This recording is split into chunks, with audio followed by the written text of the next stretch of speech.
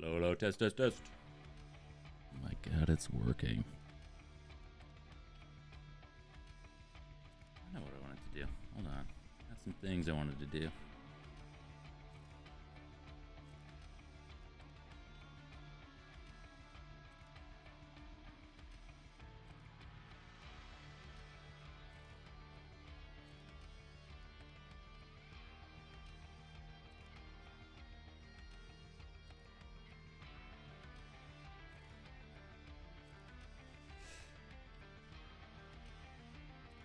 Hello, hello. Getting started here in a second. I'm just trying to do a new timer on my bot.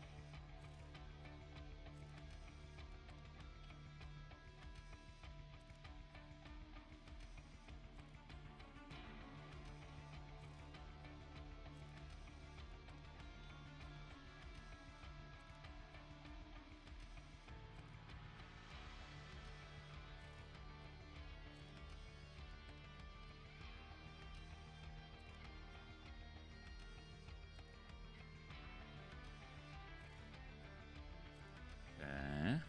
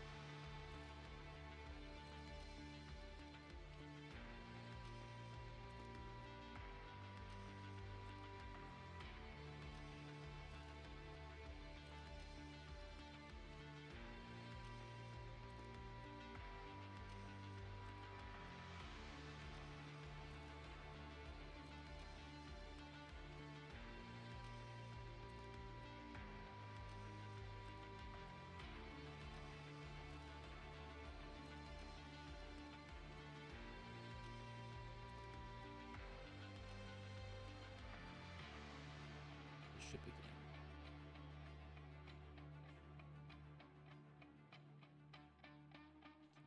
24.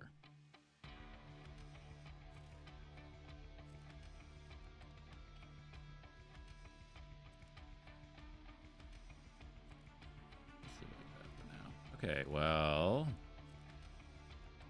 Actually, I guess I can just paste this, huh? Copy, paste.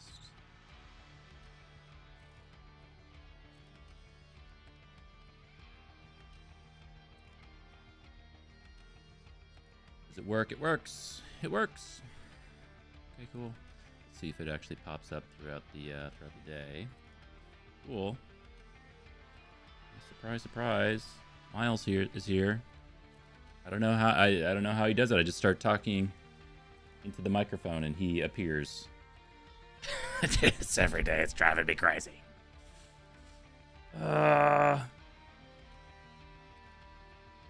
What a great cat.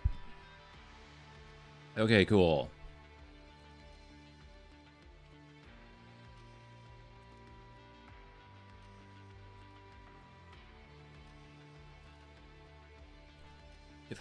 This is my story come to life. I also have hundreds of hours in Fallout 4.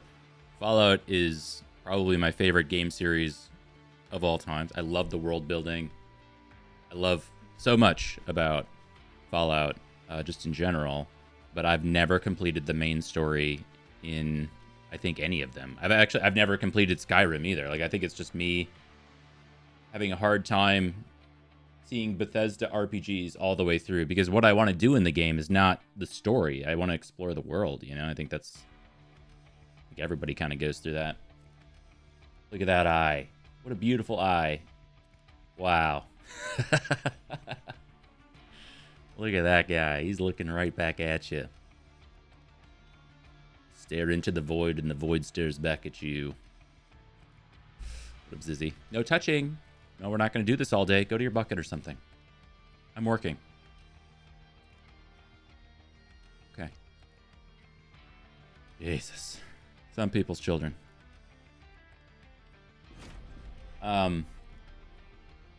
Okay.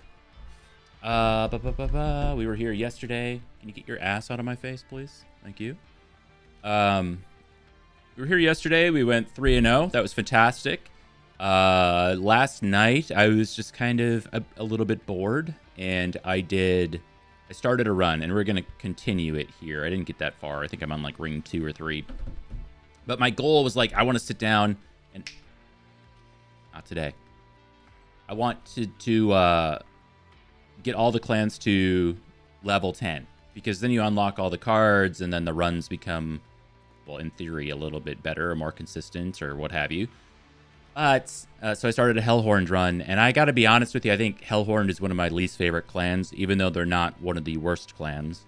It's just, it runs counter to the way that I like to play card games. It's very much like, you know, if you put it in Spire terms, it's, I like the Silent and the Defect. I don't play a lot of Ironclad, even though the Ironclad is, you know, a higher win rate than those characters, because it's just not to my play style. Yeah, and I think Hellhorn is very much like in that realm.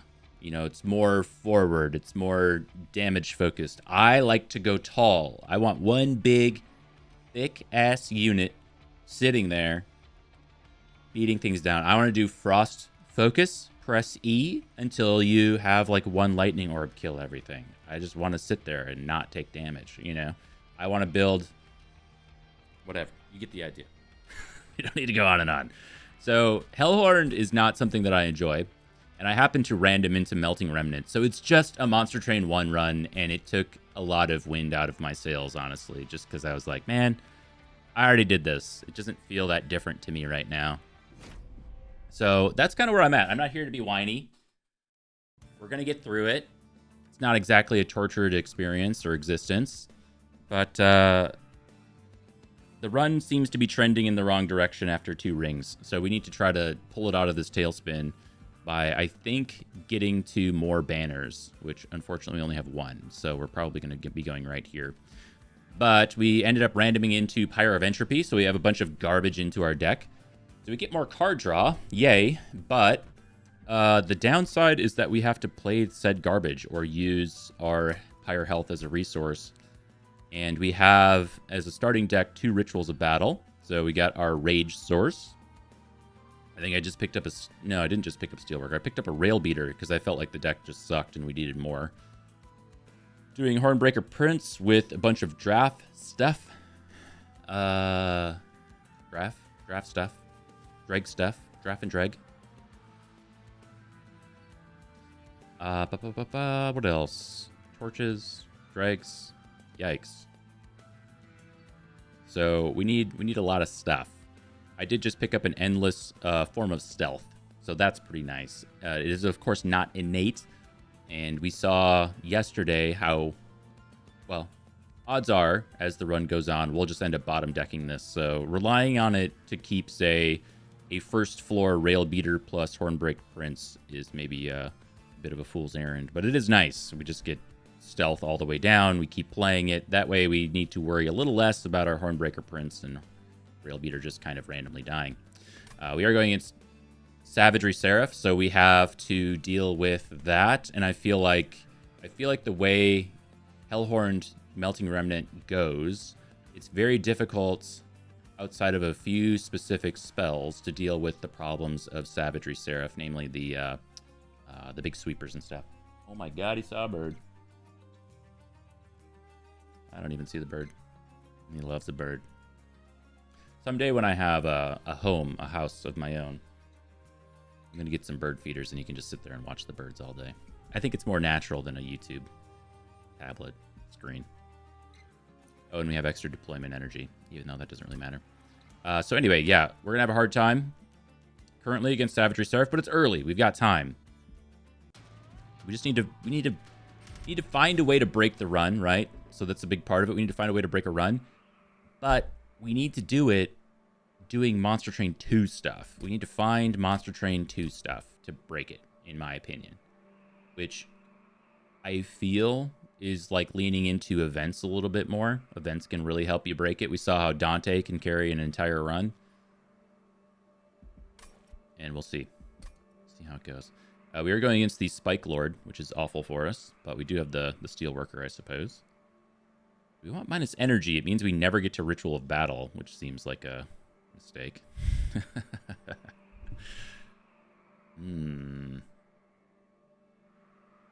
Interesting. Yeah, with the, what's his name? Legion. With Legion. Okay. On Resolve, he gains spikes, so you're actually incentivized to do first floor shenanigans. Which we can do. I really feel like we need this money, though. What do we do after Rail Beaters? So if our first floor is Steelworker plus Hornbreaker Prince, we have an extra capacity for Molten Encasement. Like, I think even in a perfect world, we would do Rail Beater plus Hornbreaker Prince. Maybe all three. The thing with the melee weakness is our Hornbreaker Prince only does 6 damage outside of having Rage on him. We're just going to send it, man.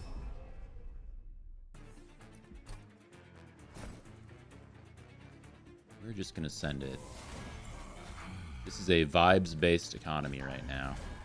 Okay, so you get Rail Beaten, you get melee weakness, and give him a little bit of a tank, I guess. We don't really have a payoff unit. There's no thick boy, so they're going to go up here with melee weakness, and then we can...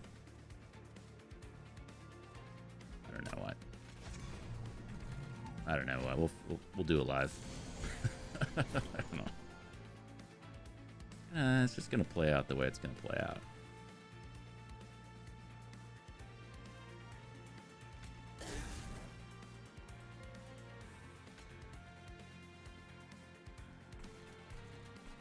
Well, of course we want to get our drafts down, right? So if we do this, we kind of lock ourselves out. Oh my god. I gotta tell you, the worst part about buy cheap viewers spam is that they only do it to small channels. So it's not that they're even spamming your channel, it's that they're making you feel like you're a small streamer when you already know you are. It's like really beating someone when they're down. In a way. Not even having to delete all these dumbass messages. I feel like I should have done the collector there.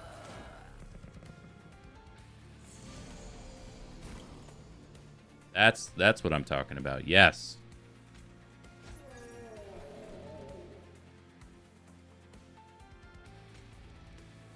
Cheap viewers, they're already here. And this technically does something. This does not do anything. But we got space for it, so we're gonna do it. Yeah, I think I should have killed the collector there.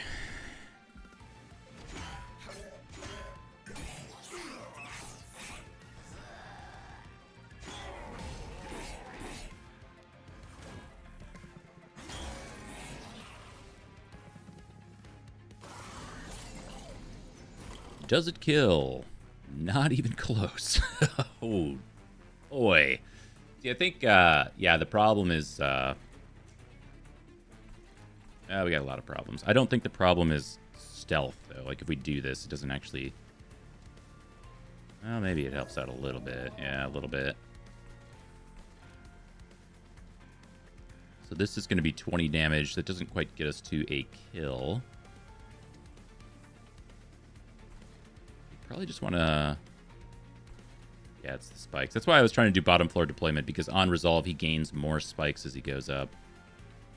And we can't kill this back unit here, but again, the problem is the spikes, not necessarily the back unit or the stealth. So we want to be able to play stealth thing up top, I guess. I mean, I don't know if we even survive this thing. The other shitty part about Legion is that your Pyre takes spikes damage as well for damaging it. Let's do this.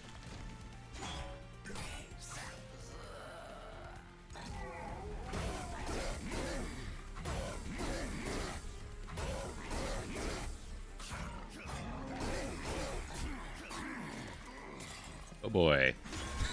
We did not make it very far. Ay, ay, ay, ay, ay. Ooh, this sucks so bad.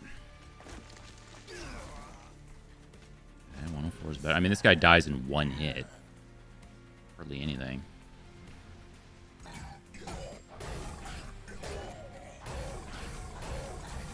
There's a bird doing like a nest thing out there. That is very exciting.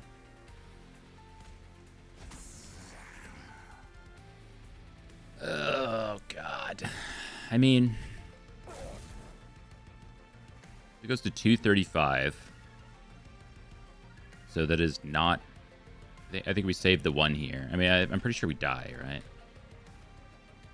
235 over 30 is 8 hits. Jesus. 8 times what would be 11 is 88 health. So this ain't gonna help. And the torch doesn't make it for an interesting breakpoint. Okay.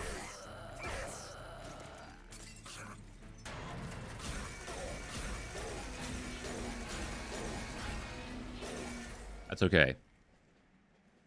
I think the -1 energy there probably didn't help.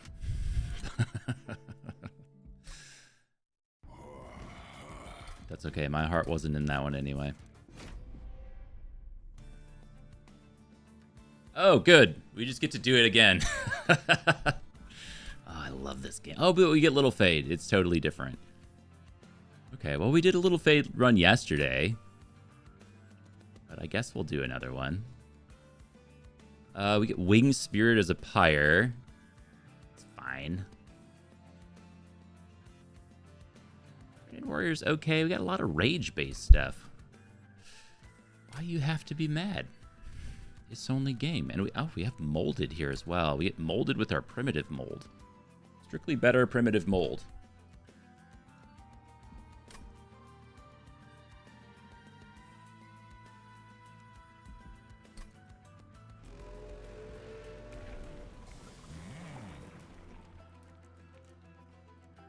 That's the one.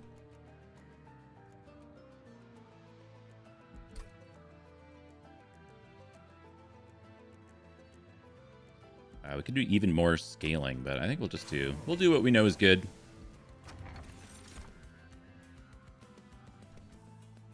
I mean, I love a Lightstone casing, but we need stuff that's gonna work now, and Cleansing Water is just good. It's just good stuff. -1 energy. Well, we just did this episode, but I feel like this time around, it's gonna be different. This time is better. Okay, so we do definitely want Branded Warrior to just not die. However, the way we're going to accomplish that is probably not through putting a Shield Steward in front of him. We're going to put a bunch of little imps and whatever's in front of him. We have so many imps. To tank, and then in the end, we'll have Little Fade to tank as well. So I believe that means that... Shit, I was on the wrong floor. I believe that means he goes on the middle floor, is what I was trying to say. Then, do we want you on the bottom? I want you on top. On the bottom. This guy on bottom is just kind of awkward. We're going to throw all our Queen's Implings down there and stuff, while keeping a few around for the Branded Warrior. I don't know. Guess. just don't, honestly, we don't have a lot to do. Because we can't mold anything until finally we can, right? So this is kind of what I was talking about. Like, we need this guy to die. We can give you a little bit of rage. Meep.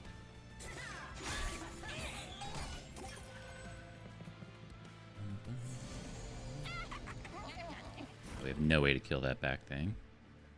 Fortunately. Should still get you killed.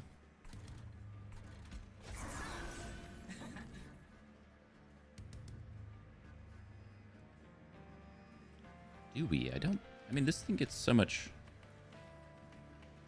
29, 20. No. It's not enough. Maybe there was an interesting breakpoint, but... Well, wait. 29. This kills. We get rage.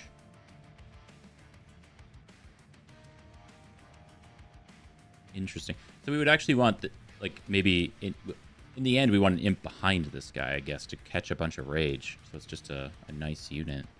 So the idea is, like, we could kill the Ominous Acolyte if we move this guy behind, because it would get rage, right? Currently, the attack's being wasted, but anyway.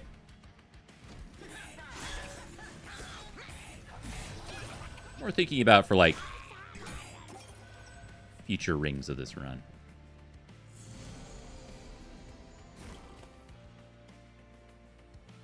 Is the end for you? No, you. I want you to die.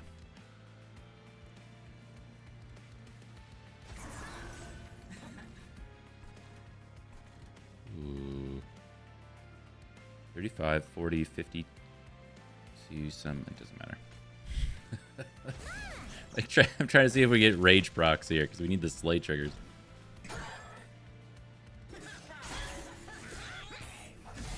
Oh, yeah.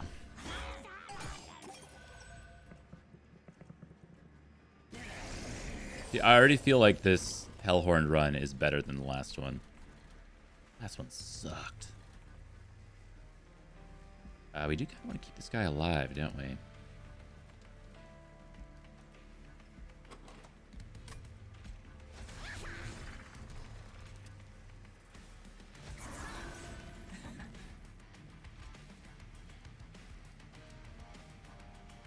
I mean, sure. Holy smokes.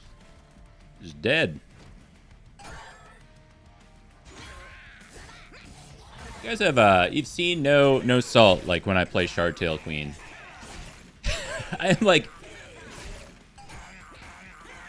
I think if I were to lose my job today, I'd become a full-time Shardtail Queen hater. As employment, as a job. That champion sucks. But we'll talk about that, at a future time. Molten Casements here again. I'm not against it. Something really nice for Branded Warrior to keep it alive. It's just it's one of those things where you're like,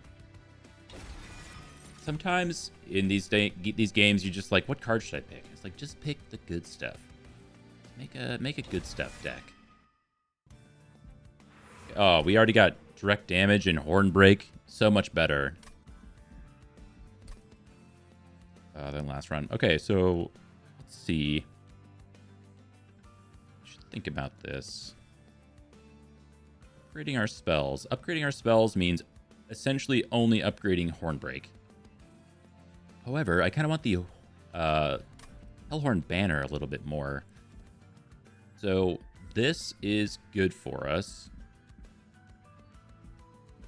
The Merchant of Steel, that is. I don't really want 2 Remnant Banners in a row. And then we get another one here. So I think what we're going to do is even though, like, going left just to upgrade Hornbreak isn't the most attractive option. Like, we could get, like, Avarice here and stuff. There's a lot of good unit upgrades. But we get unit upgrades, magic. I don't know, man.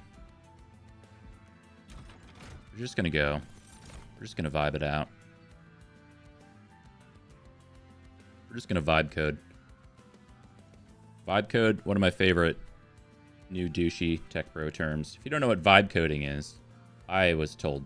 I haven't looked it up, but I was told by somebody who's in the coding space. It's like when you use these generative AI platforms to sit down and just code, even though you don't really know how to code, you're just vibe coding. You know, you're just like going off of vibes to make stuff, to build. You're a builder. You know, you don't want to learn how to code. You just want to build. Okay. All right. Sure, man. I was listening to somebody talk about how being a prompt engineer is going to be a job of the future. So prompt engineer is like, you know, getting something out of these platforms is most of the battle. So generating prompts is an art. It's going to be something that people have to do. And I was like, no, this is the dumbest idea I've ever heard. Like, there's so many competing platforms, and the last thing they want is for people have to learn how to use it. You know, like that's not a thing. You're never going to engineer prompts. You want to make your platform better so you don't have to do stuff like that. Like, it just doesn't. There's some dumbass ideas out there, honest to God. I mean, it's. Ugh, God. The world went and got itself real stupid. Real fast. I don't know if we want to spell chain that. Not really.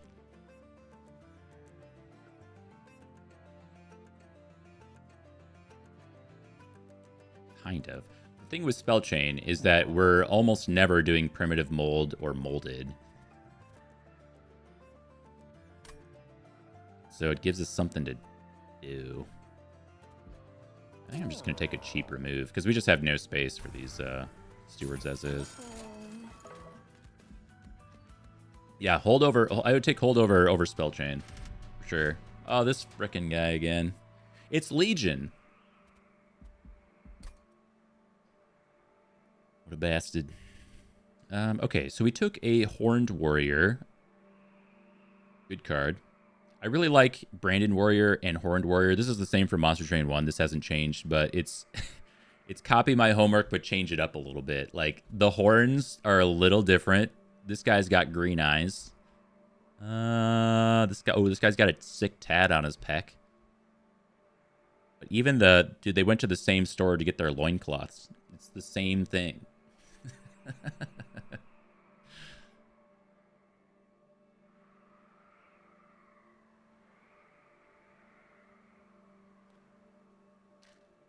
So we're about equally as boned against Legion as we were last time, unfortunately. We might just fucking die here again. No! It's so toxic. Why are you this way?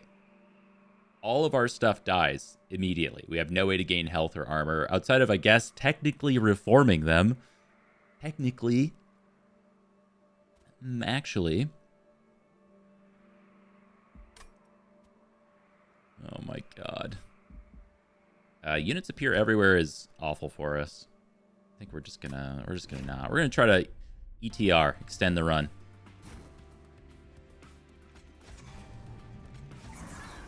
My Apex Predator is here. He sees another bird.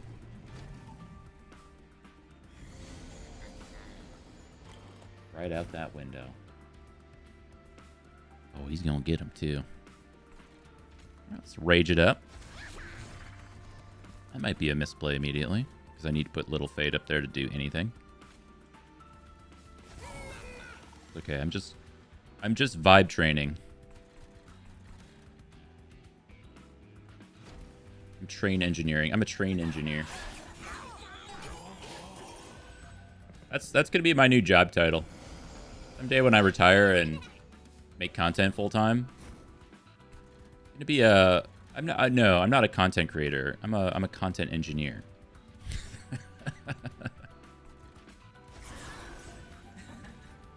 What does that mean? I don't know. You wouldn't get it.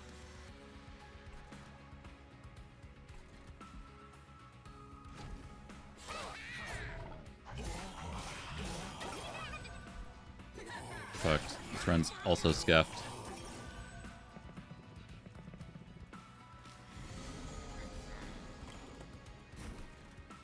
Entertainment Engineer. A Molten Encasement. I mean, that also does it. Yeah. You are dying here. That's great.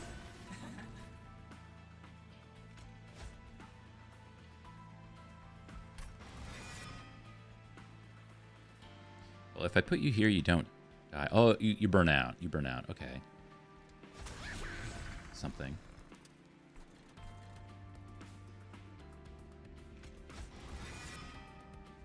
Let's just get them both. Why not?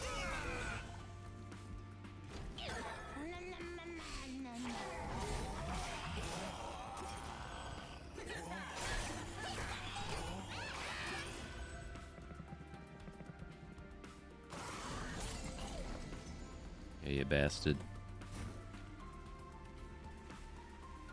See how far we can get this time. We do have Hornbreak to block a bit of damage in back. This guy's dying. Excellent. You're going back here. You're dying in 2 hits. See, I like the Monster Train soundtrack when it's a little more chill. It's like hardly matters.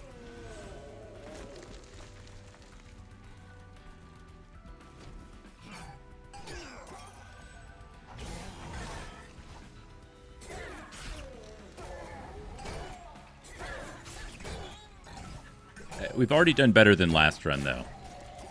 We do have that going for us. Okay, so before we put down Little Fade, we should use our Pyre here. It does get us an extra hit with this guy, I believe. No, it doesn't, because this is 5 plus 4.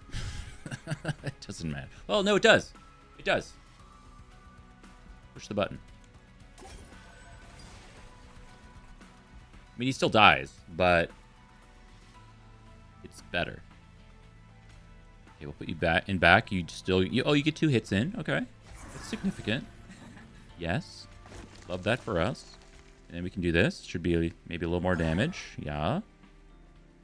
Technically, it was better to throw it here, right? Because it was 30 damage instead of 15, but who's counting? Okay, Burnout 2 sucks.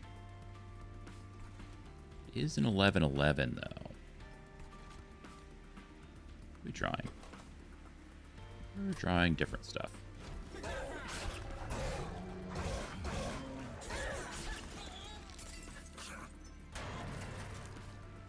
Oh, we got this one. Did it. I love Little Fade. Our challenge was like stuff spawns on every floor. So we would have done it. We would have just traded away a bunch of health, and then the tempo would have also been extremely off because we probably would have Little Faded on the top floor. We would have killed one. Shield Steward kills one. We take 6 damage. But then the problem is that Little Fade isn't on bottom, and that damage, like, she then goes back on top again, and I think middle floor just maybe dies or something. I don't know. I feel good about not taking it. Dripfall owns. Let me tell you a secret for Monster Train 2. If you see the word dazed, you probably want it.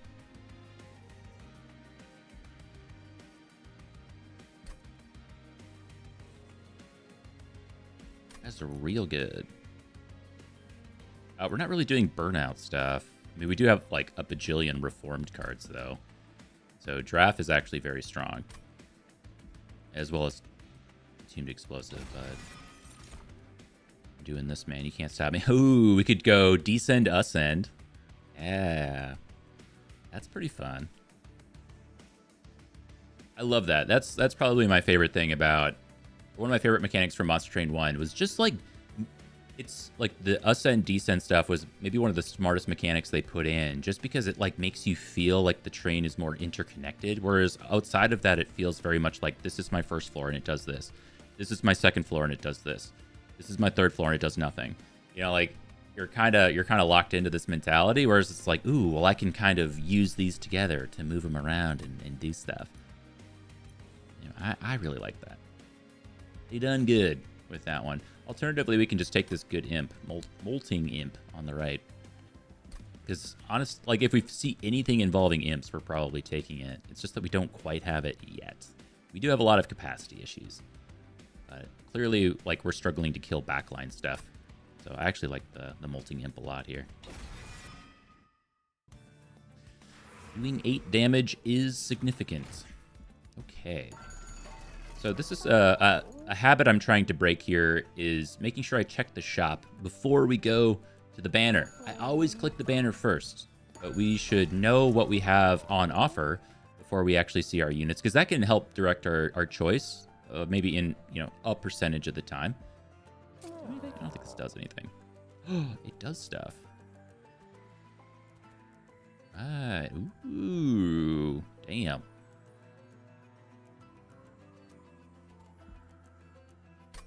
Then we have Rage 10 for this guy, too.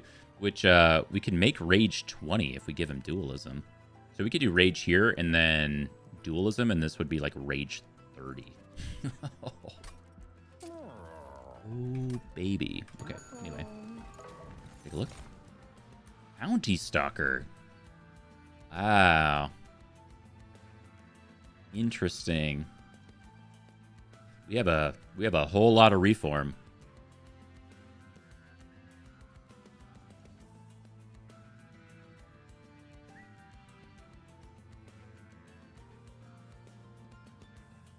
Sure, let's mess around with this guy. So we could give him... Well, we could just give him Endless, I guess. Not really what do we want to reform him, or do we want him to be Endless is the question. Like, Endless makes a ton of sense.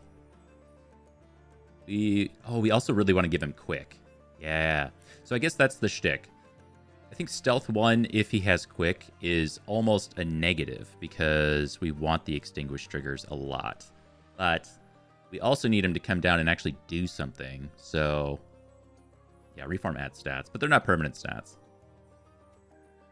And the other problem is that, like, we have a lot of imps that we're using to tank right now, so there's a good probability that Primitive Mold hits just some shitty imp instead of our guy. And I think in the end, it'll be more stats if we know that this guy's coming back here on the 10. Like, I'd rather have +8 stats permanently several times versus an occasional +5. You know what I mean? The health is kind of whatever because he has stealth, and this is like Little Fade Light. So we put a Little Fade and Bounty Stalker in the end go behind something else. We're probably taking capacity first, right? Yeah, I think that's just the play. So actually, let's do this first. So yes to you. And then, unfortunately, we don't get Dualism, but we can get this other stuff. So we can always throw some damage here. Really nice. 28. And then we do want this guy to get the slays, though. It's kind of the thing. So maybe you do take some rage. Why you have to be mad? It's also just like insanely good on this guy, though. He's got to get kills. He's got to get kills. And we can kill him ourselves. Do we have target? Yeah, I guess we can like horn break him. Ooh, upgrade spells. We are not in a good spot to upgrade spells right now. Might unfortunately be a skip. We could throw something on Hornbreak. I really like the one that... we don't even have anything to... Oh my god, 3 days? Hold on. That's insane. What? I had not considered that. 3 whole days. Interesting. I was going to say we could do this on Hornbreak. Gives it permafrost, and then it keeps doing more and more damage over time. It's nothing. Interesting. Then we give this holdover, and every boss is then solved.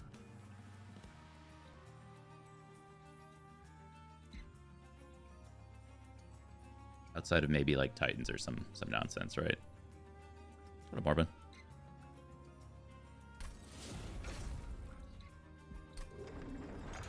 This is kind of what I was trying to express in the last run, though, is like when you have 2 Monster Train 1 clans, you need to find Monster Train 2 stuff to beat Monster Train 2, which is just a challenge. And I think a lot of that comes from the events or like the rooms or something like that.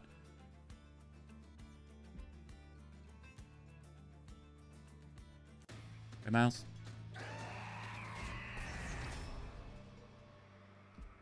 Okay.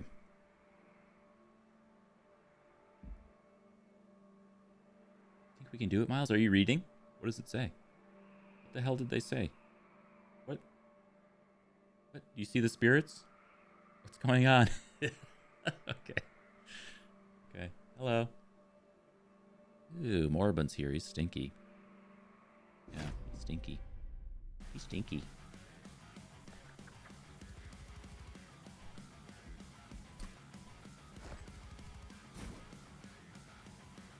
Big Miles. You're so big. How'd you get so big? Ew.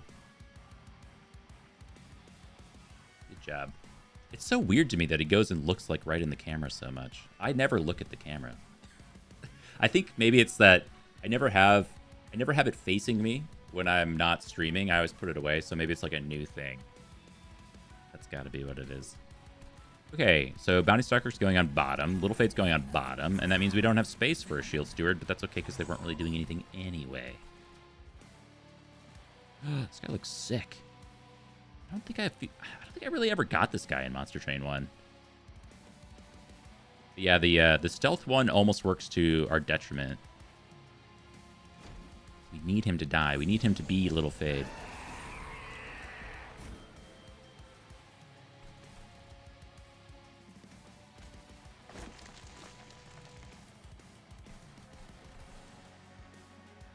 What if you did nothing for 3 rounds? How about that?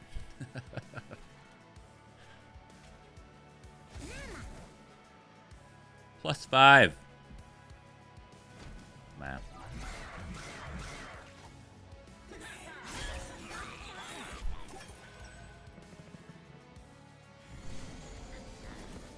Big Miles. Ooh, is there an Ember? We can't have you just going and dying now.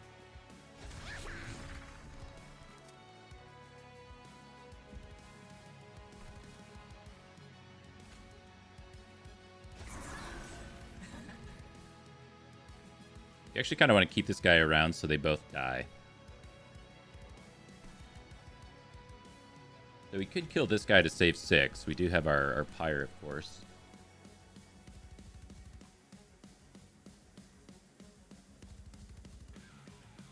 I guess we could just kill this. Gives him a bunch of rage, though.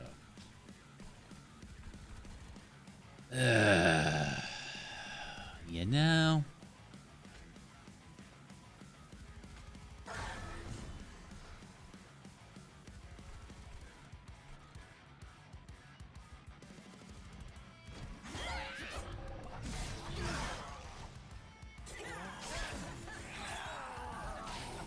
+8. +8, Miles.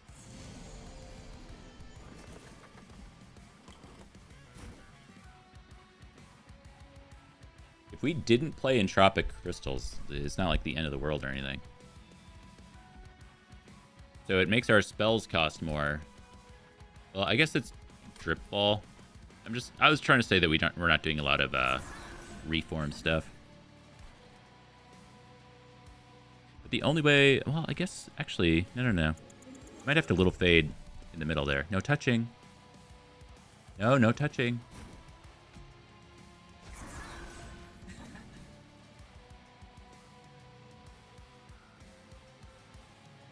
Hold on, we gotta like heal first or some shit. I'll figure it out, don't worry. Let's relax, I'm a professional.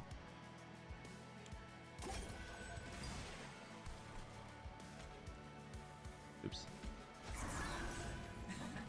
There we go. Nailed it.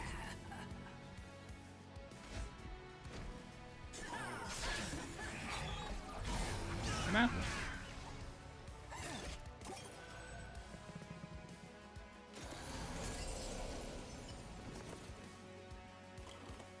There we go.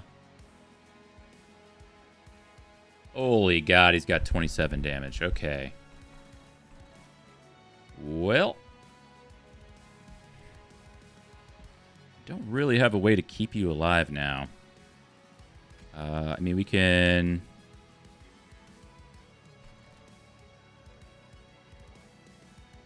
carry that damage through. Oh, no spikes for you. So we might just have to, like, reform this guy.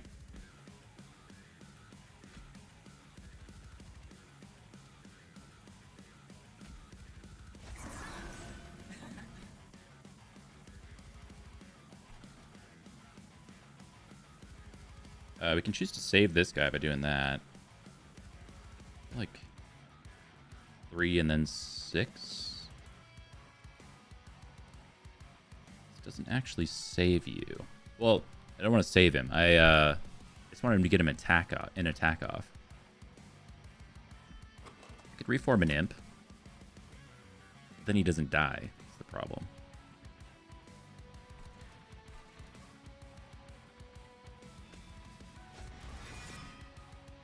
We're doing this anyway up here.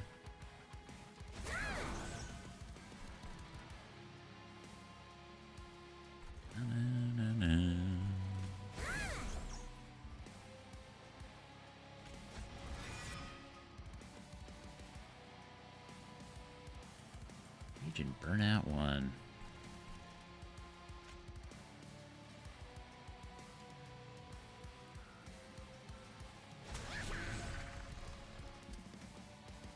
Something nice.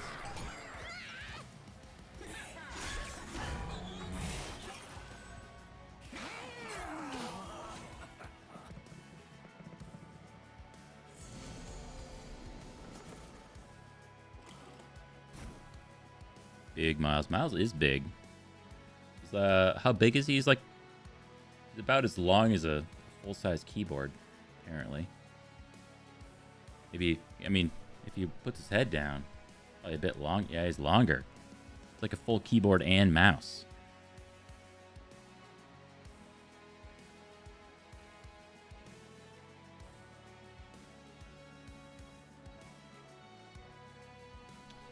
Could really go for that drip ball any second now.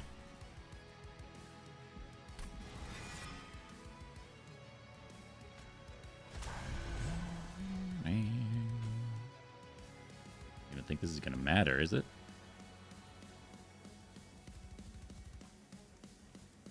Kill you. Boop, boop. I guess the back one lives if we do this. Get some good damage in. Oh shit, you're living. Why are you alive?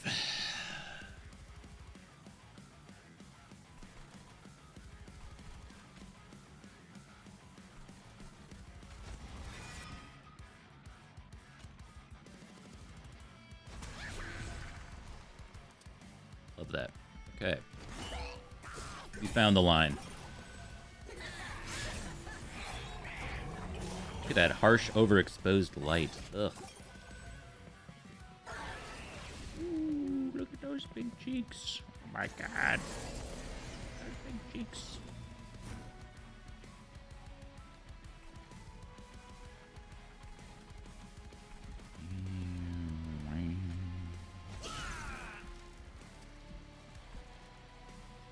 Okay. Oh shit, he can just come back.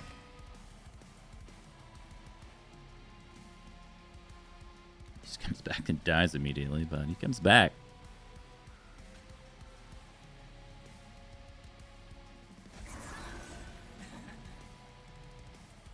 Burnout 2. I guess he just goes in back.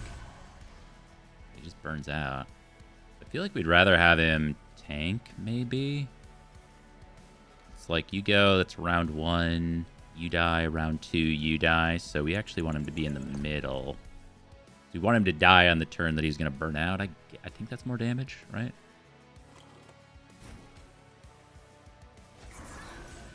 Inform you.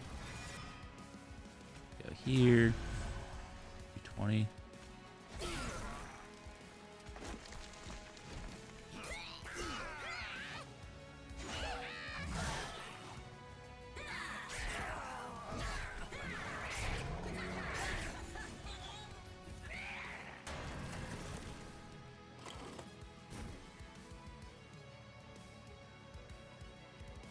Ooh, Molten Encasement. Shoot.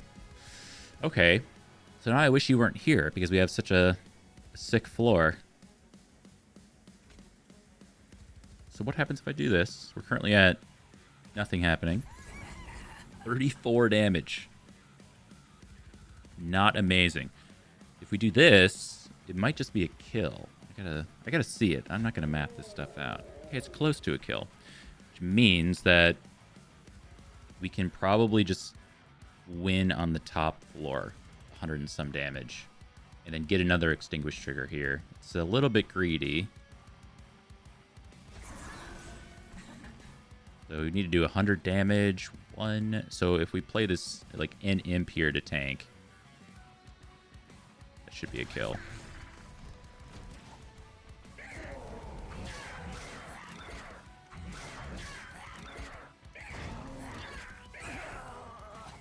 His dorky little crossbow sound. Dude, we didn't even draw Dripfall a second time. Sucks. Or we're just winning immediately with the quick. Okay.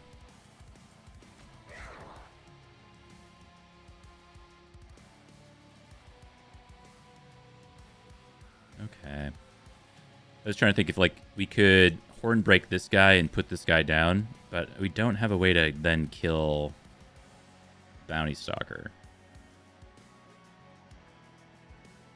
Because we need to put him down and horn break this guy. There's nothing we can reform back. Okay, whatever. Little Fadones.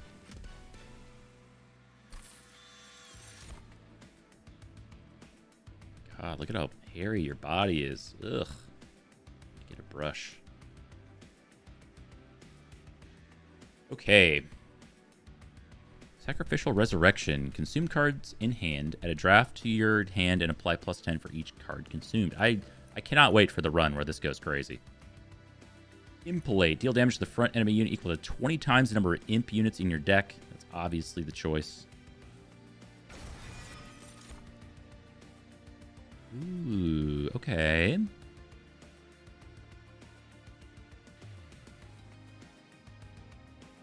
No touching. Dude, go to your bucket. Driving me crazy.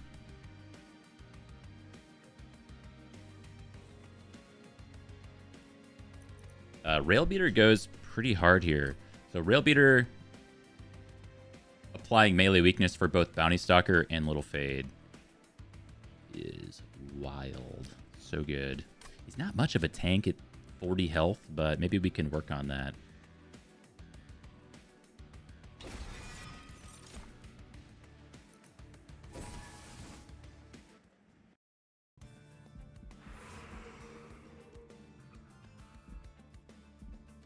Ugh. So much hair, dude.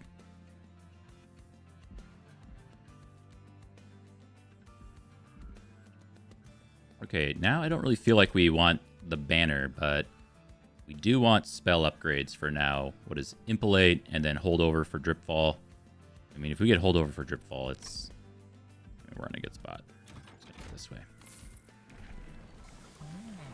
Bam, bam, bam.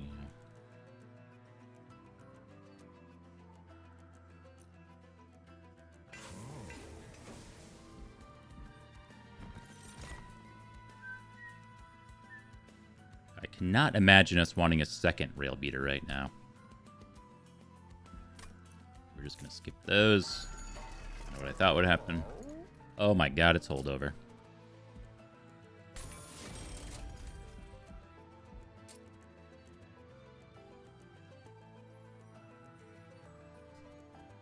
Actually, I don't think -1 energy really matters for Impelate. Like, we don't mind playing that. 1 energy for 160 damage.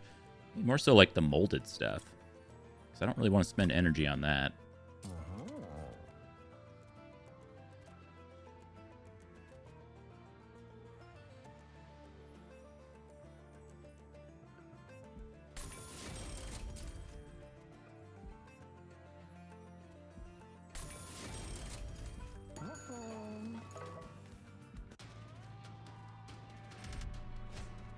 Okay. Titan Skin 4. I don't think that's much of a problem for us. Do it. $150 is $150.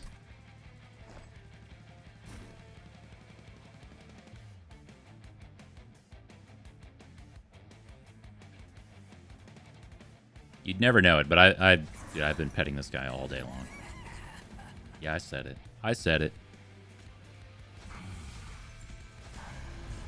Don't look around in disbelief. I said it.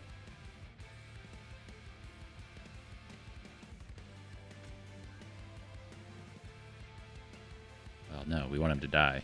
That's a little awkward, isn't it?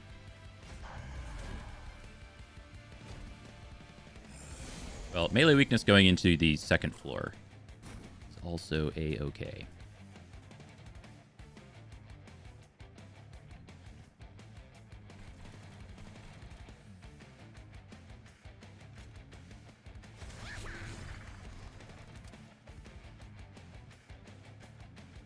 My order just sucks then, right? Well, no, because they're both going to die anyway.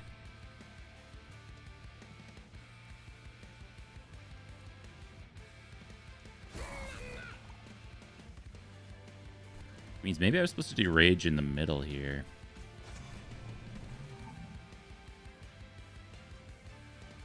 I mean, it has such immediate value. I like it. Okay, whatever. Bye-bye.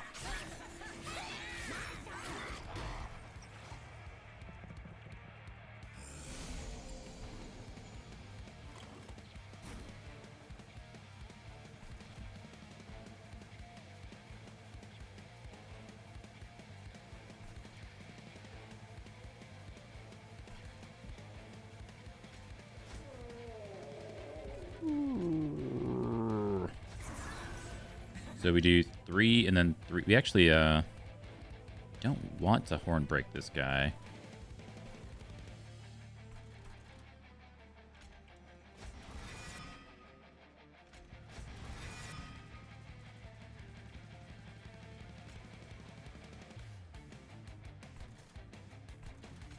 I think this is fine.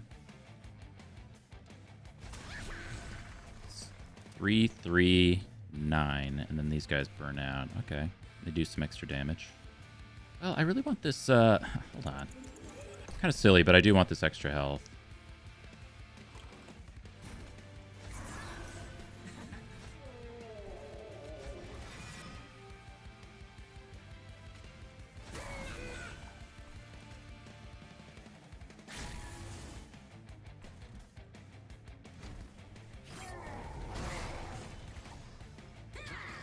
Loving it. Somebody to come rub my head all day long.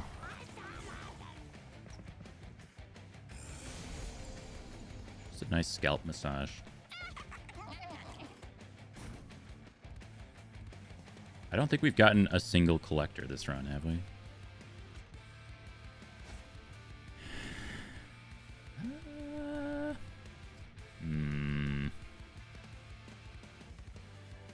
I do really want this stealth thing for middle. I feel like we need to do more damage.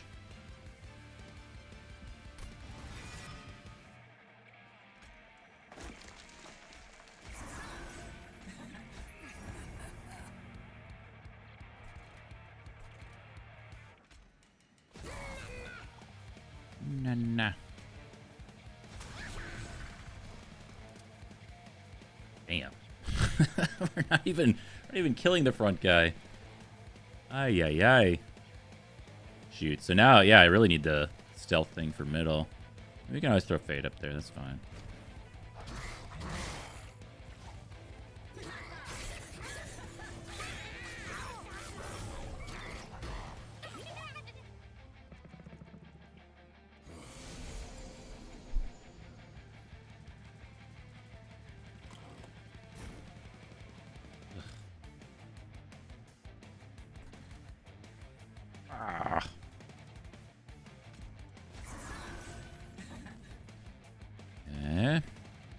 It's not looking amazing.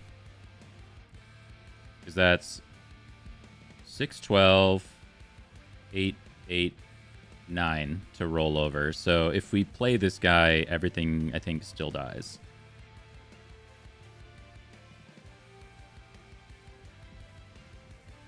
If I play this guy, still dies. Well, no, because we have quick. No, we have quick. So this guy's dying to quick. Yeah, so at least the back guy lives. That's something. Jesus, that guy's getting beat up too.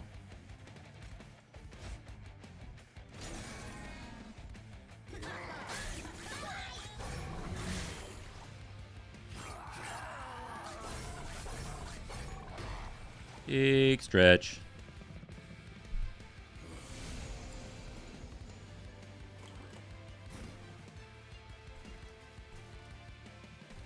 Okay. This is random, not stealth. So we're probably not playing our shield steward, so we can just roll the dice here. Okay.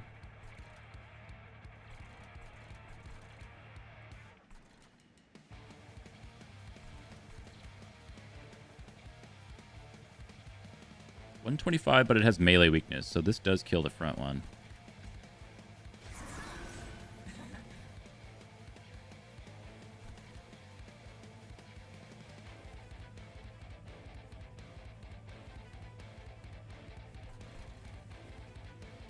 We can throw the fledgling imp here and then heal to save our rail beater for like a turn. And also just throw down the shield steward and not... Well, we need to hold over the drip fall. That's got to happen.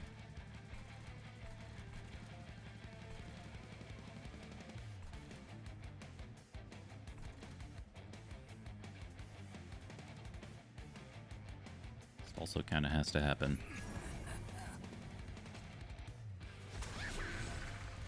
Is that right?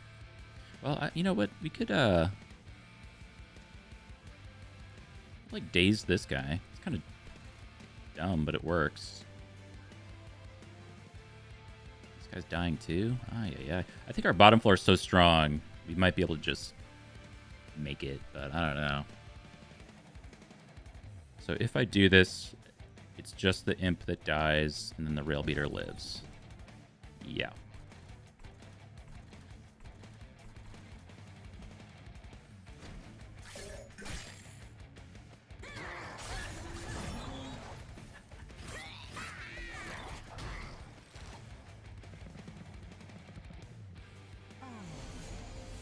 Oh, it's this guy. Oh, shit. Oh, no. That's a lot. Uh-oh.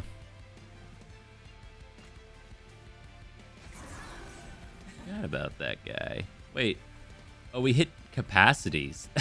That can't work that way. That's cheating. To all enemy units. Okay, it's not cheating. It's as written, but still, it feels like cheating. Uh-oh. Oh. Let's just play. Oh, that's so huge. Oh, my God.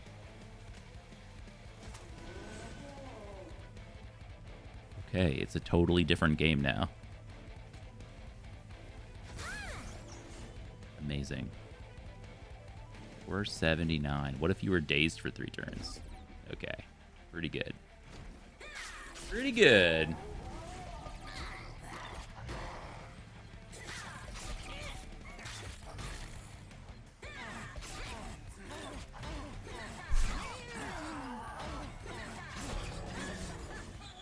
Oh my God, look at your hairy body. Oh no.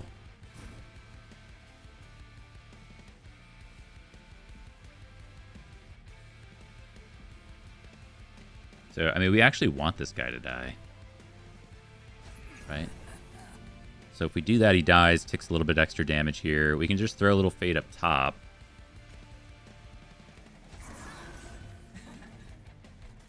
And then we always win next turn with an extra extinguish trigger.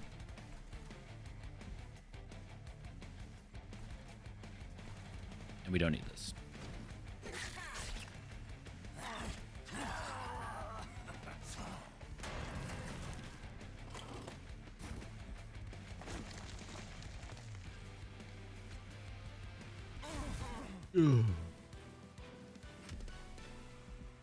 We, like, desperately need some card remove or something. All right, I need just a quick second. I'll be right back.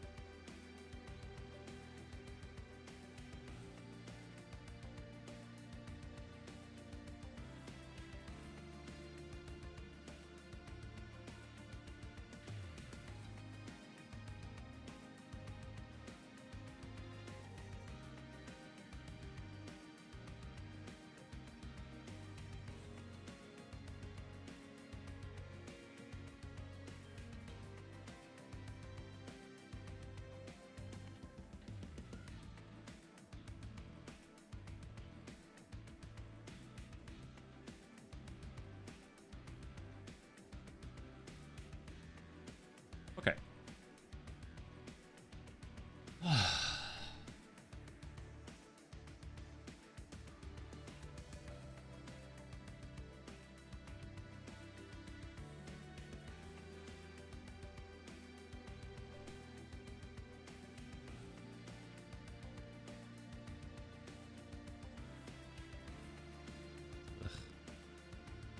Awkward. Okay. What are we doing? So, like some stuff here. I mean, I generally like a good Crushing Demise. It's a way for us to get more extinguished triggers on, say, Bounty Stalker if we wanted to be really cute with it. But he's already like a 74-5 with an open slot here on Ring 4. So I think he's going to be doing okay. I don't think we need to do too much more for him to continue being successful here. Formless Child, it's cute, but it's probably only bringing back like an imp or something and giving it 40 attack. So it's kind of like Reform the long way. Formless Child has always felt like a win more card to me, or like you're doing draft stuff, right? So if you're draft forward, you just need to bring him back and give him more damage. That's a nice way to do it.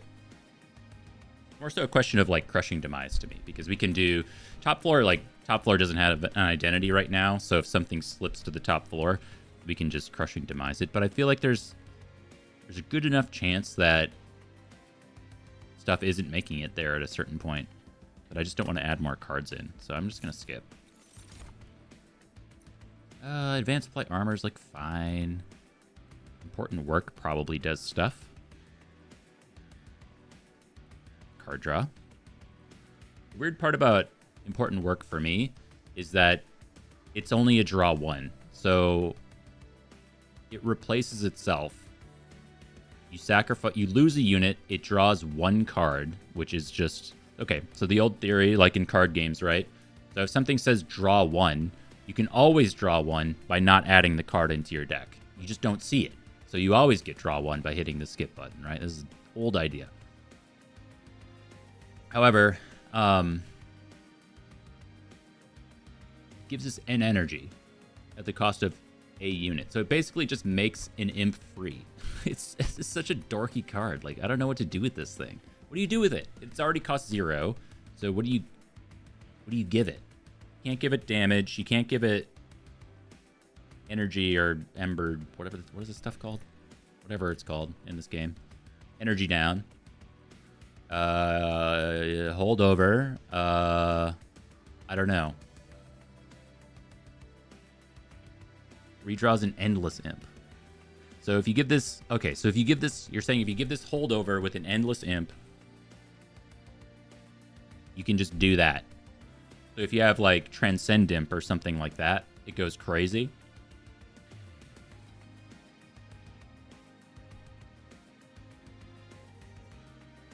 I see. Okay. Okay. Thank you. I needed that.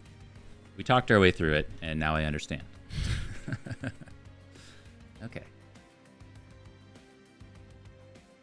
We can do Tiresome Climb. More dazed stuff. Though we already have this Calcified Ember and Entropic Crystal in here that we can't really deal with.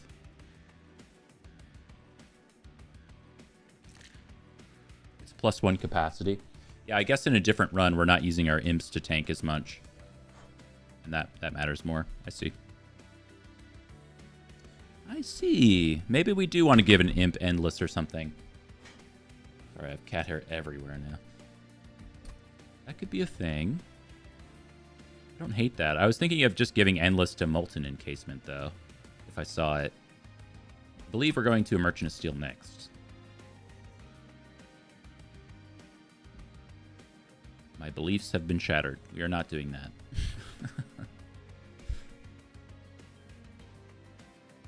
We're going to remove 2 next. Yeah. Yeah, it's one of those, like, it's kind of a, it's not exactly like, do you take Catalyst before Poison, but it's one of those, you know, it's like, when you don't have the other pieces in place, it's extremely unimpressive, but when you have them all, you're like, holy shit, this breaks the game.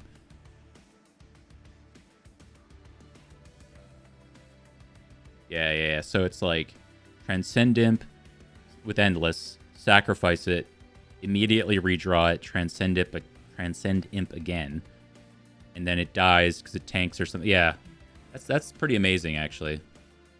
I like that a lot. I never got that. I never got Transcend Imp to go crazy in Monster Train 1, but I know it's like one of the coolest runs you can do with Hellhorned. I'm sure there's others too. Anyway.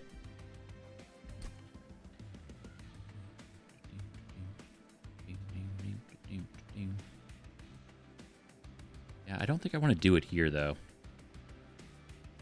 I mean, I do, but I don't. Archer of the Shields is like 12 armor. Not that good.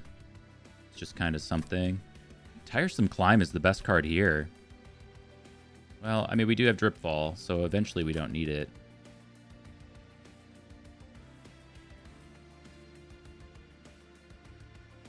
Oh yeah, the Pyre Chomper or whatever it's called. The +4.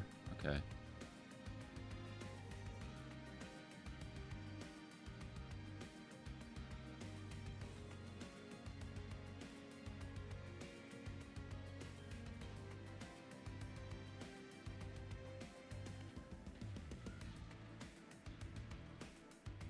I know Climb's good. Yeah, you just got here. We have a triple stack, holdover, Dripfall. We have days 3.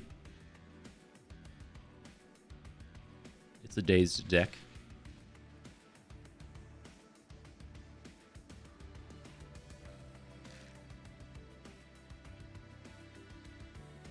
Oh, you saw it.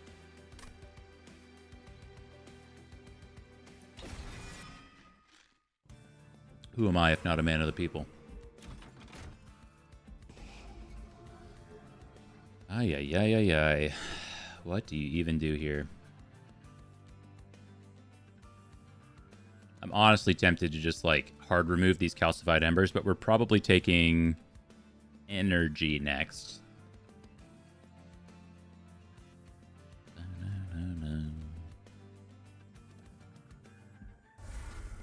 It's garbage. Garbage, garbage, garbage. Ooh, Bloodthirsty Blade. I mean, that's very cute.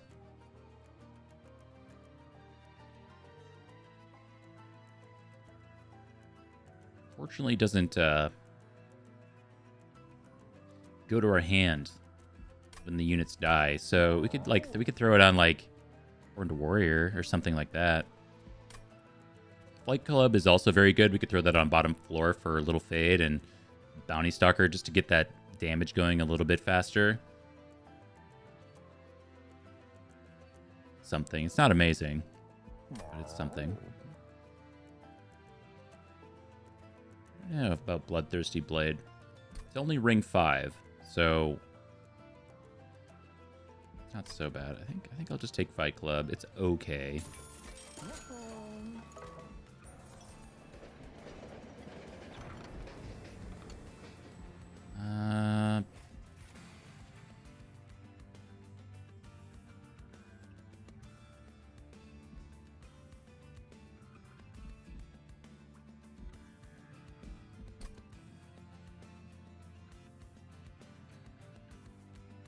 I don't think we can propagate anything all that meaningful. I can propagate Stealth. It's kind of cute.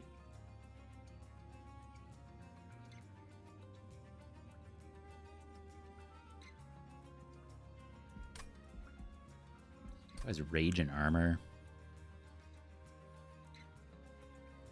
I just feel like Spike of the Hellhorn is it's a bit underwhelming. Unless you can go really crazy with your energy generation. And then, like, any of the spikes do extremely well. Maybe we'll, like, I don't know. Only you could propagate Dazed. I kind of want to just skip this. Honestly, I don't think any of this is that impressive.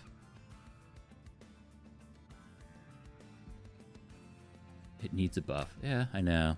It's just not quite good enough.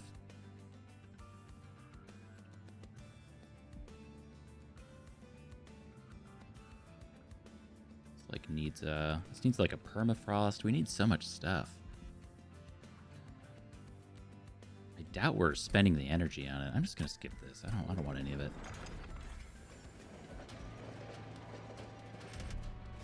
-1 draw. We already suck at drawing cards.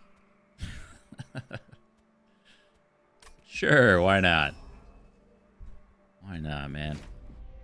This is like maybe one of the better bosses, I guess. Maybe not. We don't have Slay triggers. I was gonna say he's amazing for Slay triggers. We're not really doing that. We're doing Extinguish triggers.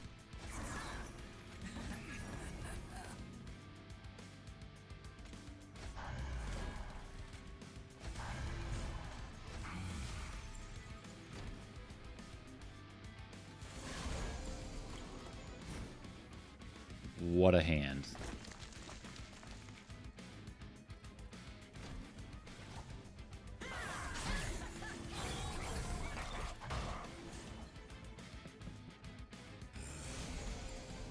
Wait, what?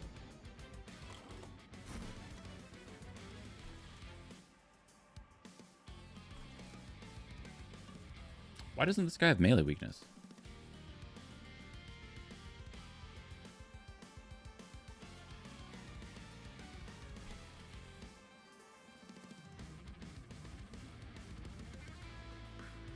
Huh? What happened? Little fade quick. Bounty Hunter goes next. Rail Beater was last. Am I crazy?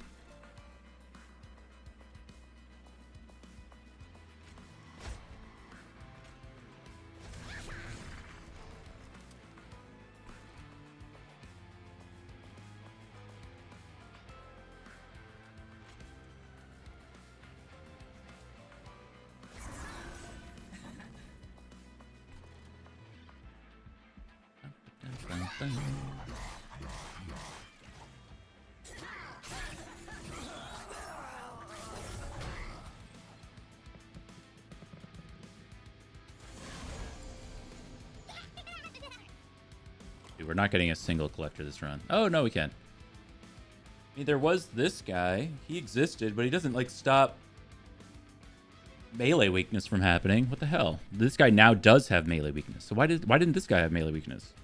What am I missing? Like, it's got to be something painfully obvious.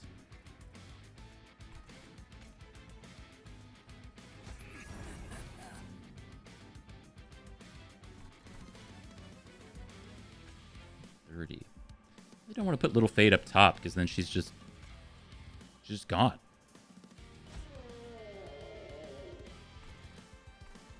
That's 12 damage on the Pyre. That's a lot.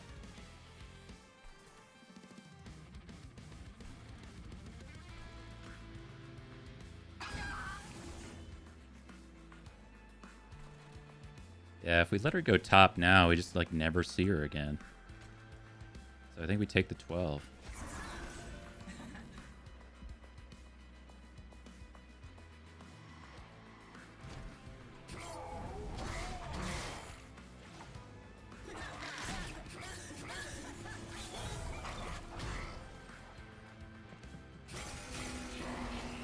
Or maybe did this guy kill the sap guy? Maybe he got the killing blow on the sap guy somehow. But this guy took damage. I don't know, man. I'm just gonna stay confused.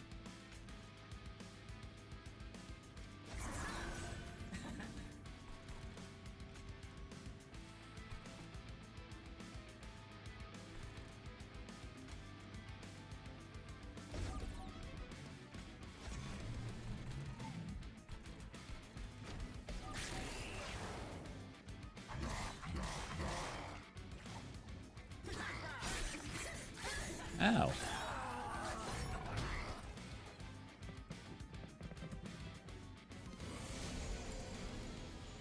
I complain about not seeing Drip Fall, but we have a 32 card deck and are only drawing 4 cards a turn, and 2 of them are oftentimes Little Fade and Bounty Stalkers. So we're hardly drawing anything at all. Okay. This 4 is a little zesty.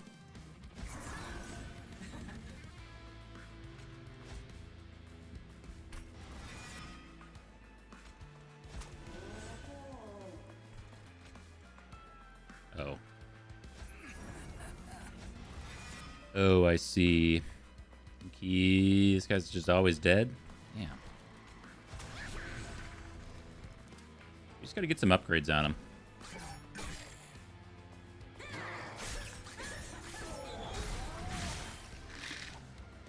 I mean, he was missing 2 health. Maybe I could have, like, double-checked that. I think he was taking 2 hits, though. We could have potentially healed him a little bit. Hey, it's Drip Fall.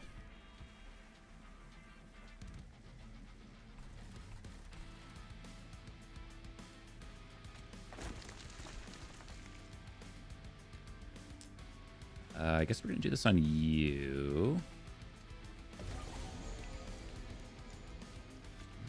And you have him. Oh, he lost all his, oh, wait. He lost all his reanimate. Hold on. Hold on. I didn't even notice. Cleansing water. On resolve, he does get, reanimate, though. So, how do I want to do this? Because we want to farm extinguished triggers, right? Or pyres, but I love this pyre bug. It's like stuck exploding.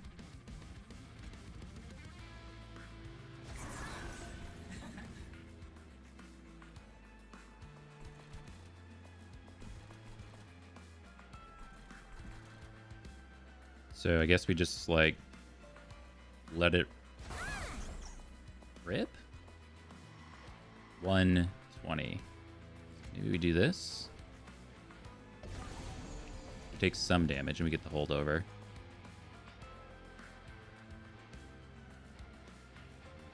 Does he resolve if dazed? Well, yes. Well, okay, so yes, because the endless floor will... If there was nothing on the floor here and we dazed him, I believe the daze ticks down one and then he goes up. But because we're not killing him here and we have to clear, he clears the floor, the daze triggers will go away and he'll end the endless floor with the resolve trigger. If that makes sense.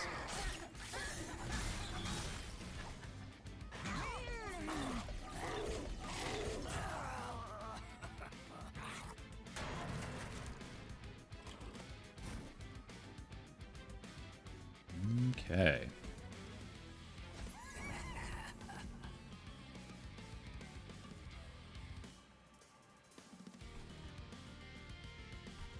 What happens if I do this? Ooh, he's so... Okay.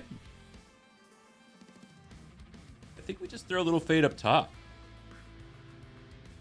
Right? I think we can farm another trigger here. It's not greedy. It's optimal.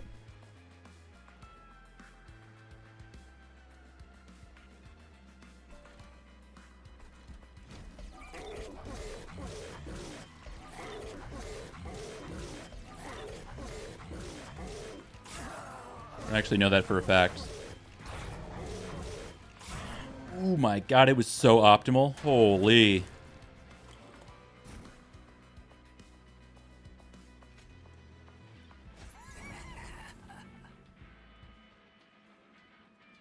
Okay. What if we do like this? Oh no, we got him. And you die. Oh, it's so perfect. Yes.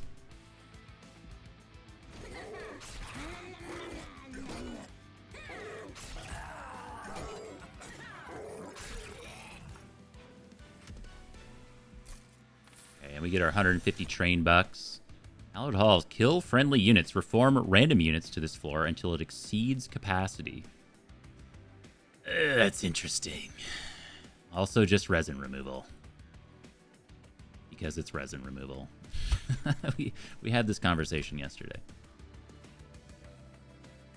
Less important. It's not Corruption Seraph, but still very good.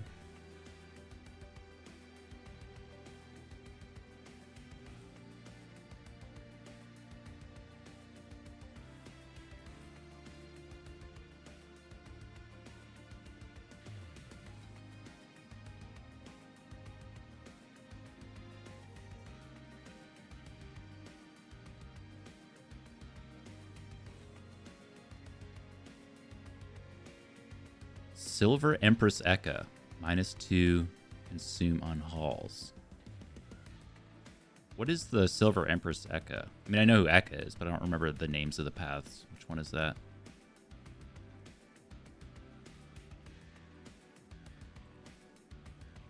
Yeah, it is weird with endless units, but we don't have a lot of stuff we're really looking to pull back. It just pulls back a bunch of imps or whatever later on. I don't think it's actually that good.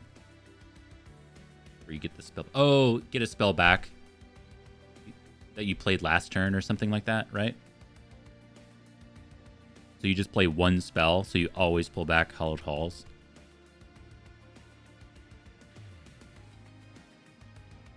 Or wait, no, I see. So you pull it back.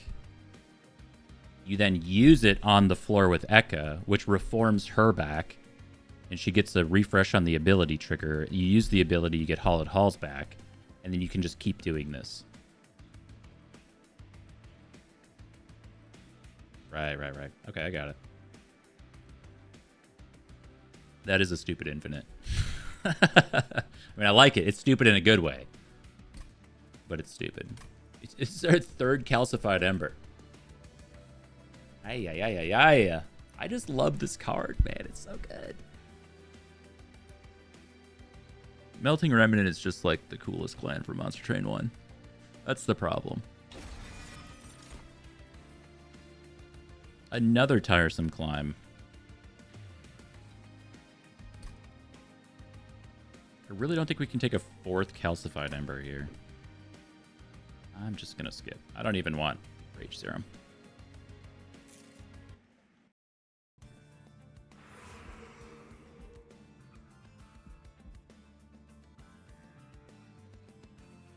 Okay. I was going to say we really need unit upgrades, but we can just get that here. We might even need to do it twice. I don't know. We'll see. Like, look at our relic bar. We need relics. Trinkets.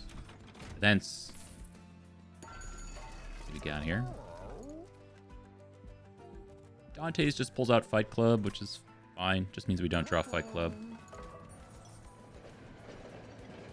Oh, that is super zesty.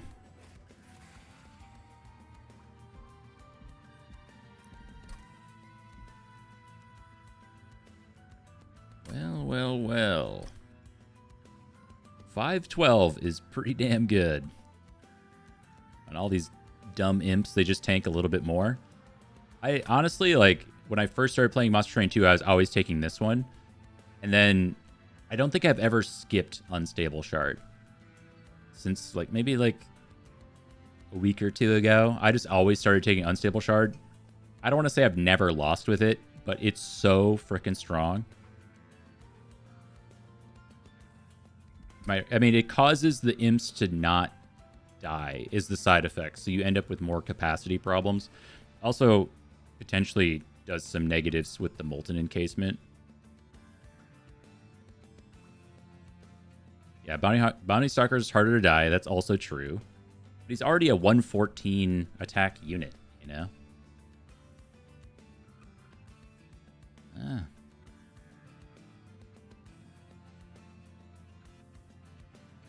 Garbage. Fade is harder to not be killed. That's also true. Aren't we at the point of the game where these things are dying anyway? I mean, things aren't really doing... Is this plus 12? I feel like most stuff is doing enough damage to kill Little Fade and Bounty Stalker.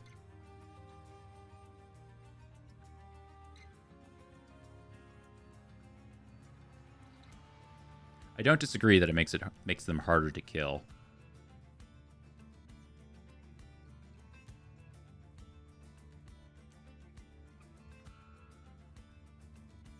$13 health. I mean, I think most stuff would do it, man. I see the argument for both, but I think if we're going to actually be successful into Savagery Seraph, like, we don't have a way to deal with sweepers right now and stuff. Plus, we have the Titans fight as well, where the extra health will help with whatever. Our front unit, corruption, whatever.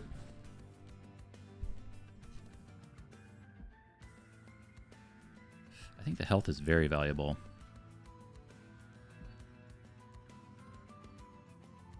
Yeah, I know plus 12 won't solve it, but we have the other sweepers as well. Like, just the 7 damage ones. Like, we could fight Rax and get a bunch of sweepers. It's just so strong. What's the extra damage on Horned Warrior? Isn't nothing. Okay, man. Let's see. We'll agree to disagree, and maybe I'll just be wrong. And that can be okay. That can be okay. Extra slots on units? Oh, my Lanta. Breath of Heaven also goes crazy with Little Fade, allowing us to kill the nothing units, and then the thick boys go to the second floor where they can actually get dealt with. Ooh-wee.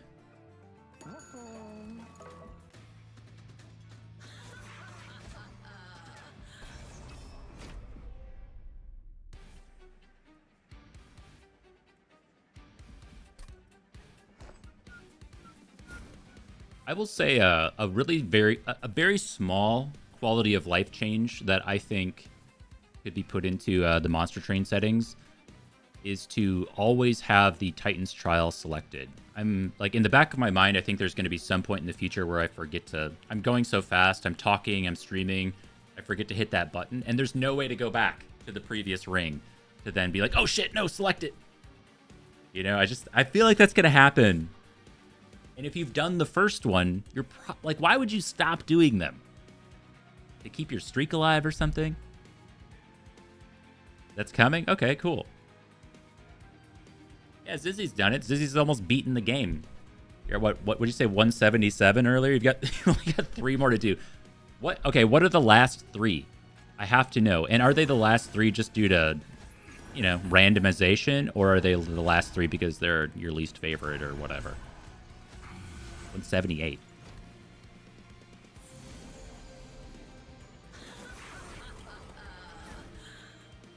Holy Drip Fall, turn 1. Thank you so much. Okay, look. Little Fade's not dying. That is a problem.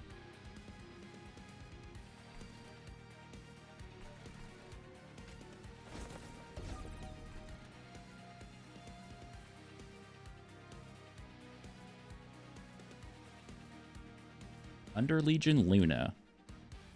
Lazarus Awoken. Oh, well, those are, like, very doable. I bet it's just randomization.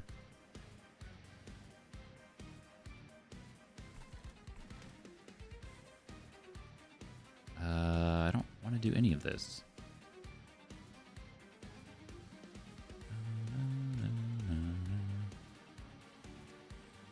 I like this gets us a kill on the middle one.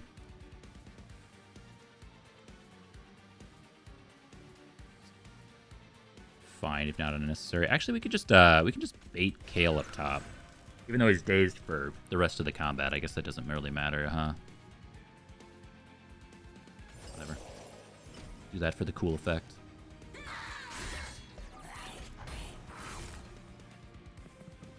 Yeah, that is kind of my fear, actually. Like, I'm just going to end up with a bunch of Stygian and Umbra nonsense at the very end, because it's what I don't want to do.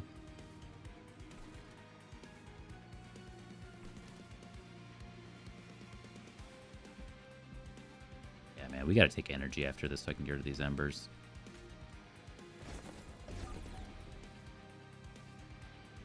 Welcome to the show, Kale. You're just never gonna do anything. Dude, we could tiresome climb him. Could you really play with our food here?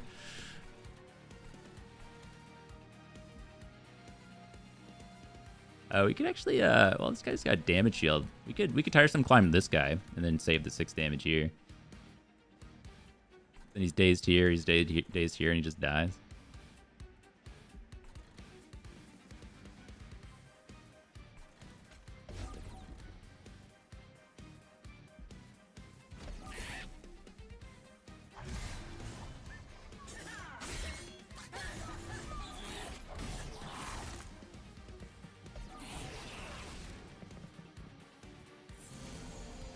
Oh, interesting. The Pyre...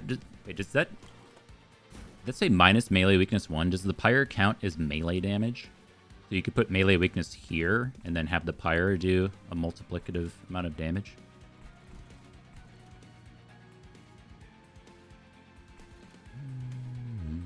Okay, look at that. I mean, look.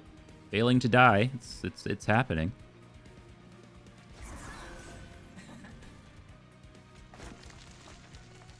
Definitely a thing.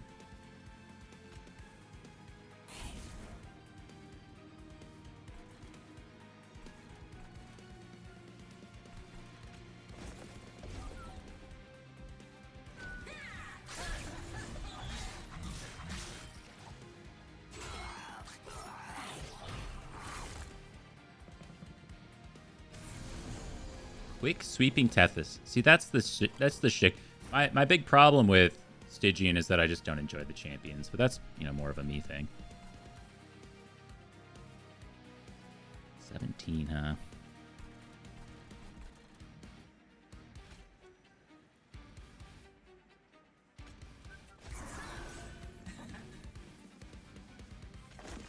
Sure we do that.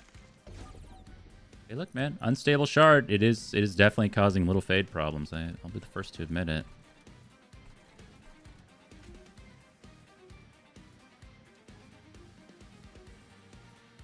Then the Queen's Impling doesn't die. Nah.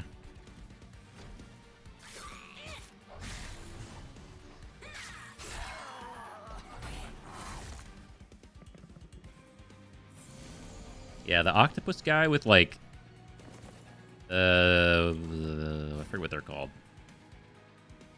Is kind of like innate card that causes you to discard a random card and then apply 8.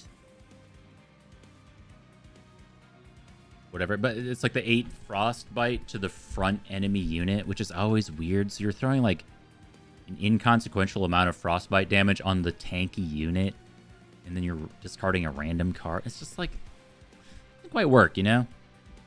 Speaking of doesn't quite work, this hand sucks. Then again, we have 8 dazed on this guy. I think we got him. We could get rid of Dripfall here. Soul Guard. That's his name. Yes.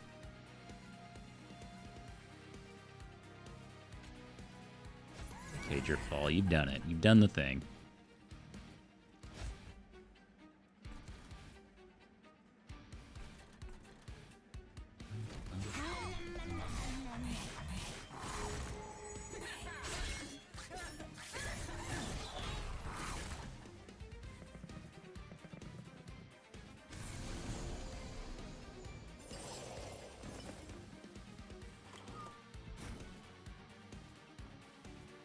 Have 1 damage shield. Molded here. Queen's Impling, that'll do it.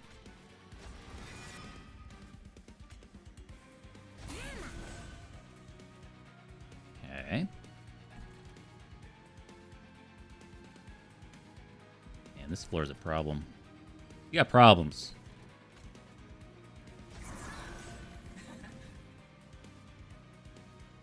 Got big old problems.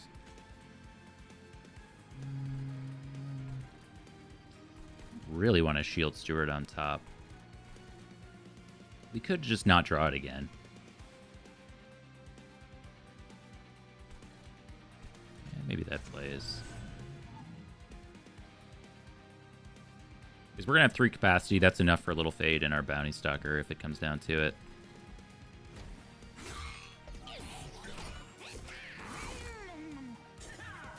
We just have to survive to the endless wave is all it really is. We've got so much days down.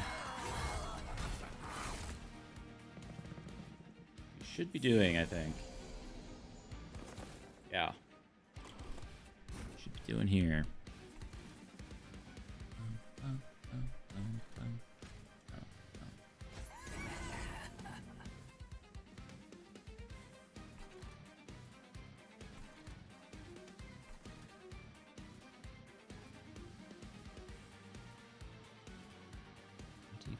You have damage shield. That is 17, 20 some damage. So this should kill Little Fade, right?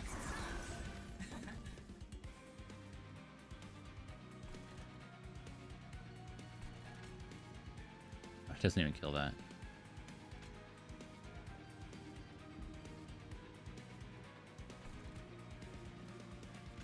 Honestly, this isn't the dumbest play ever.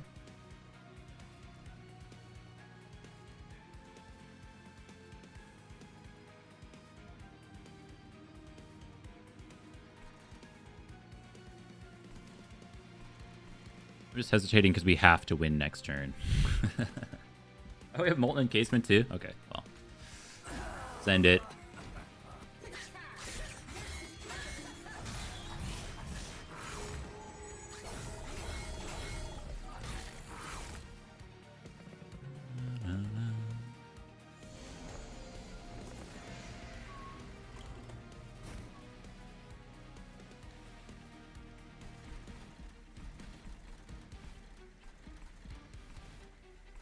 I just don't respect this Pyre. Maybe with, like, Awoken, you get a bunch of the Hallowed guys or something, then it makes a lot of sense, but as is, it feels very weak. 624. Yeah, I mean, we can't let these guys through, so we do have to win here. Maybe we can force the kill.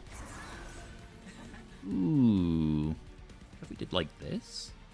Is that stupid? Genius.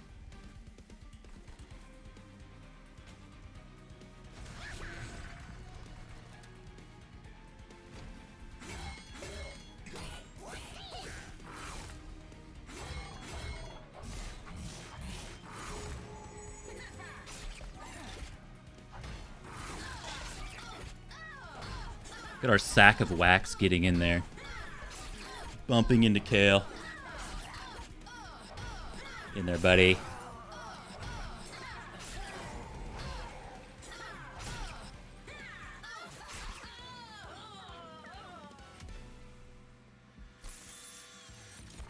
Okay.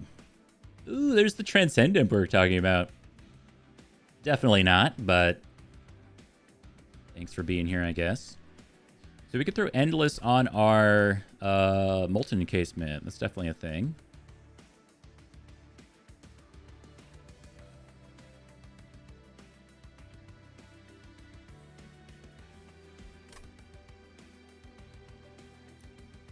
I don't think Hallowed Halls makes any sense.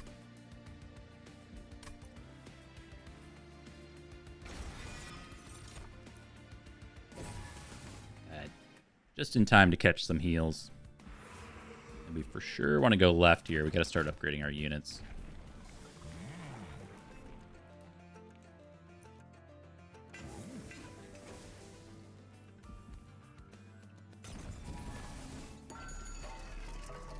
Ooh, oh my god. Oh baby.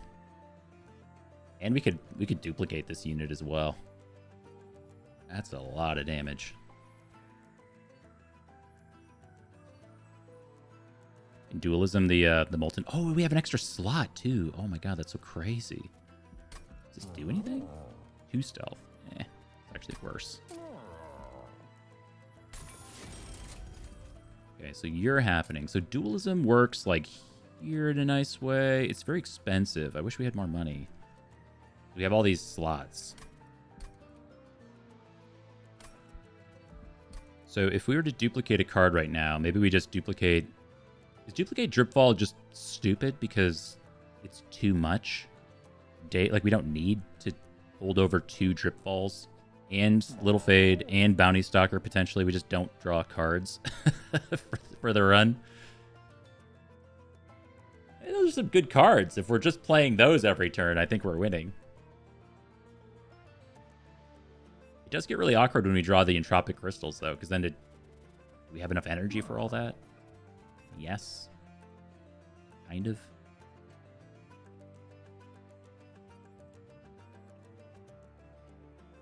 It's pretty stupid, though. I like it a lot.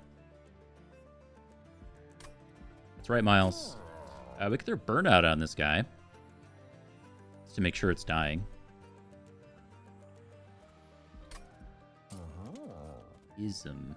I don't know if this is good enough. I mean, Stealth 4 is incredibly good. I just want to get, like, an extra slot or something going for Bounty Stalker. Like, we want him to be quick. That's the thing we're missing on him. Notably not quick. Endless goes crazy here, though. Guess we just do that. Another Endless unit. And then, I mean...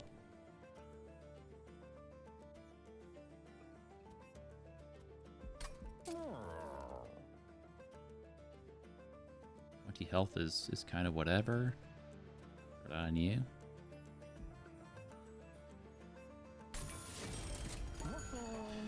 Eat them. I wonder if we ever do this.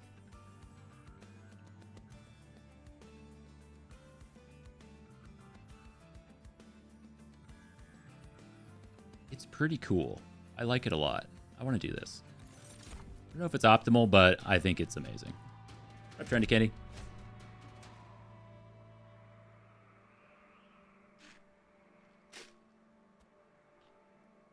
Okay. It is Rax.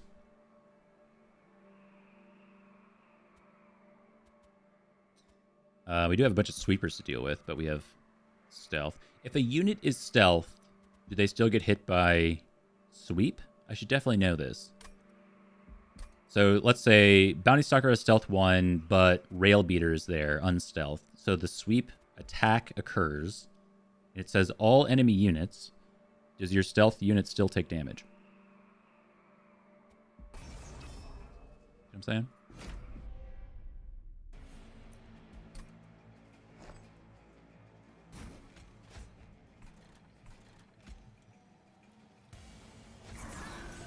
What are you looking at?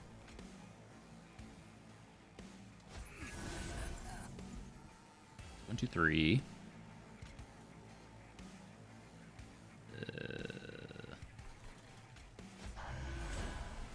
No, nobody knows. Nobody has the answers. Damn.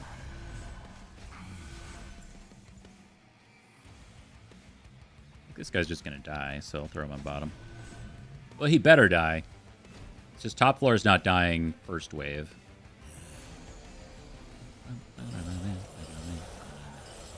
Yeah. And their water build. Oh shit, that sucks. Oh no, we're missing our entire middle floor. Miles, dude.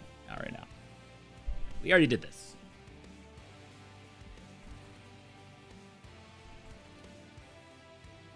Uh-oh.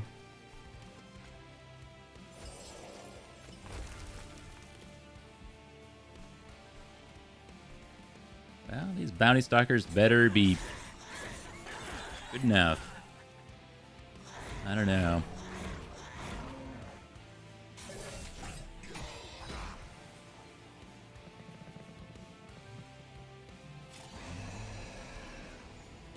Plus the freaking amalgams. We gotta have stuff. Dude, this draw order is atrocious. What the hell?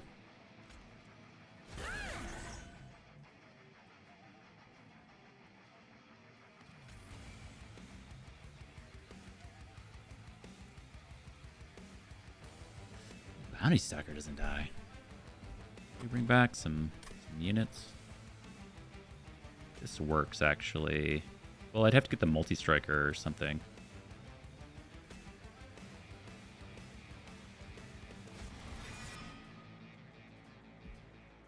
Notably not the multi-striker.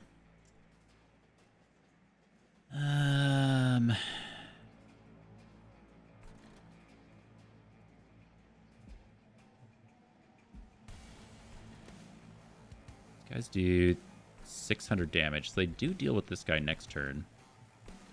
But then they're just not dying, right? This is tricky. So if we put Little Fade here, that's you die, and then there's 2 attacks that kill Fade. The third one doesn't kill the Imp, but we do get the clear up top. If we throw you down, like here, we only kill 3 of them. And we take 12 for the pleasure, which would be awful.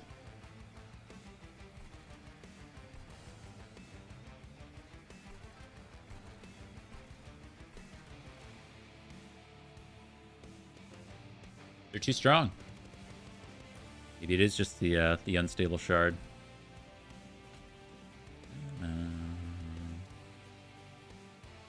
Kill all 4.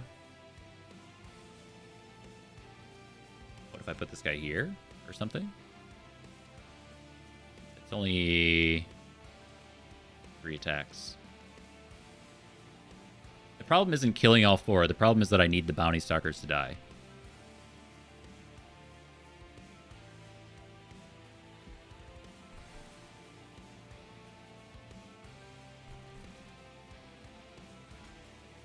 Like, I can do this. That's all good. Then we kill this guy next turn, probably. Oh, I mean, definitely.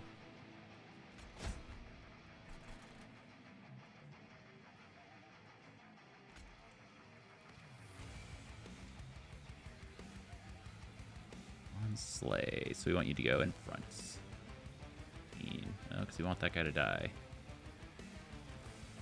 This is the only way to get the trigger.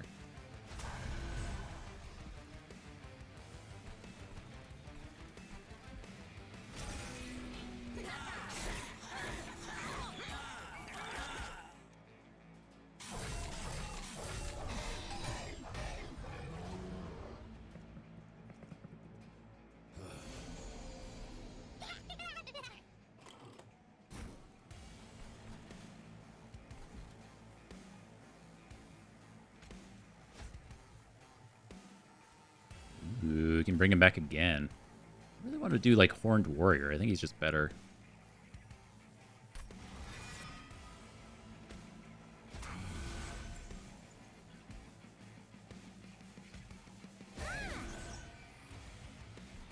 So there. Now we're not taking the extra damage. Okay.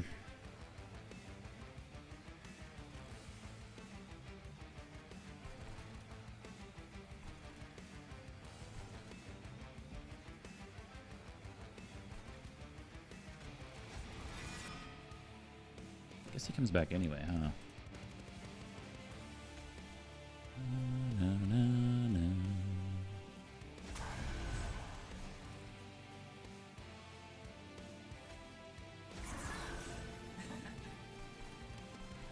Now what do I do with you? Guess you go here?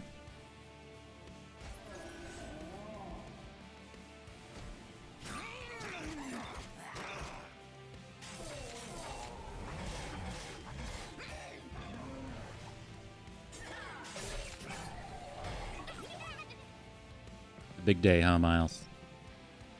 Day of work.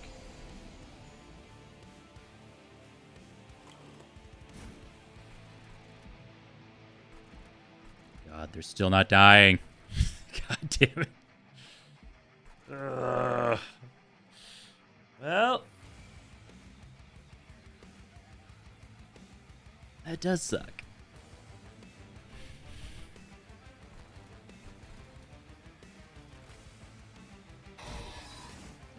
That's worse.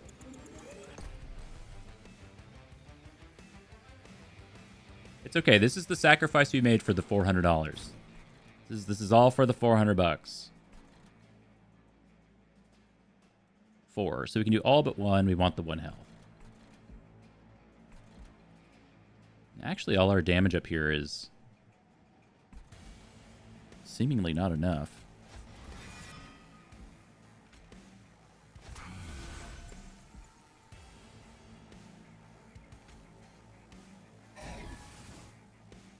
Nice.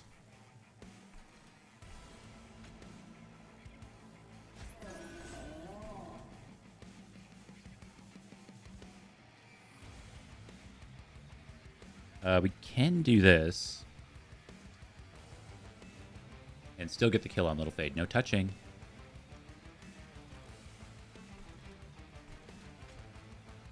Right, so that's... yeah. You still die, so we clear the space. We get everything we want. This guy's, this guy, I don't know, though. I guess we do 600 damage up top. But this one dies. I'll figure it out.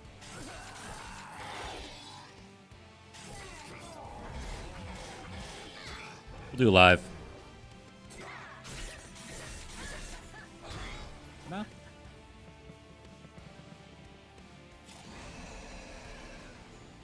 Oh, my Lanta. That is a lot of... This is like the ultimate kill floor. Look at this thing. 2 amalgams, 3 sweepers.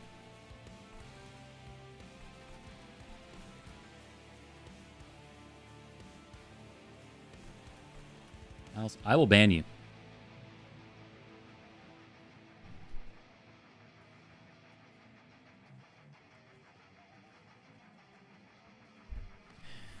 I had to put him in the bucket. It's the only choice.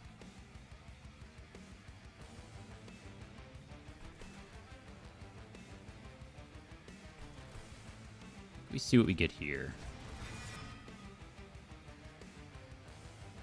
Now one.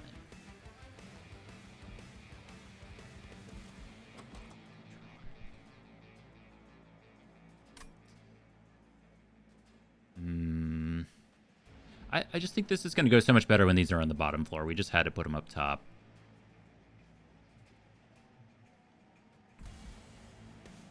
For now.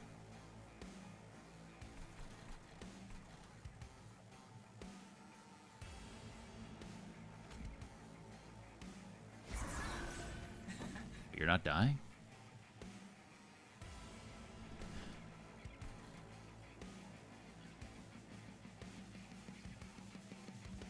Okay, looks like I got my question answered. So if a unit is stealth and the sweepers sweep, then it looks like our Queen's Impling here isn't taking damage, so that's all good. That all works out.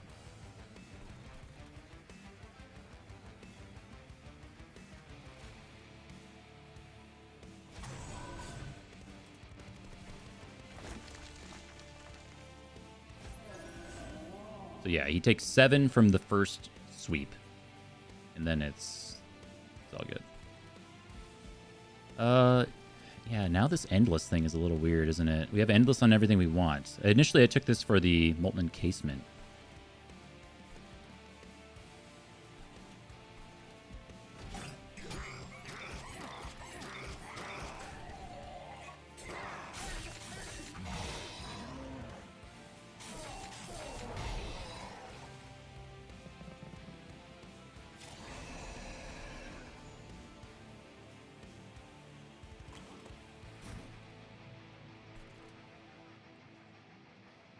Okay.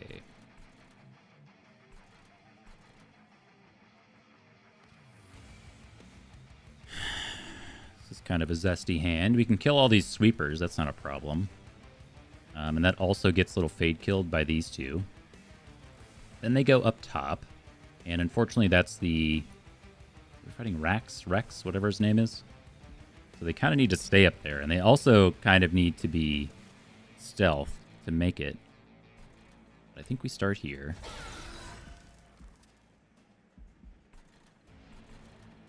Age, huh? Age is pretty good up here.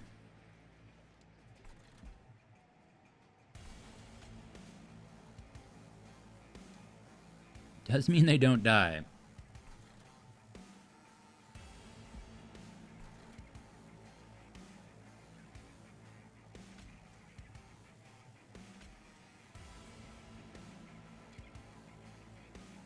Wait, does that work? So we need this to die. So if I do this, then yes. This causes some, like, capacity issues. Well, we kind of want you both to die, don't we?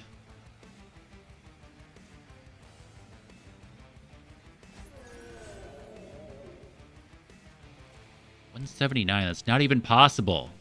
It's taking me like an hour or two to go through a single run. You just cracked the code. You've broken the game. Backwards and forwards. I think that's correct. I think I said yesterday, but like the weirdest thing in Monster Train 2 is that you unlock a new room once you beat, or style of room, or whatever you want to call it, when you finally beat all of the clans, all the clan combinations. But once you do that, you don't really want to do another run, right? So what are we doing here?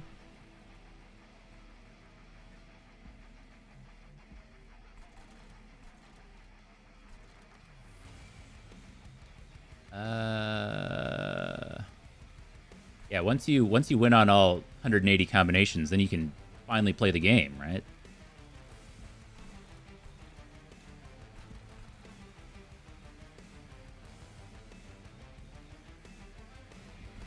Five.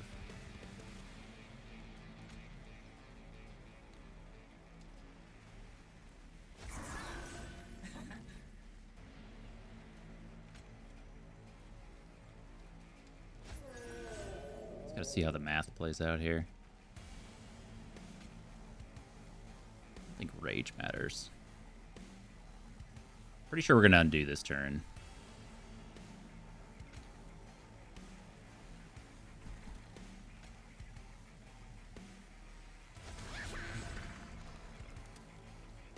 Is it worse?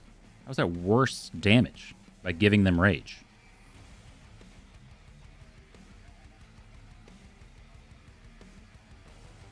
What?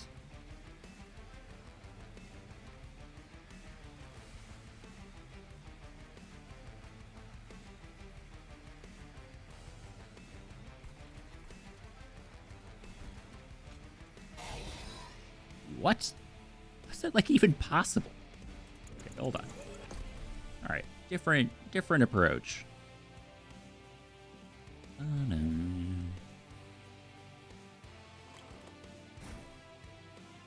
Lifesteal on another unit. He doesn't do lifesteal. And his only resolve triggers after combat. He lost like 200 damage somehow. After we added on a ton of extra damage.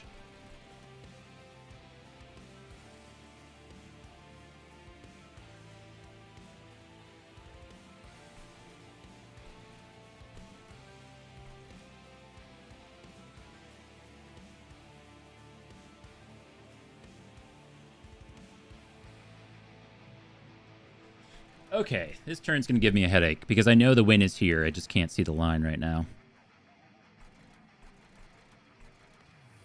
This is what's causing me the biggest headache right now. So, of course, we can save these guys. We can tireless climb this one. It'll die to the pyre. We have 4 energy, so we can just not play the fledgling imp, most likely. Because we need the capacity. So we can do everything but fledgling imp is probably the line. Isn't quite enough. Can just do this. That doesn't actually kill this. I have 20 stacks of lifesteal. Oh, no, it has 20 stacks of regen. So I guess the fight just goes on for longer or something. What? I don't know. Miles doesn't know either. So if I put you top, you also don't die. Love to capture the melee weakness, but we also just need to make progress on bottom. Like, I have a hard time believing the winning line is not stealth plus little fade on bottom, right? So I think that's probably happening. So let me just see this. I'm a visual guy. So this is our best damage output there. Cool. So then we need to deal with this. We can deal with this a few different ways. I think the only way to not take a bunch of pyre damage here is to keep this guy alive, which sucks. And we're bottom decking our drip ball, but that'll be great for next turn. So we should win next turn with drip ball. If not next turn, then we can double drip ball and probably win on top floor.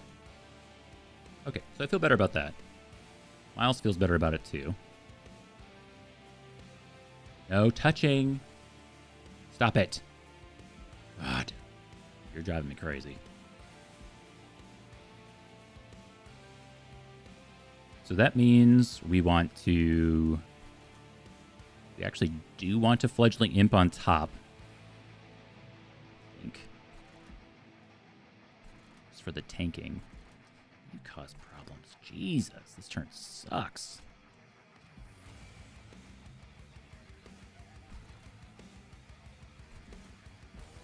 Do this.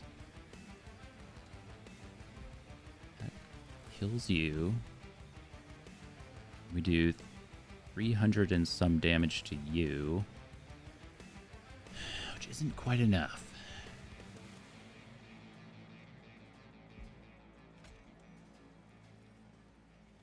This has to happen.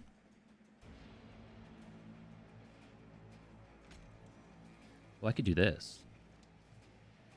And it's the best of all worlds. Because you die. We get to play you next turn. With our Molten Encasement, Little Fade, Drip Ball. Win. I think.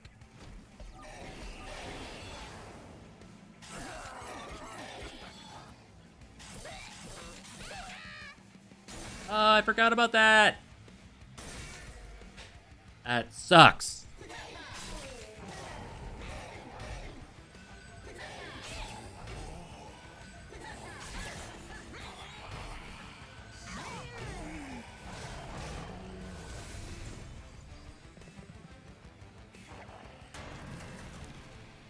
probably still the best line, and we do have a heal coming up next with our Merchant of Steel I want to go to anyway, because we have Firestone Housing. Okay, well, this has kind of got to be the turn. See how it maths out. That's, honest to God, that's a lot of damage from that melee weakness. As it is. Bounty Stalker? Maybe we can get you killed? Nope.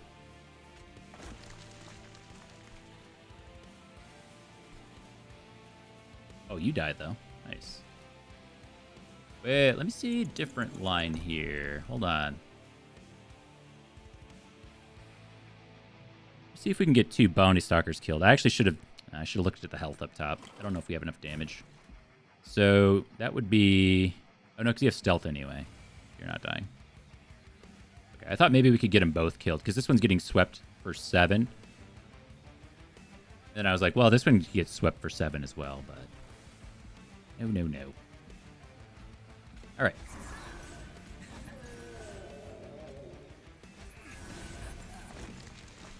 Kill.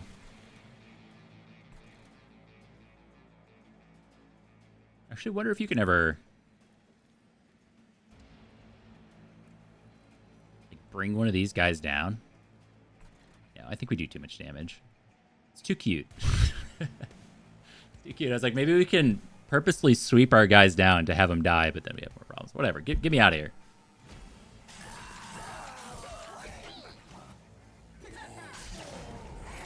No.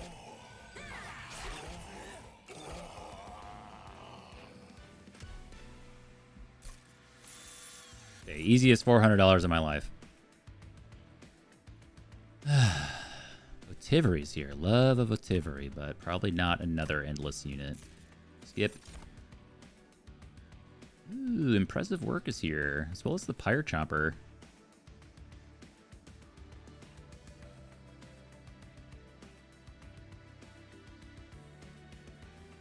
I'm sure we're just skipping, though. We already have 35 cards. Way too many.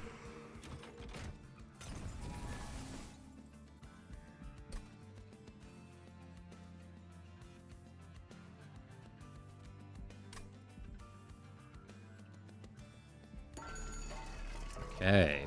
Another multi-strike. Oh, my Lanta. Titanite's kind of whatever. Could throw that there.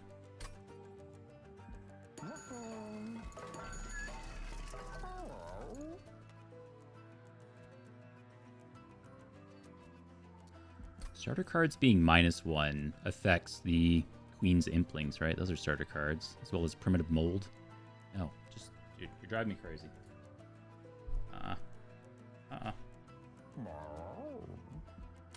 I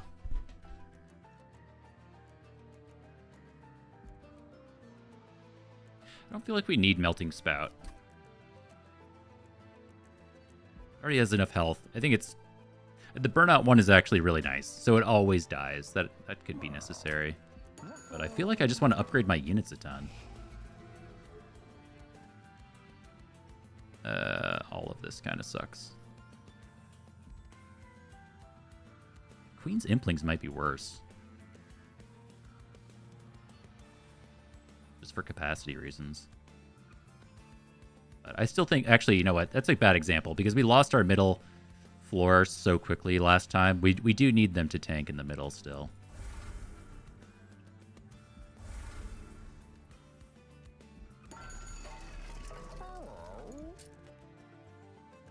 Pen Rage is also crazy on this guy.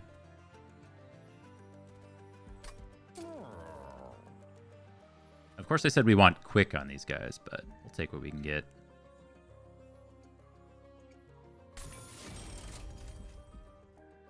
And hey, we can give this Burnout 1 for cheap. We don't have to spend 165 on it. We can spend 15.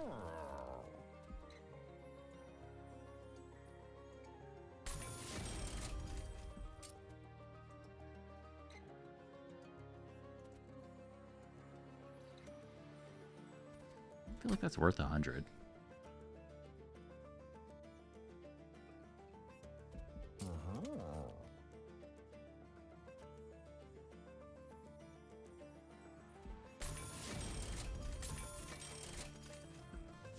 No quick. That's too bad. Stealth 4 is so insane. We're going to do that. Smidge Stone, I don't feel like that really matters at all. It could technically do something. Let's see if we can get, like, any relic that does anything. Extra Rage, starter cards, Tomb units. Not really. Like, the Tomb unit thing is really cute for Molten Encasement, just because it ends up tanking so much on, like, Savagery. A lot of multi-strike to absorb. Does it give it... Wait, does it give it Burnout? Oh shit, we already gave it Burnout too. No! It's worse. Dualism! Oh no. Where's my undo button? We wanted to have Burnout 1.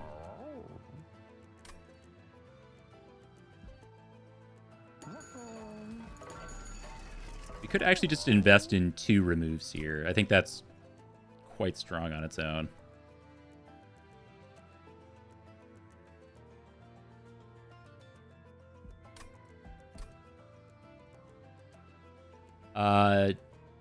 Well, yeah, the Burnout, I think the Burnout is more relevant than the actual health. I guess I don't, again, it's kind of like my misunderstanding of, or not full understanding of how stealth works. So Savagery has Trample. So if he does a single attack greater than the health of the Molten Encasement, but the Molten Encasement dies, applies Stealth, does this Trample still go through? Because eventually Savagery does a lot of damage with Rage, even though we have Resin Removal to get rid of some of that stuff. So, maybe. I really don't know.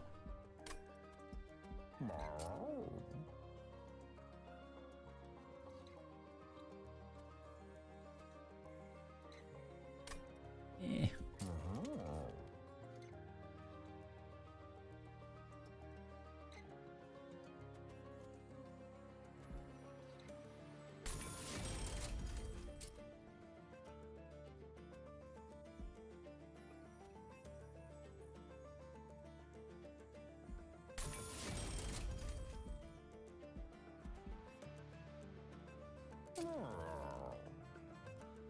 I feel like I just want removes. I just want to draw cards. We desperately need card draw. Alright, let me take a quick 30-second while we start this up. Trial. Take the trial. I don't know, man. We'll see.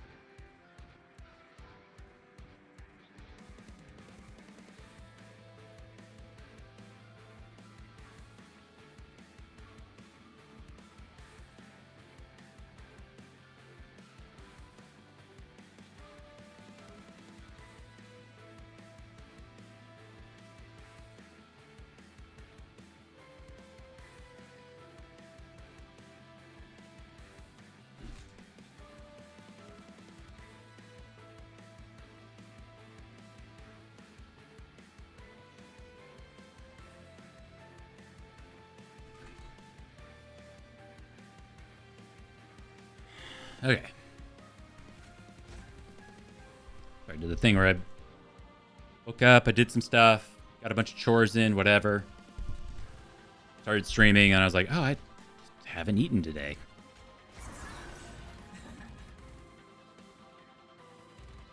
So I was thinking about this when I was up. I'm pretty sure we're going to do all of these guys middle. So they just don't get swept down. Or rail beater mostly. All these guys are going to stay on bottom because they have stealth.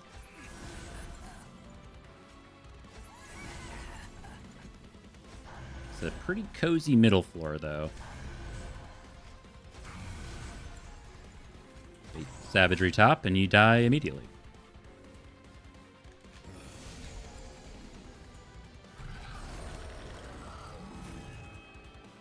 That's okay. Oh, unless we draw Drip Fall. Holy shit, we are smoking the bottom floor.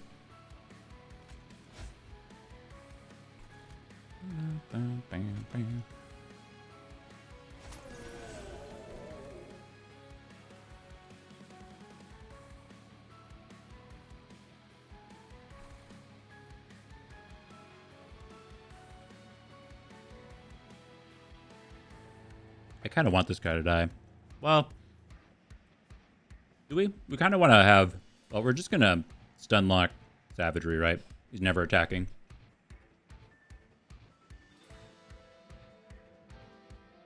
I feel like we wanted to get the capacity going.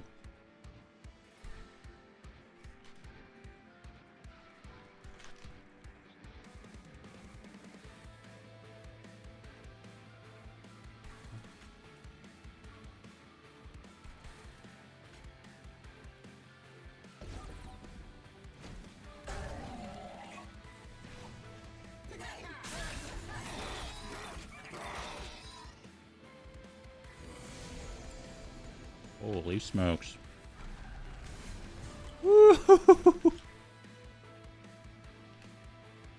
That's a hell of a floor.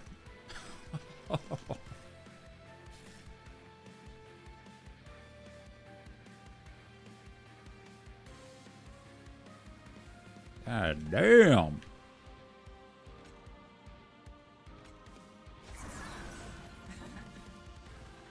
I mean, there are just always dead to sweepers.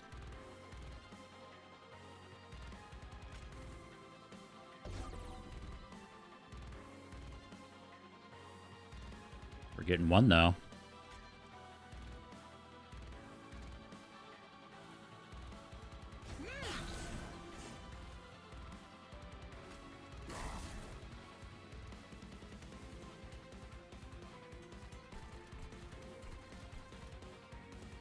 I feel like we should do this to get over the burnout one. Does that ever matter? Maybe.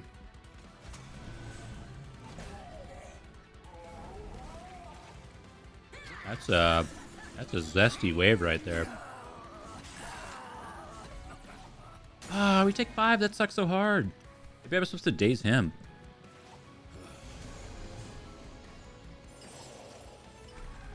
What about that?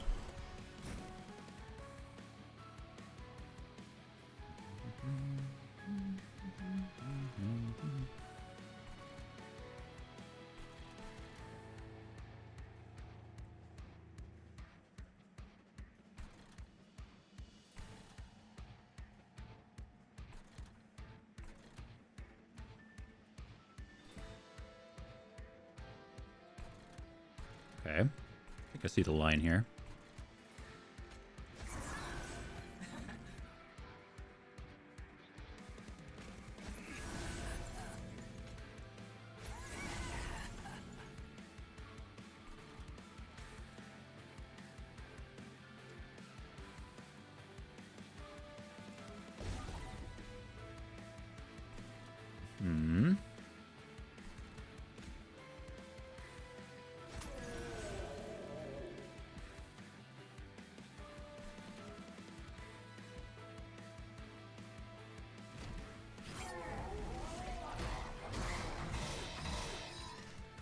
Look at that. My new spam. It works.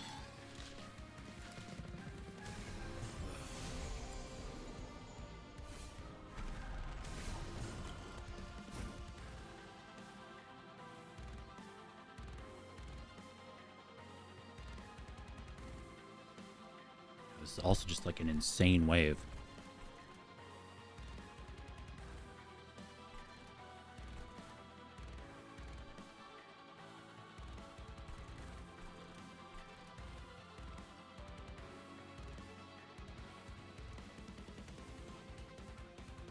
Well, we can't ever save these guys with Molten Encasement. They're melee weak too, so even if we daze the Chosen Assassin, this 19 is coming in and then we'll wipe them out.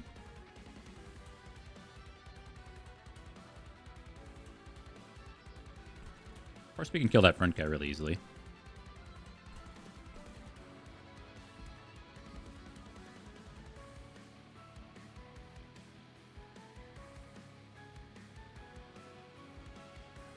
It's like a little bit of a problem.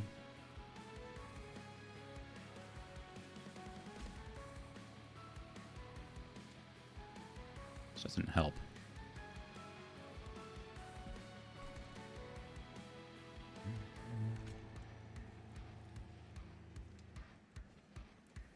This hardly does anything. Ah!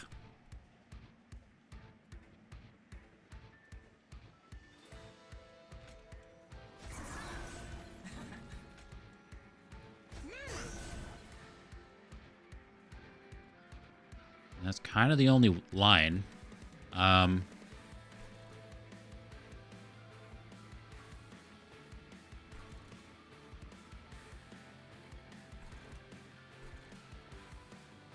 guess we could choose to do this.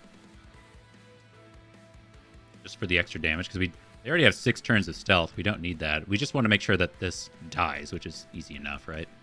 Not that it changes the math, we just want to redraw it. So this is probably our best line here. Not a lot of extra damage. Yeah, it's 20 whole damage. This thing still dies, so our first strike goes here. So we're not capturing the melee weakness on the unit we needed to. So yes, you can go here, even though it doesn't change anything. It changes everything. Hold on. Right, because the first guy goes, yeah, the order of operations. They don't have quick. They don't have quick. That's really important. Okay. So we want Little Fade to die, which always happens. We actually kind of want these guys to die too. But this wave is so scary. Okay, this can still happen. So we just need to sequence this so maybe just Little Fade dies? Maybe?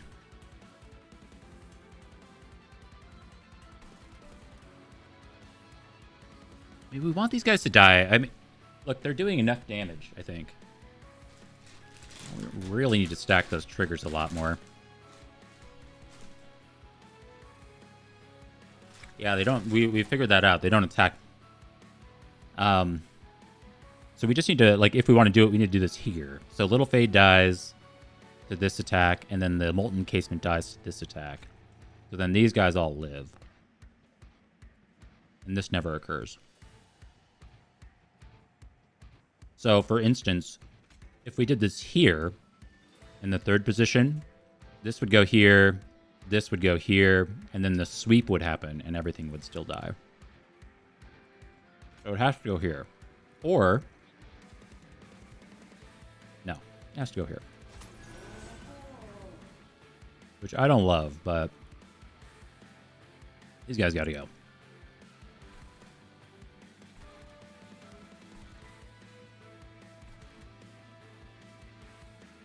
That means I'm supposed to do this. Probably just this. Yeah, probably just this. Because we're going to probably drip ball this guy next turn to go back on this wave to take more damage. Well, I'm taking 156 right now. Okay. A fun little puzzle.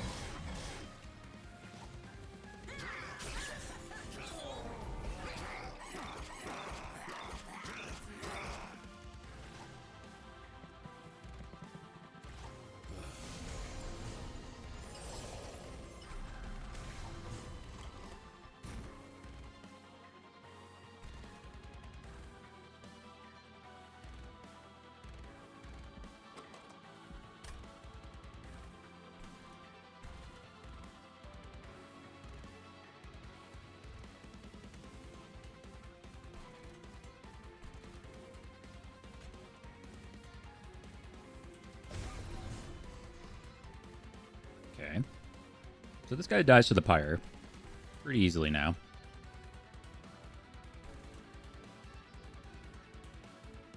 God, it's like too much stealth. Now we have the...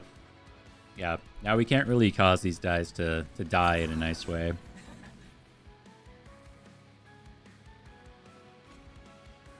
We almost might as well keep them stealth or something. Kind of. Maybe we'll just do this. Keep that alive.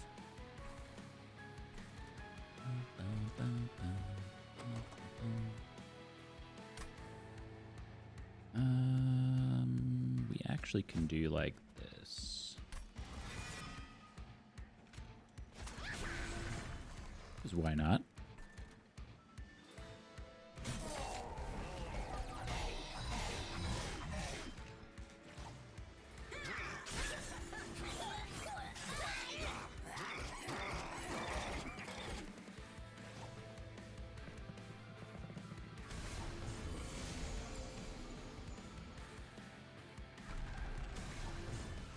Waves are so big. Okay, so this guy dies. We don't need to do anything there.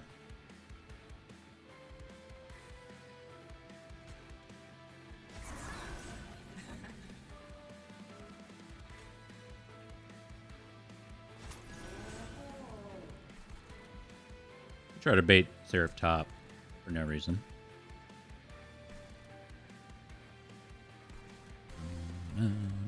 Ooh, we could we could put Seraph on the Hellhorned Melting Remnant roller coaster. Let's give him 5 days real quick. Enjoy the ride, buddy.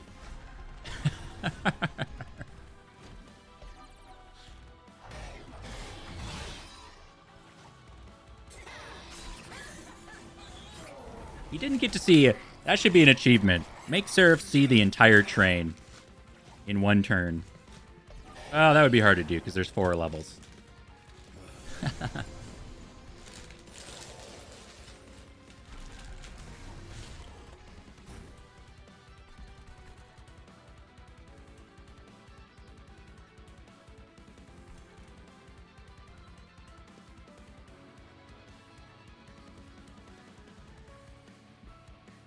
Really?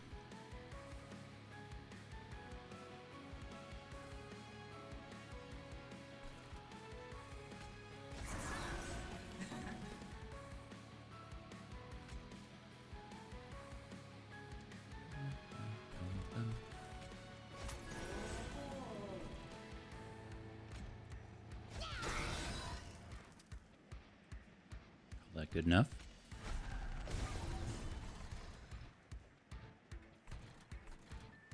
What's to do with you? Just don't want to draw it again.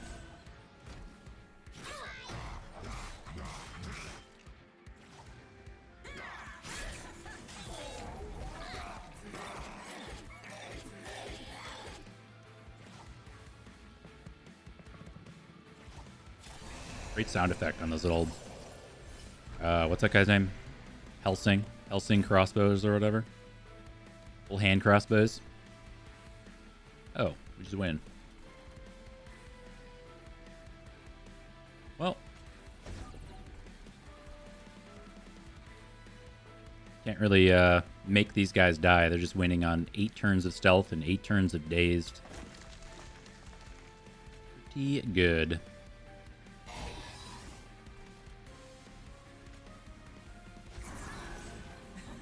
We will choose to win more.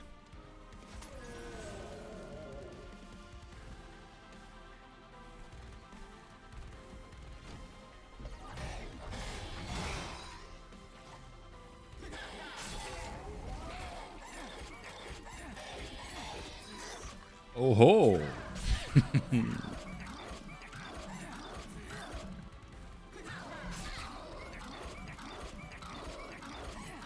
The stacking days is actually doing nothing with this much stealth.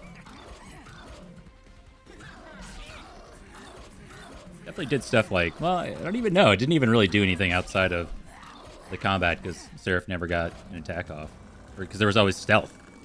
And even if he could get an attack off, we would have just stealthed it away. All right. The real challenge.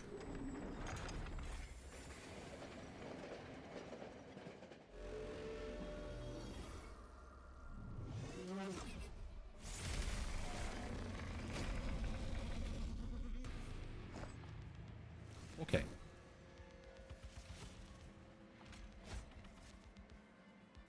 Yeah. So I like our order. That's fine. We want Rail Beater middle.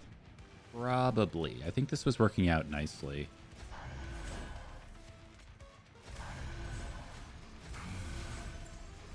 This guy can just go die. He's 1337. Power and toughness.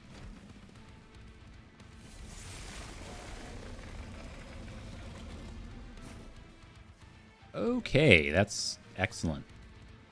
Very nice. We have our holdover Dripfall and our endless Molten Encasement on turn 1. And I love that for me.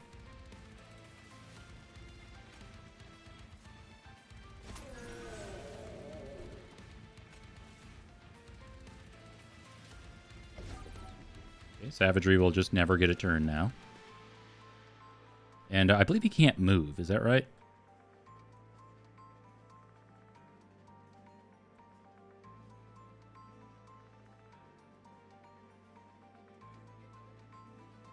Can I do this? Because Entropy can't be dazed. Right? Entropy. Immune to Rooted, and Entropy is immune to Daze. And we don't want a Dazed Dominion because we actually need the Pyrolytes. Well, need is a weird term. We don't really need them, but it makes the fight go a little faster. I guess we'll... I mean, it shows that he's going to move. We just don't need to do that.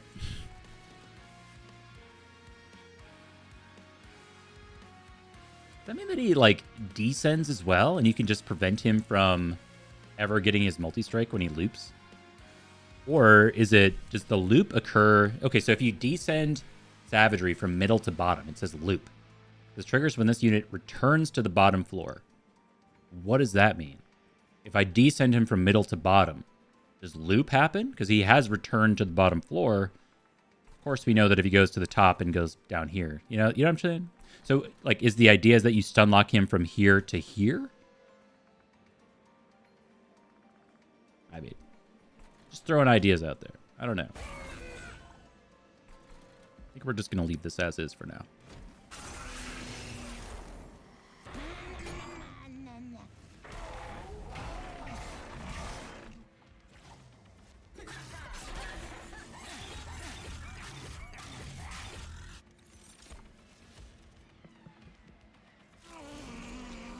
Gross.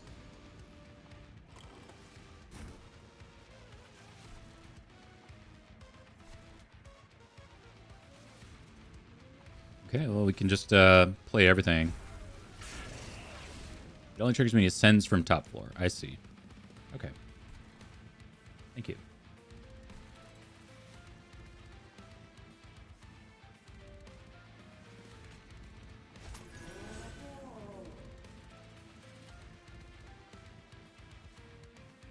You are taking 6 because of you.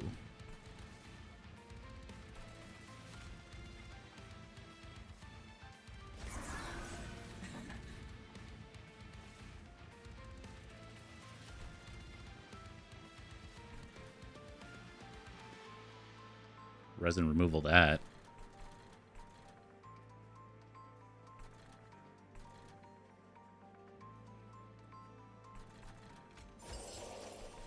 Something to do.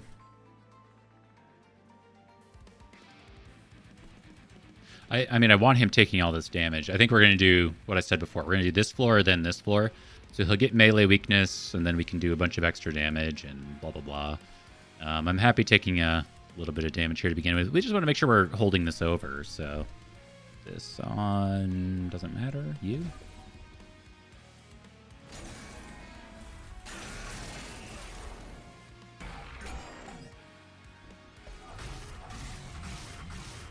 He's getting wrecked.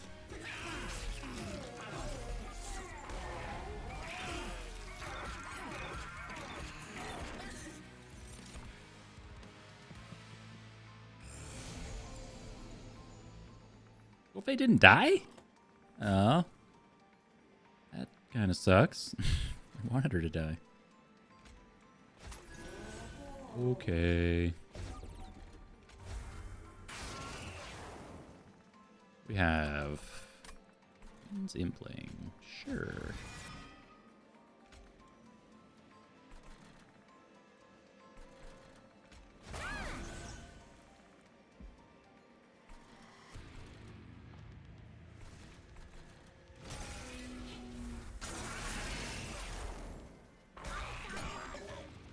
Yeah, so entropy, I guess, is our biggest problem in this combat.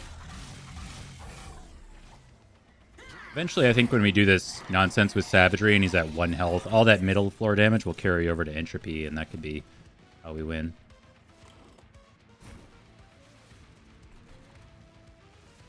Or like this, actually, right? Because this is supposed to be the turn where Savagery's on bottom. It's just not happening.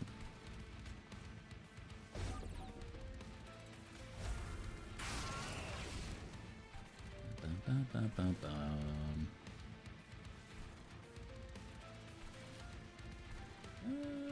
You go here.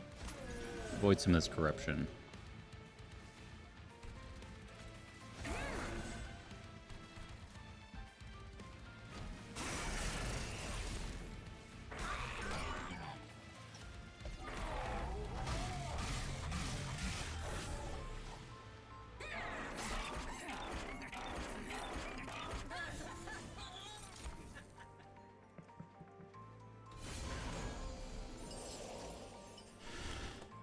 Nice.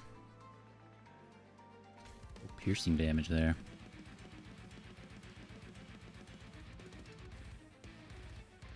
Really all dying from this, huh? Wow.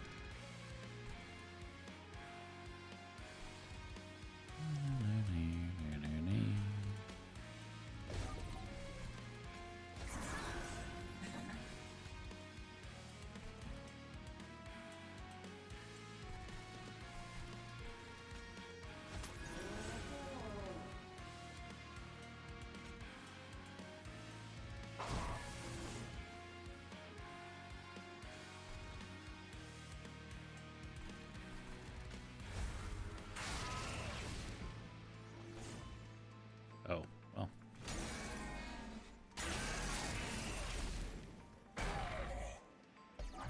Not a day of playing Monster Train 2 unless I accidentally play a Pyrelite on a floor with an incant unit. It's part of the experience, really.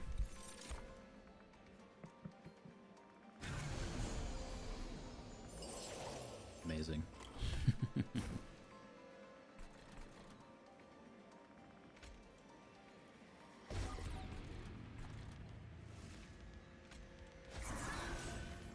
$180. How? It was like 15 minutes. Congratulations. That's amazing. Now you can play the game. At long last.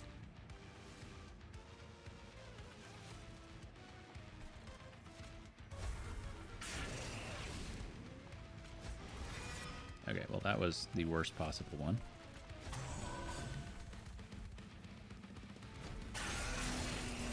You've done all the things. Now you're ready for Monster Train 3. Monster Train 3 when?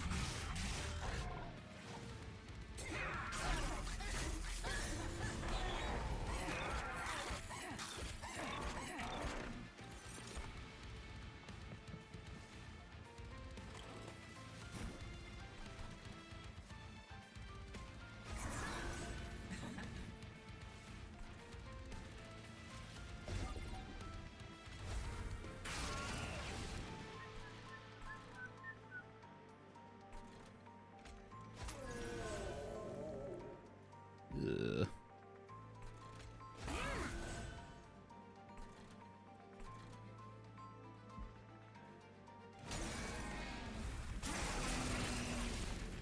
Okay, we don't need to play Pyrelites anymore. Minion is done. We just have to get through Entropy. We're probably like a little over halfway home. Oh, I lied. We are mostly there. Never mind. I'll wait for that to finish.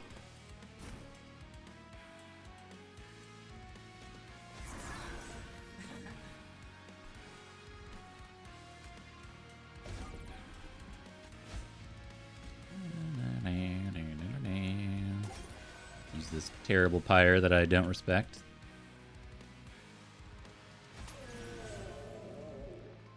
No, it's just on the wrong clan. That's all.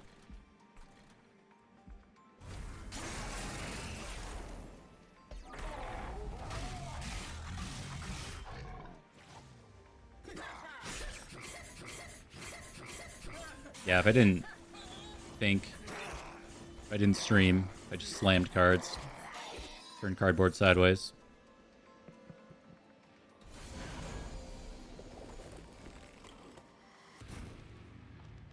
Not wrong.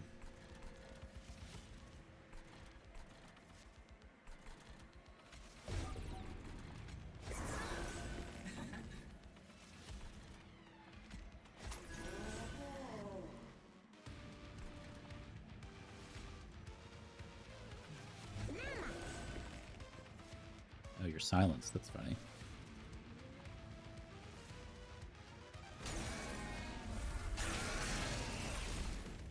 $23. Yeah, you're... I mean, it takes 23 minutes just for all the animations to happen. But again, I'm also not playing on the fastest animation speed. I'm sure you're playing on Insane.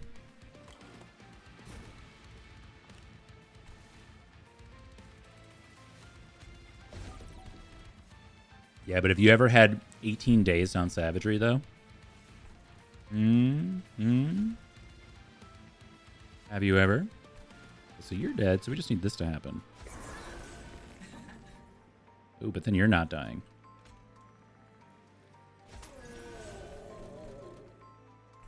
Taking 9.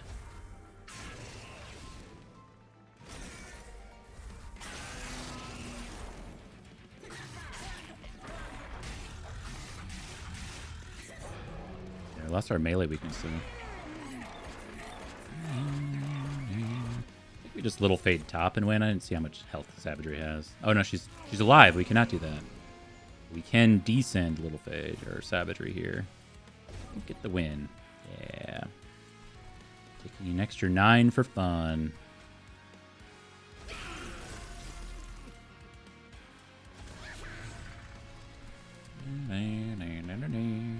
Pretty cool.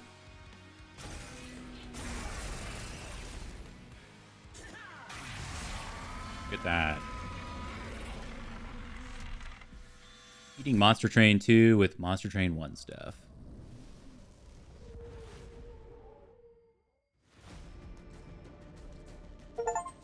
Oh, double achieving. Got level 10 with Hellhorn, and I got, it was like max level 10 with everything, I think was the other one.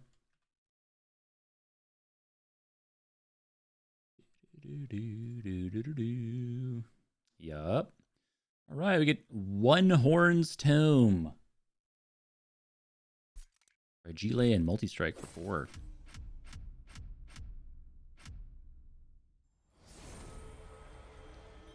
Bounty Stalker was so much fun. The Unstable Shard, was that correct? I don't know. The run definitely got a little more janky after we took it. But I think that was for a few reasons. It's because we took the 400 Monster Train Buck challenge going into racks for the extra units spawning on each floor. That definitely messed things up a bit. And then the Molten Encasement. I mean, honestly, we had enough damage to win, so it didn't matter one way or the other. I think both paths probably led to victory. And we get to 20 out of 180. Wow. Almost caught up to Zizzy.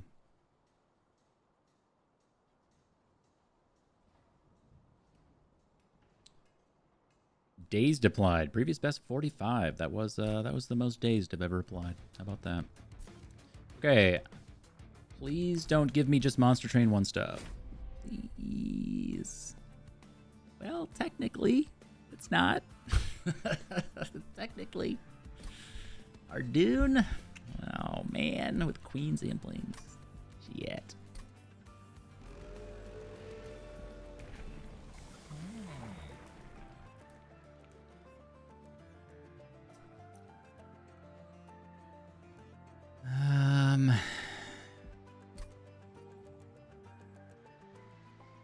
We sure do have a whole lot of manipulation. So we could do this Ardoon, and we could make Astrologer go to the moon. With 2 meddlers, a bunch of moon rituals, and whatever. Kinda works. What do we got? Corruption guy. Thing is, do we care about Shadowcast? It is a lot of damage, but it's kind of whatever. This is not a silent unit. These are not silent units.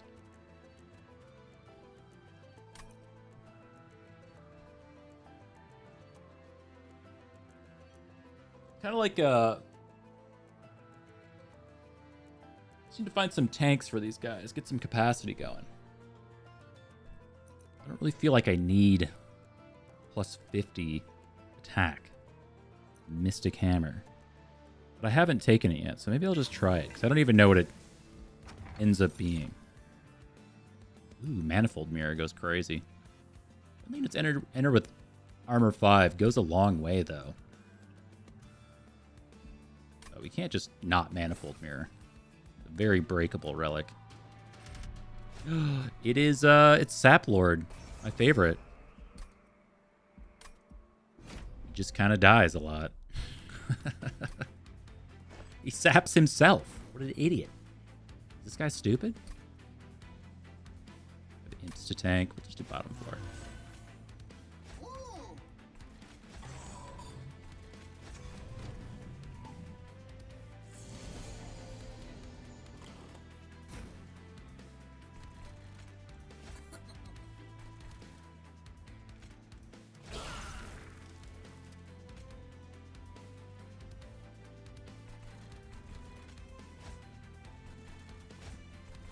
Amazing.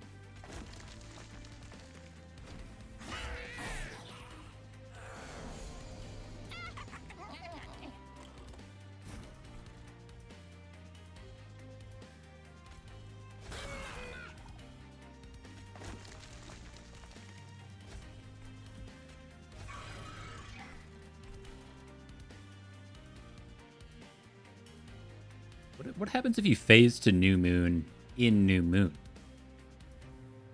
Do we get the triggers? Probably not. Kind of want to find out. We do. Okay, good to know.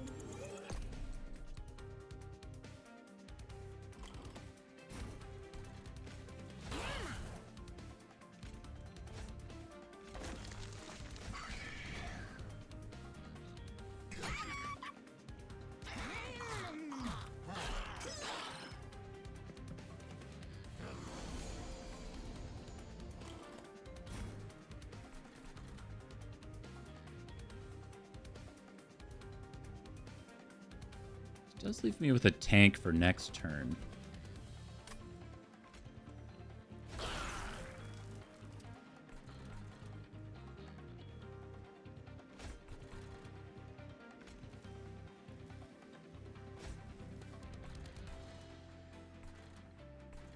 Bum, bum, bum, bum, bum, bum, bum.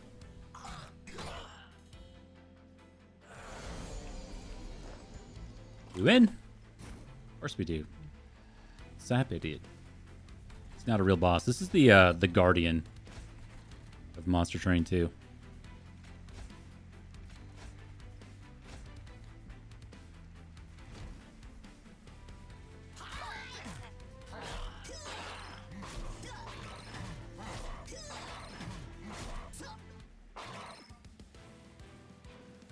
Ooh, Bogworm's Growth. I didn't even notice that. Okay, so we have capacity potentially solved on its own. It's really nice. Hey, we find the dazed keyword going into a corruption seraph. You click the dazed card.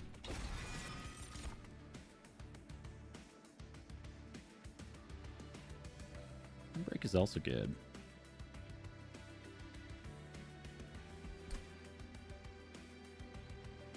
That is 2 calcified embers. Mighty early. I think we can get rid of him, though. We have a bunch of zero-cost stuff this time around. Hornbreak is the better card.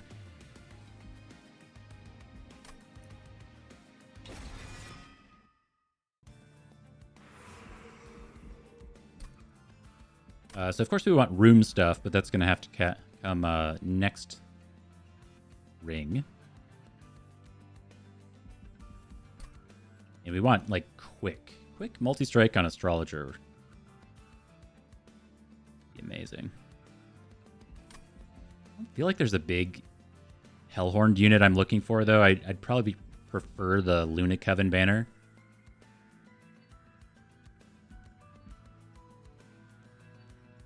There's like this. So maybe we'll do spell stuff first. We can get Holdover for Starstruck, which we want. Damage and whatever for Hornbreak. Okay. Not amazing. I do like a Scrivener.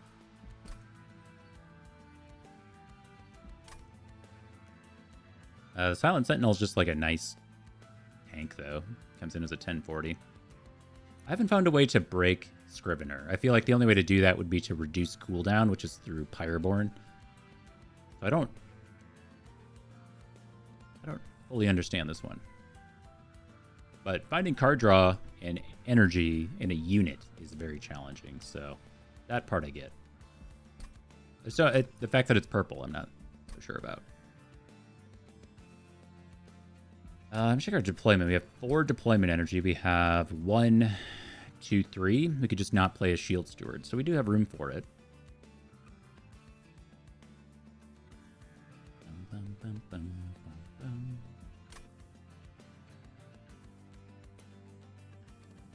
Sure, we'll just take the better unit.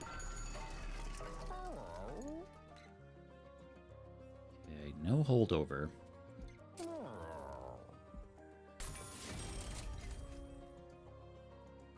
think I shouldn't roll for it this early.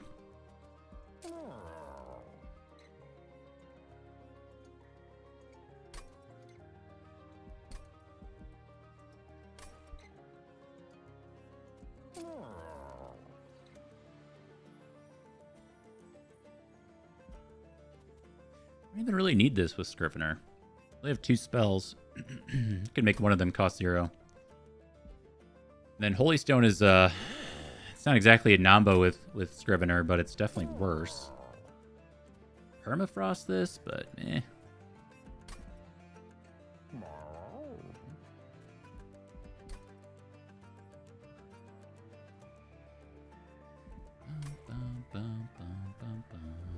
Just take a cheaper move at this point.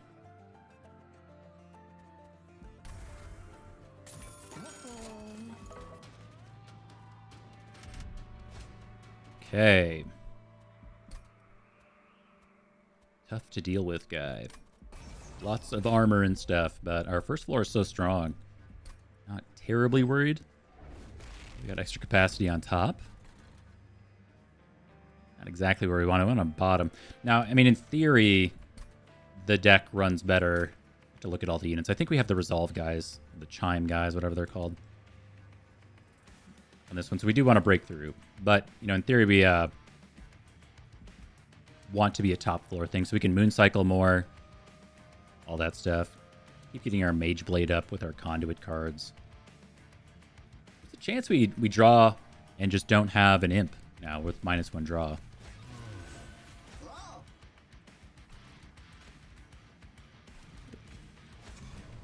Bogworm's Growth. Maybe we want this.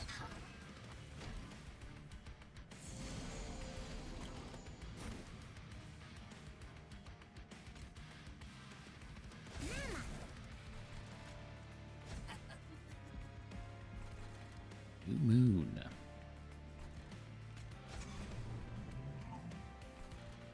I'll hold Scrivener. Yeah, maybe not. That's kind of what I was afraid of.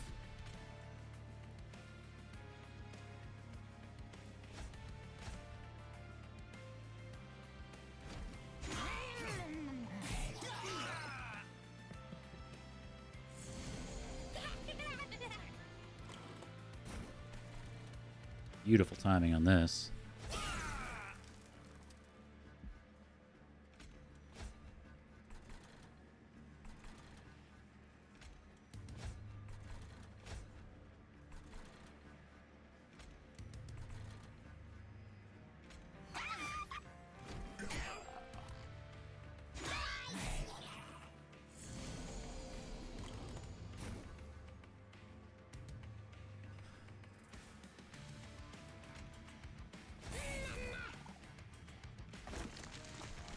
Celebrating with some egg rolls. It's fantastic.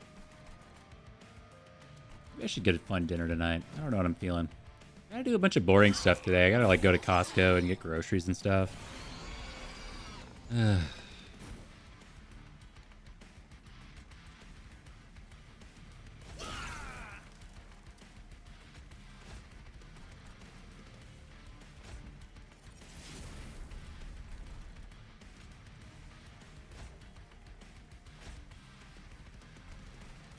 Cool. Hopefully we get a good room. I don't know what we're hoping for, but we'll know it when we see it.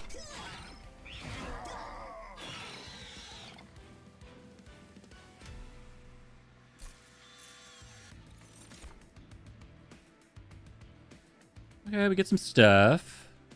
Moon Pixie in general is pretty damn good. Don't really have a payoff for it right now, but maybe someday. I mean, we have Mage Blade, something. And there's just Phase Blessing, which helps us not die to stuff.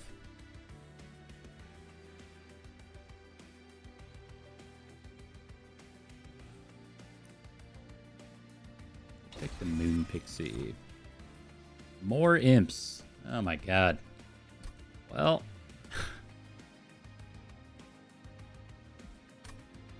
Sure, man. Why not? Okay, whoa, okay. Almost did the thing. Now, Unstable Shard, which we just saw. We would want to wait. But if we see Arcus, it's 50 health, which we don't currently have. However, we don't need to go 50 health on Arcus. I don't think that's that important. Check this out first. Okay, we get 3 fight clubs. I don't think that's what we want.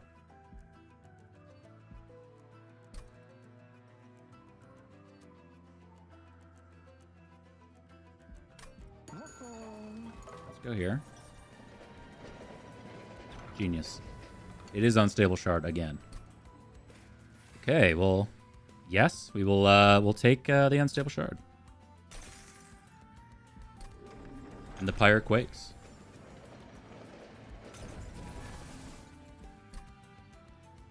Now, you guys have 1542. Much better. Our imps are so much better at tanking, etc., etc. I'm just gonna roll this Fight Club. I mean, 3 Fight Clubs isn't bad. It's just not amazing.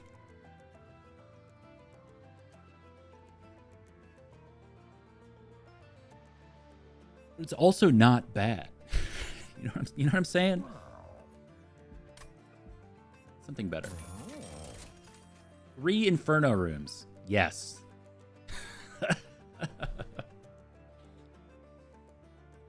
Yes. Absolutely. That almost gets us to Seraph.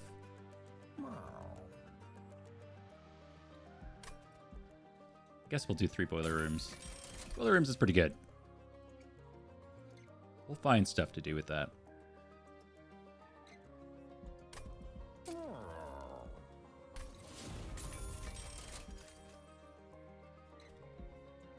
Now, Glass Cannon for our Astrologer is pretty interesting. It just kind of gets things going.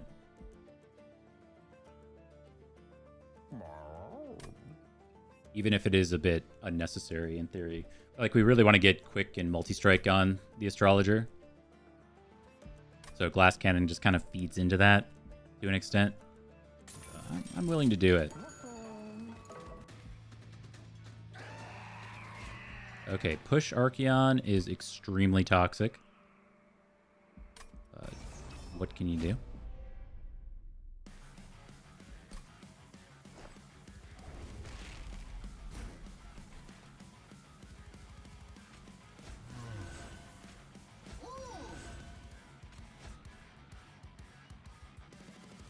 But we can't really get Scrivener down because she just dies to Archeon. So I suppose we're just going to do this instead, and we'll have to try to play her later.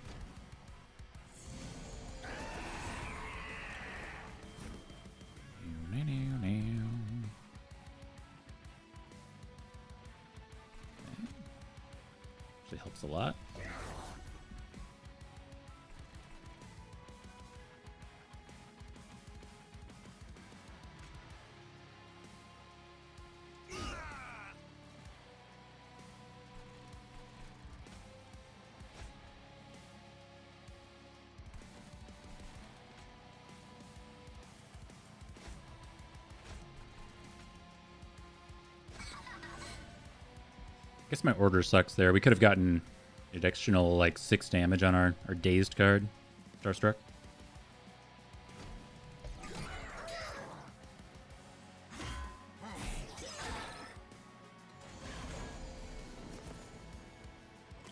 But you know the old saying, when has 6 damage ever mattered in a card game? Right? I think that's right.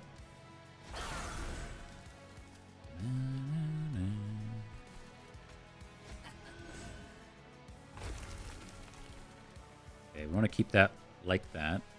This is a lot of sap. Of course, we can go back to New Moon. I really like the Mage Blade proc here, though. So we'll just let this one go. It is an extra bit of damage here. The actual downside with Molting Imp Boiler Room is that you get all your energy on the current turn, which you don't always want. So we have this extra 2 energy that we definitely prefer to have next turn. We're not killing this one. We got a Calcified Ember out for free, essentially, so not so bad.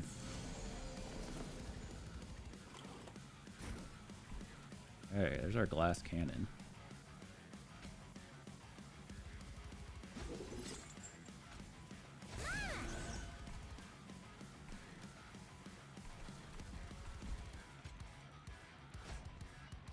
Nice.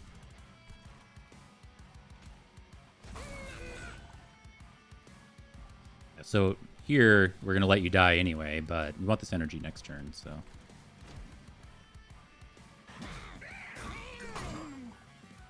Oh yeah, and we get the Imp Death as energy. Forgot about that. This guy didn't die.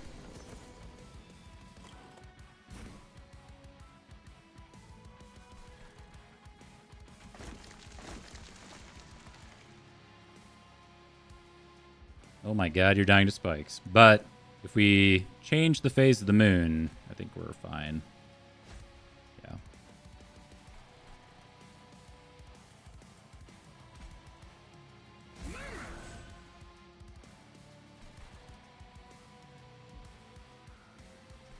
We could do this plus this. So we have a Meddler next turn.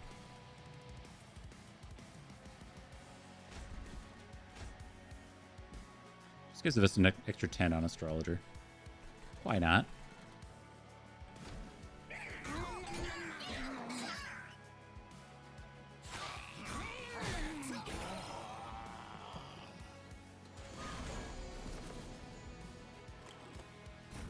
Does Damage Shield stop Fragile? Should, right? Because it's like the next time he takes damage.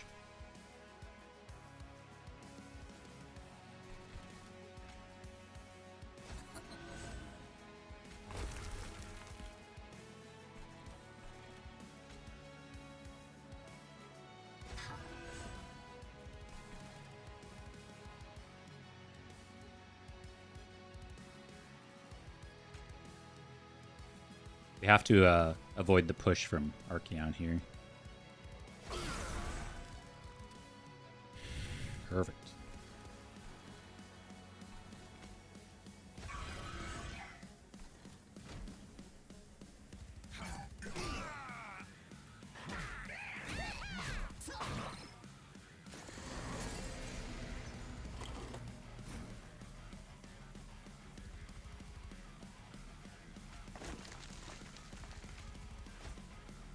Only 525, huh? This will do a fair bit. This is an extra like 75 damage to Archeon. And then this tanks a hit. Almost there, so we can manipulate. Draw a card. Great. Do it again. Win.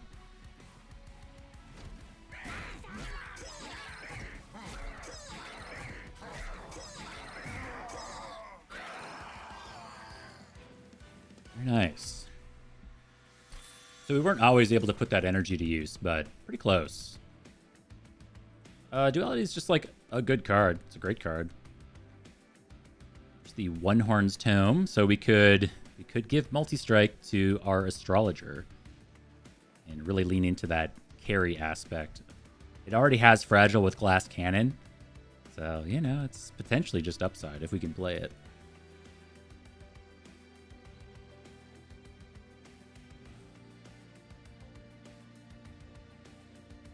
And the Impalate.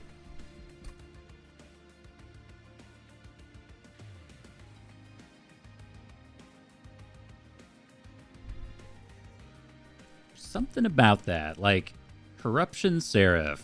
Unless we get to Stunlock, the Fragile makes me so nervous.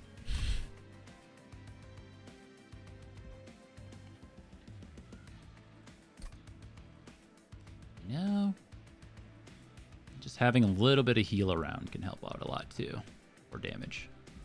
I'm going to take the Attuned card, playing Luna. It just seems to make the most sense to me. Okay. Ooh, the Horned Warriors here as well. We don't want to do the Selene Acolyte. Selene Acolyte is such a weird outlier for me, being a full moon effect, because so much of the Luna Coven wants to be in New Moon. Not just Ardun, but like there's the big guy with the staff with the light post as a weapon or whatever. Like he also wants to be New Moon. And yeah, you can get these rooms and stuff, but Luna's just in a weird spot.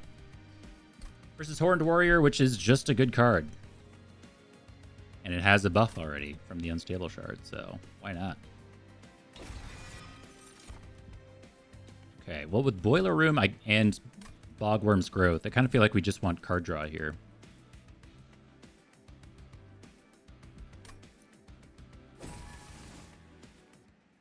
Though I do really value that extra deployment energy that we're now not going to get. Okay, I think we're going to do this. So we're going to go left here. Left, this is one of my favorites. Get money, get artifacts, get an event. Yes, yes, yes. All right, Ardun. On Slay, gain a permanent conduit. Otherwise, it's just plus 100 damage. A humble 100 damage.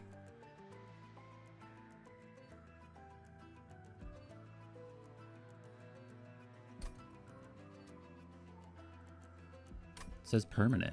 And he has Mage Blade too. I feel like that's a wonderful pivot.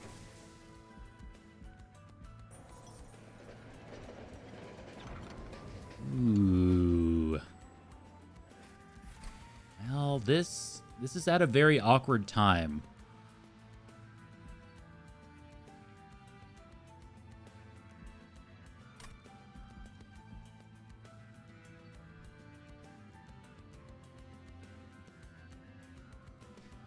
It does say permanent plus 10. I mean, that goes so crazy. We're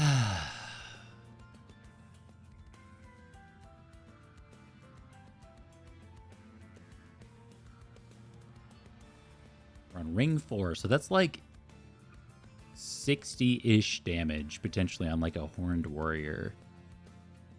So I also just like this.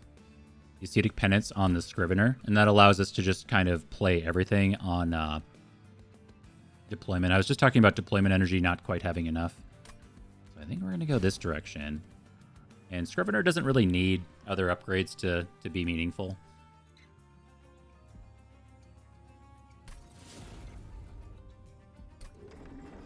So we'll just do that. All right, pick time. Ooh, interesting. Really interesting Odie's Totem here. So -3 deployment energy, which is pretty awful. But we just got this thing. It gives us 3. So we go back to 4.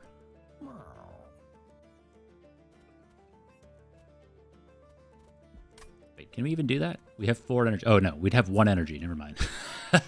Never mind. That makes it so we can't do anything on deployment.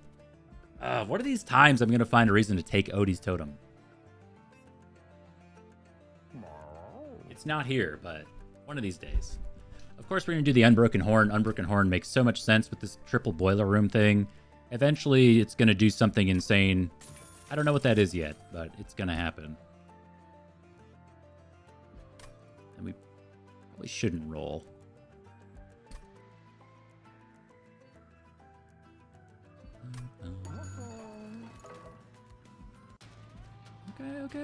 the makings of something really interesting here.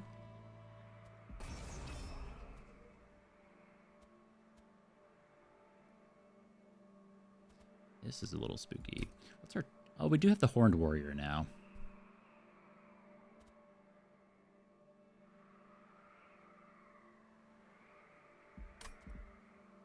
Let's try it.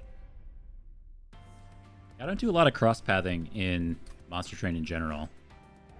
Again, it's kind of one of my weaknesses. I just like when the thing goes crazy and it's super huge. I don't really want to do like a bunch of middling nonsense. Sadly, still just 5 capacity on bottom. We're missing our Bogworm's growth. A lot. This is happening.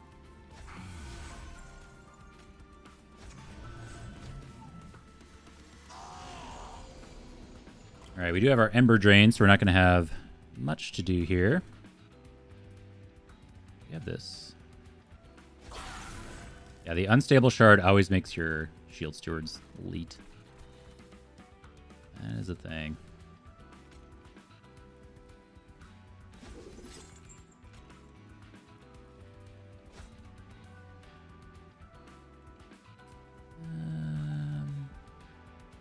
So we draw here. Duality.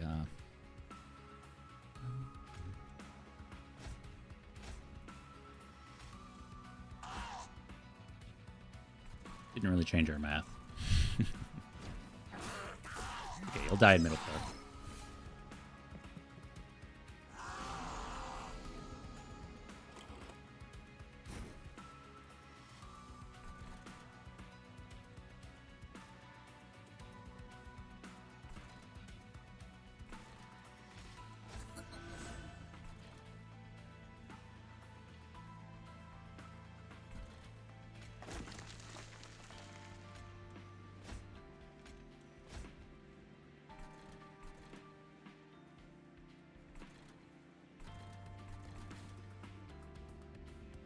Yeah, we need a Bogworm's Growth to hit bottom, because then we can play one of these and the entire combat's a lot different.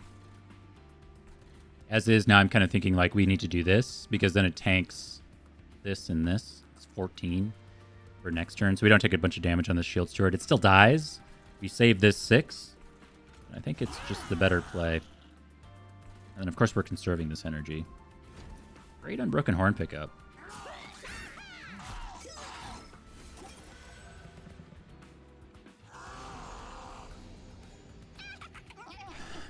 That's a lot of guys.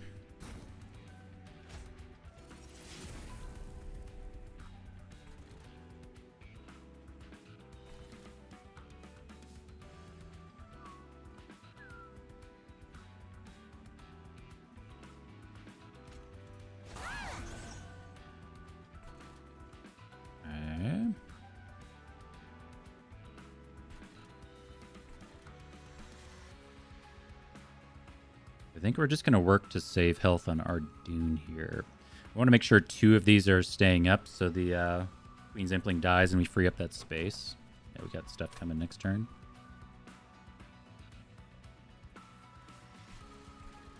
Same thing here, like we want to make sure this is dying to free up the space. Not only does it give us energy, but then we have 2 imps next turn and stuff. So, yes, thank you for the energy. Damn, that makes like all of our damage spells free, this Boiler Room. So good.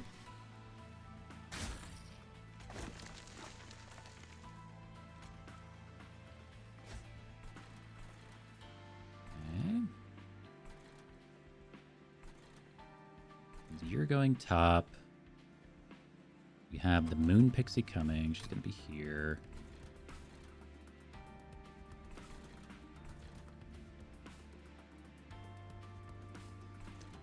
You don't die. Okay.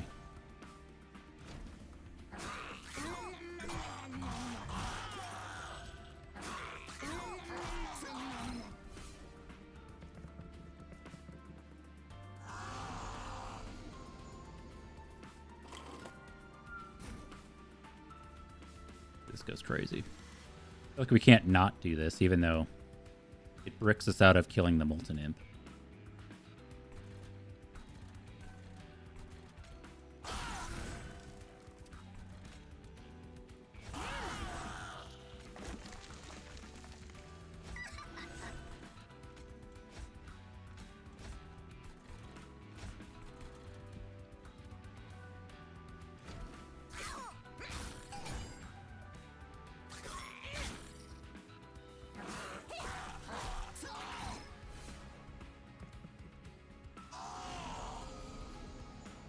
Already forgot who our boss is. I don't think it matters.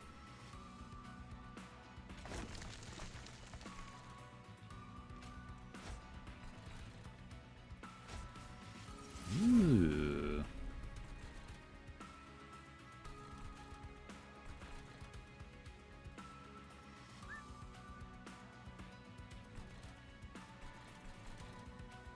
Look, I also think this doesn't matter, but I really do want to make sure this guy's dying. Do I? Do we have an imp? We do have an imp coming. Yeah, we kind of want to make sure he's dying.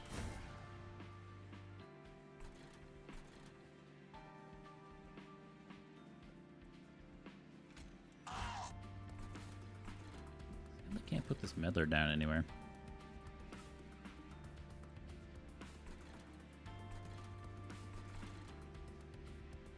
So if I phase out, I don't know how much damage this guy's doing. 25 plus some amount.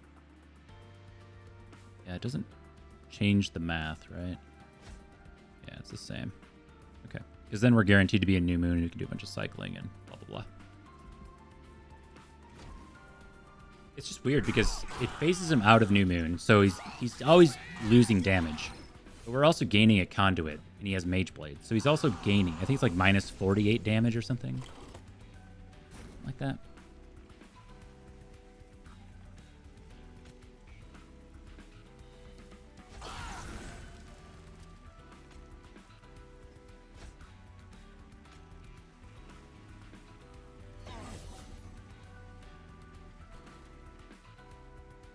Okay. We'll do a little better when he phases to new moon. Let's see if there's like anything else here. Like this can just go down to tank, I guess.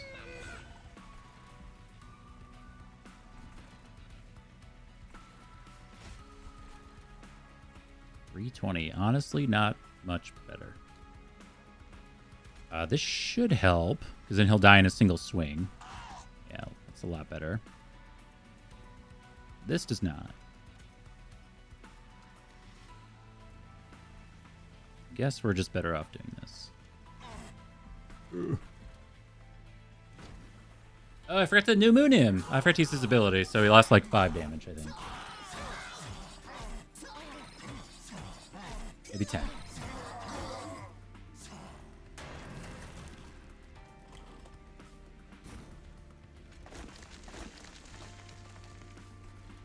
Okay, really not impressive. This will draw like just a moon ritual.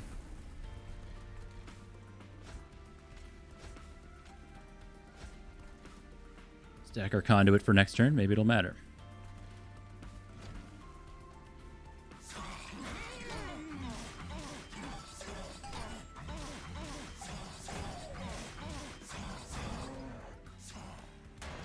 I happen to be correct, but yeah, we should have made sure. I was just gonna say, we should have made sure we were ending in new moon, so we'd always have full moon for Starstruck. We do, and I think that'll allow us to just win. Or not. Okay. That will, though.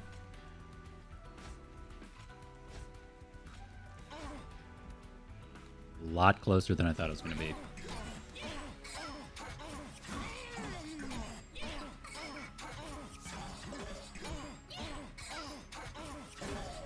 33 energy by the end. Maybe 34. 34.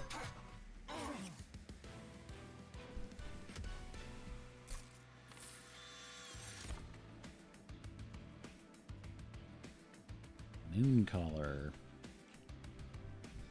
I'd probably just take Heavenfall here. Just a thick card that is a payoff.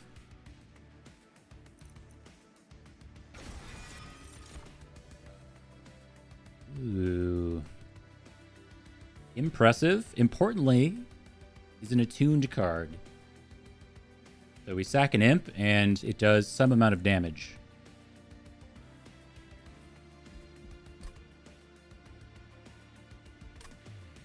I really like imp in a box, though.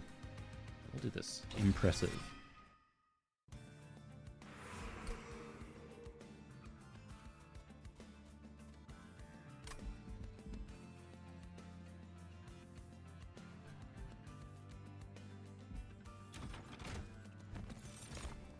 All right.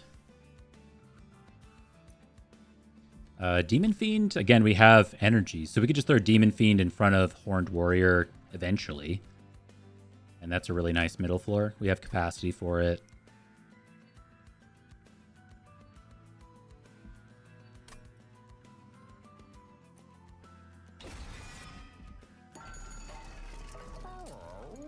Dualism. Double aim Ember Drain just for fun.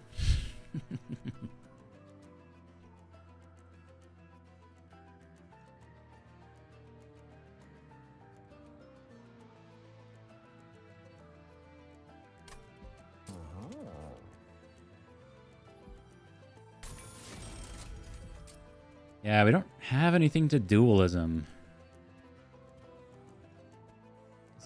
Moon Pixie's not bad. Actually, yeah, because we can always Heavenfall on the Moon Pixie floor. It's pretty good. Probably worth taking.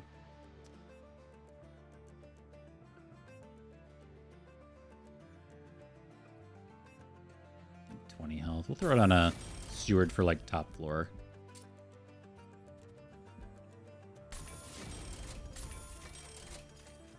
Large. Ooh, Conduit on Moon Pixie with dualism. 16 Conduit.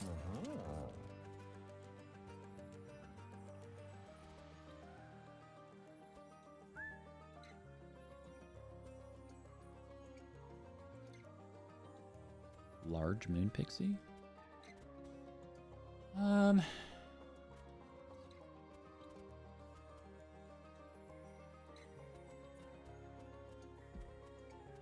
mean, this guy's job is just to be large. So, I don't hate this. We have capacity on middle. So we could do large stone. We can do large stone plus Titanite. That's 170. And we can do conduit as well. That's all of our money. This is why we have this guy.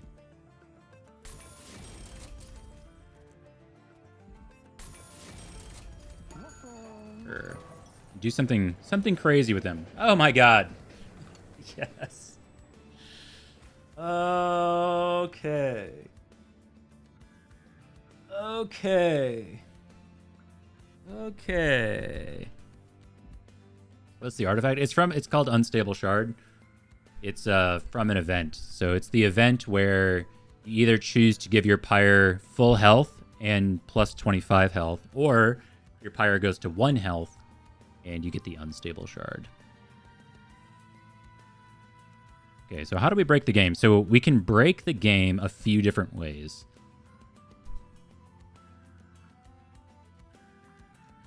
We have options. So we have Scrivener. So this is pretty amazing. So we could have just 1 million Scriveners.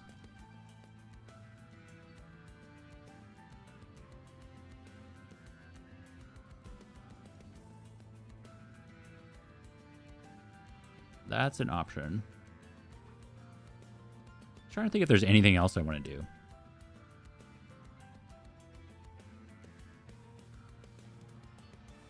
If we just play however many Scriveners on turn 1 with the Bogworm's Growth, we can just draw the entire deck on turn 2, like all the spells in the deck on turn 2. We can keep drawing Heaven's Fall. I think this is the play. I think that's what we do. Okay, so we're gonna go over a little trick here. You get your notepads out. This is a secret in Monster Train 2. A lot of people know it, a lot of people don't. So this event in particular, this is the Inscription event. You choose one of 3 options, and then if you go to the card that you put the thing on, you're going to have a secret code in the bottom right-hand corner here. 0s and 1s. The 0s and 1s correlate to the path you must take to unlock a secret. 0 is left, 1 is right. So this is telling us if we go left, left, right, we will unlock a secret, and then that secret is, spoilers, the otter comes back and you get the other 2 options. So how we plan on breaking the game with Scrivener now is once we get that 3rd option, or the otter comes back, we can then throw a bunch of additional stuff on the Scriveners. So this is going to allow us to get Worthy Sacrifice and Reanimate. So we can throw down a bunch of Scriveners, we can sacrifice them for energy, and then they have Reanimate, so we can keep sacrificing them for more energy once the cooldown is up.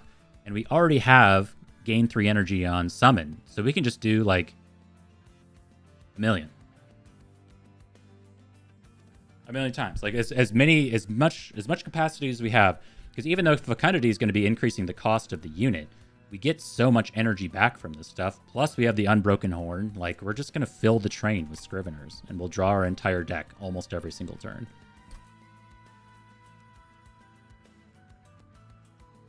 That's the idea. Oh, we can actually look at the path, right? It was left, left, right.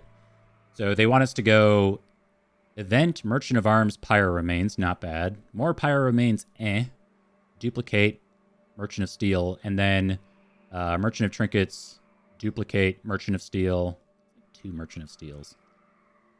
It's not bad. And then some card remove.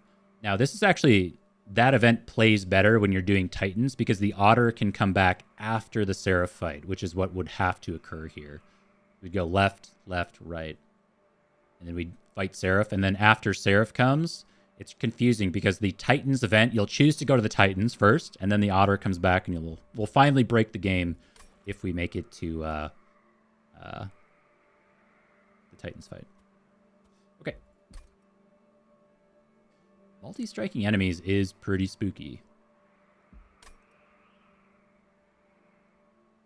The incanting guys. These guys, got this guy.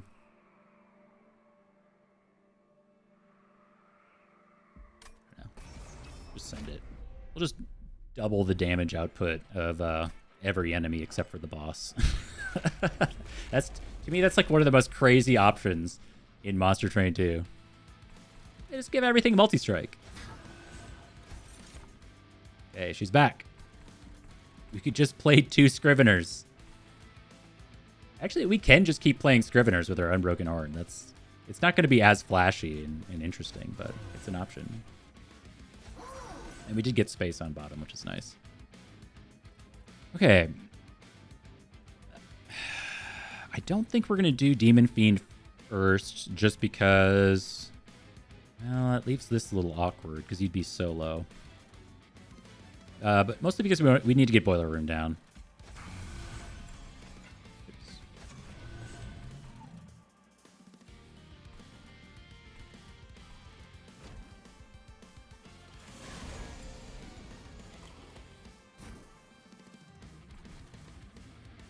A little early on the Heaven's Fall, but that's all right.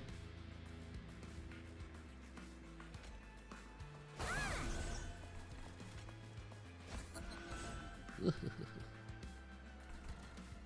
we are in Noon Moon. This guy has so much health, though.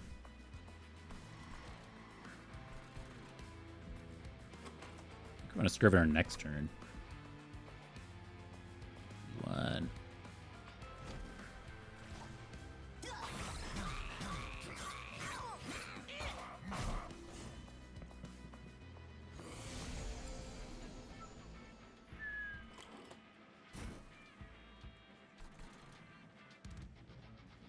Okay, we got our Impressive Imp.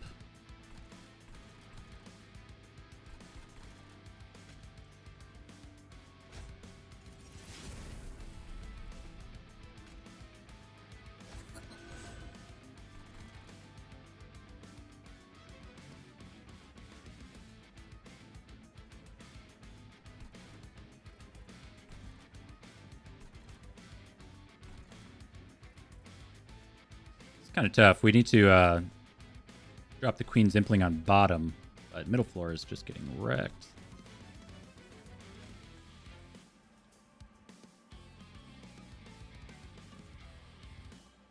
Yeah, this is a tune, so it'll do a little more damage.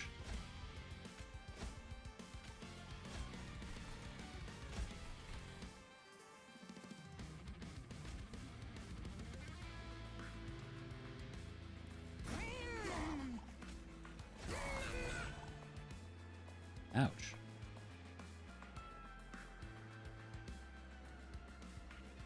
Oh my god. Yeah, because these guys are multi-striking. Yeah, this wouldn't be as scary if they weren't multi-striking. How about that? Go figure. We could moon cycle 2 more times. I don't think that makes a difference. Or does it? Why is this happening this way? So 12 damage goes here, this, and then here's where the 24 comes from. You then attack for 85. You should die, and then shouldn't 60 go here? Why is this not rolling through? What am I missing?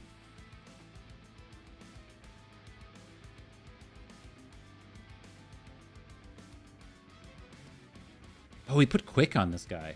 Shit, that's right. We upgraded him. We've downgraded him. We downgraded him for the moment. Okay, so if we phase the moon twice, that would be plus 10 damage. It doesn't actually change the math. Shoot.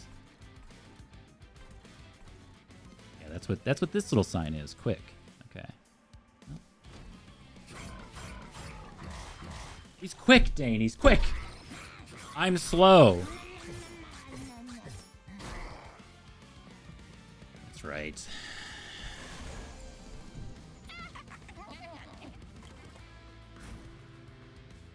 What?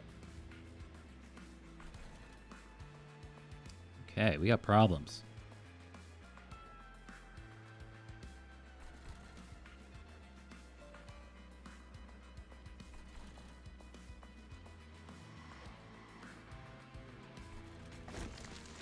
Oh my god, we got problems everywhere. If we do this, I mean, you still don't live. We need to do this here. And you're getting through, doing way too much damage. Boy.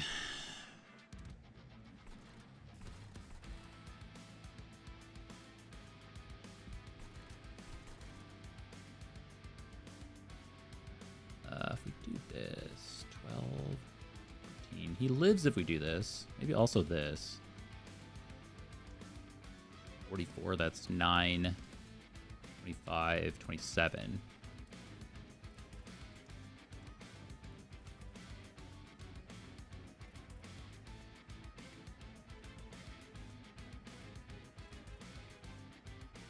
Versus this, which is 12, 14, so it's 6. So this is better.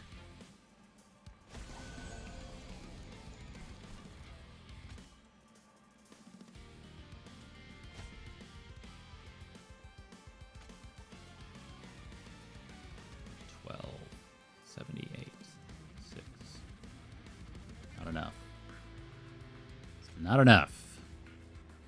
I can do this here. 86. You die. 15. God, this all sucks.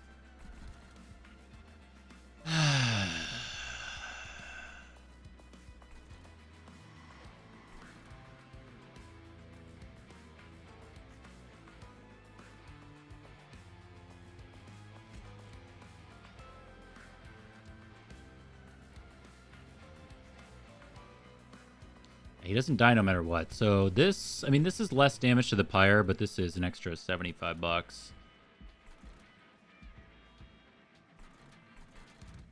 I think we're getting a bunch of healing though, aren't we? Heal, heal, yeah. So not great, but we can handle it.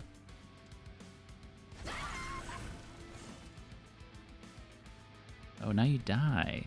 Ugh, I forgot about that. Okay, it is new moon, but we'll advance the plot a little bit. Someday, actually, if we shadow cast here, the quick goes here, we save a bit of damage, and then we get 83 here. Yeah, I guess that's better.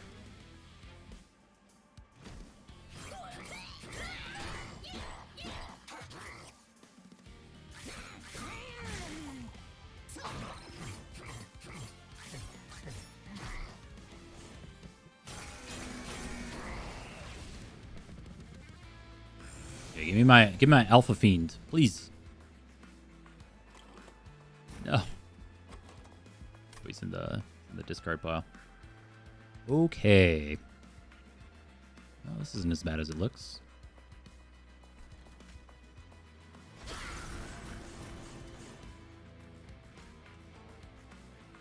Oop.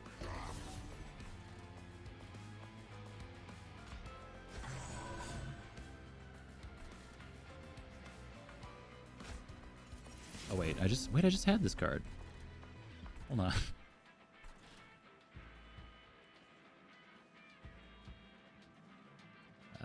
This is 12, this is 16.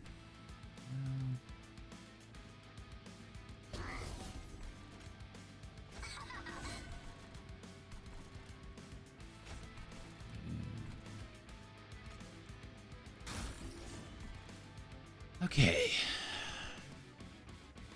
I think we just fragile you because why not? The other options aren't that great. Maybe we'd put it on the Horned Warrior in the future if we got the Alpha Fiend down.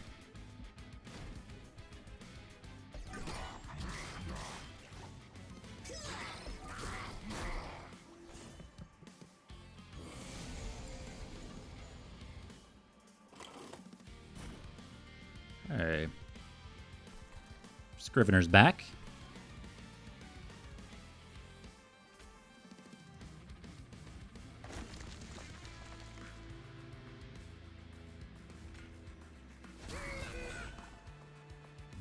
No.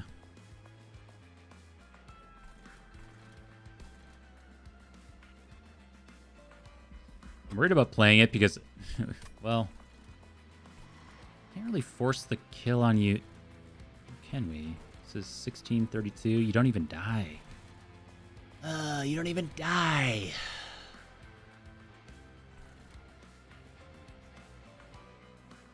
It's more of a capacity question, less of a question of do we want another Scrivener down. Let's just send it. Maybe it gives us a Heaven Fall.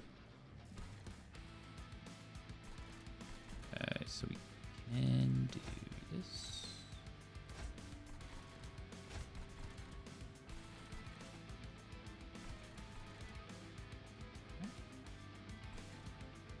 I'll save that for next turn.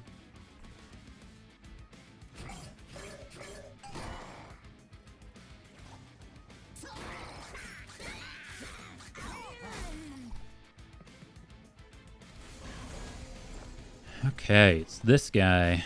And I do get my Alpha Fiend. Unfortunately.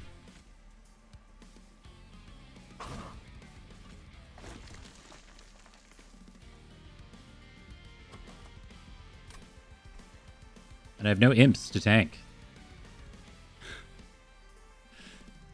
That sucks. Uh-oh.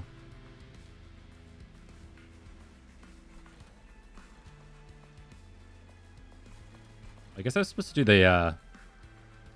the horn break on the boss, right? Does that do anything? Does that break? If it's piercing, does it get through Titan Skin to get away 2 stacks?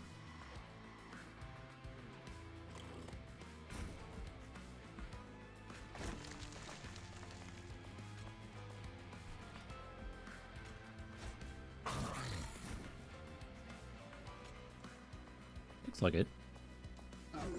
Nice. Okay, something. Now we want to draw. Moon Ritual. Starstruck. That's pretty good. So we can do... I'll do it up here, actually. Phase. Do a little bit of this. Roll this up here. That.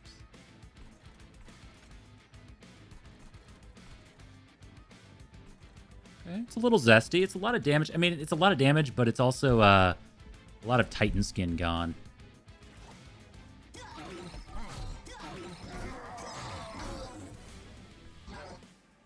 Yeah, we had like 1 imp there. So good. Oh, man.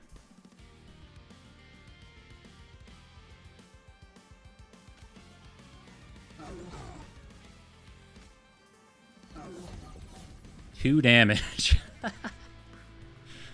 Oh no, I have no space.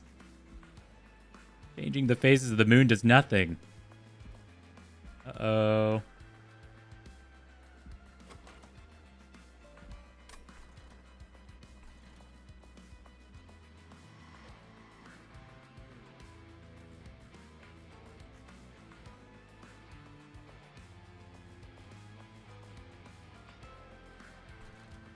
Well, I mean, there's nothing to do. Actually, we could heal this guy.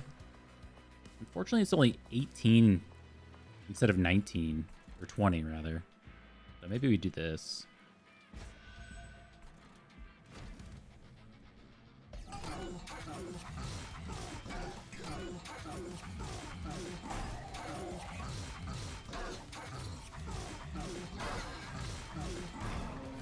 Okay, a lot of Titan skin gone. How's it looking? Pretty bad. Please draw me something amazing. Pretty good. Do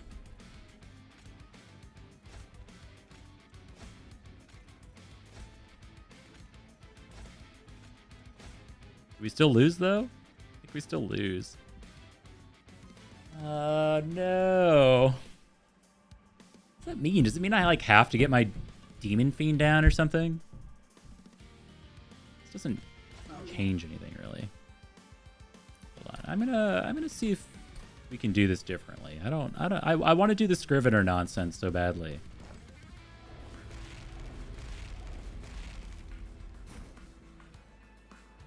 Like, how do you do this differently? You can't just get Demon Fiend down. You could put these guys on top. And then what on bottom? Nothing? That does get them more stacks. Or middle, and just leave bottom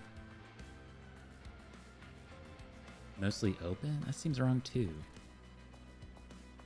Just that we have more capacity to play with on top, which I really like. This is weird.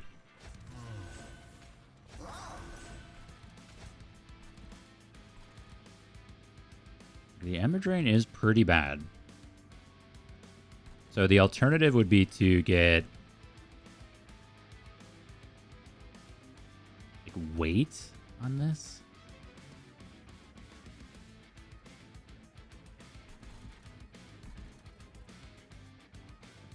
I don't know, it just seems really weird. So we could do this on bottom and then try to Demon Fiend top or something.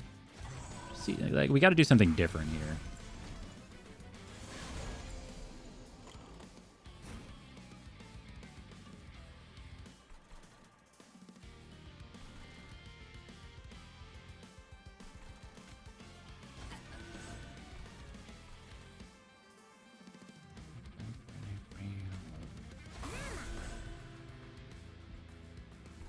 Okay. I wonder if we ever just, like, put a tank down. Probably.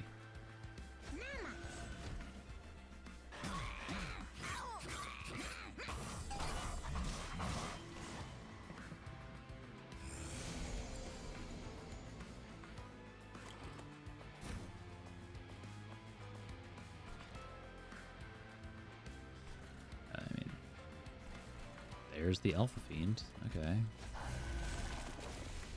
Do this. Do this.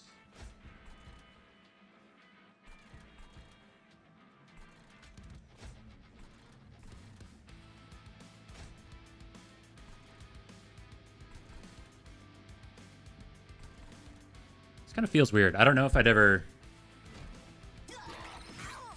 under normal circumstances, prioritize Alpha Fiend this much. It's a great card. It's just, it's hard to get it down, turn one. Great card, great unit, whatever. Okay, so that'll be trampled down. That's nice.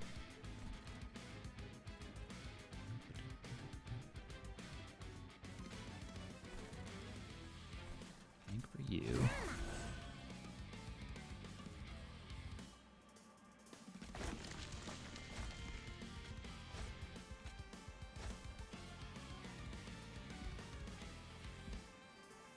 Okay, so Quick is killing this guy now. He's super nice.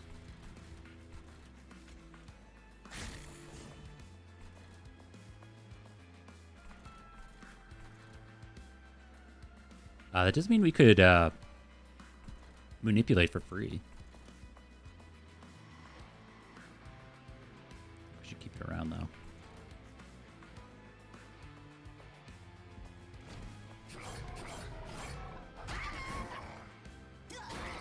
Yeah, it was more so that because I played Scrivener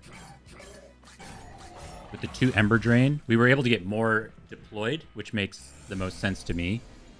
We were able to get more deployed, but the Ember Drain meant that we were never stacking enough energy with the Unbroken Horn to be able to really do anything else. And that's where a lot of those problems came in.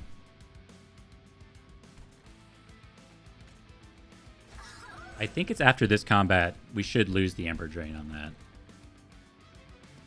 But we'll see. God, it's so much energy.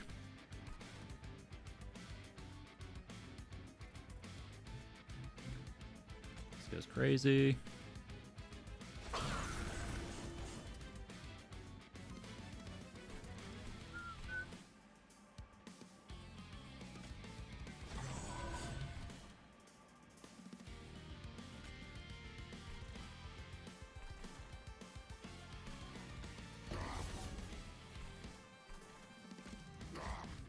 Ugh.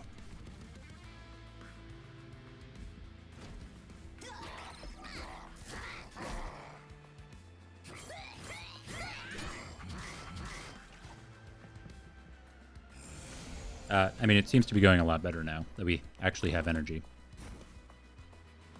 Okay. Yeah, now I think if we want a Scrivener now, we probably can just do that.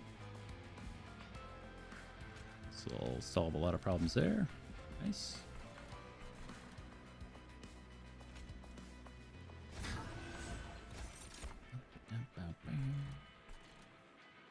Ew, we could even play this bottom for free, draw a card, have it die, and not be that much worse off because we wouldn't have to deal with the Ember Drain.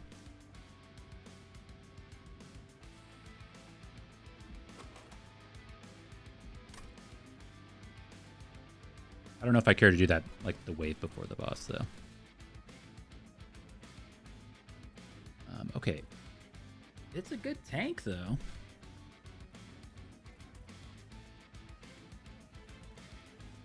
I just don't really want to draw Heavenfall here is the problem. Okay. This I accept.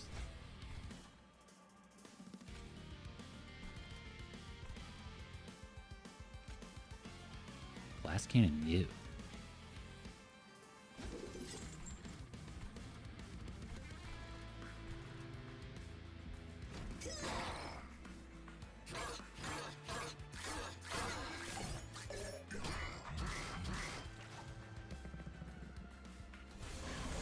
Show me Heavenfall. Nice.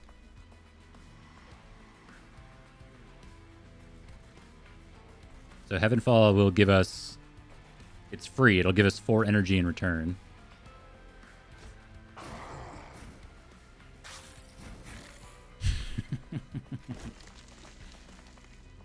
So good. It's so good. Okay. A little bit of this. This doesn't matter.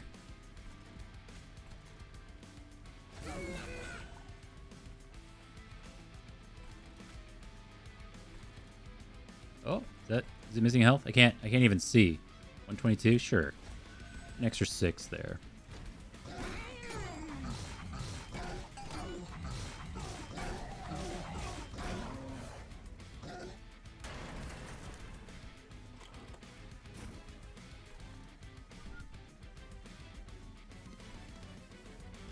Draw. Duality's beautiful draw right now. We'll get a little bit of conduit going.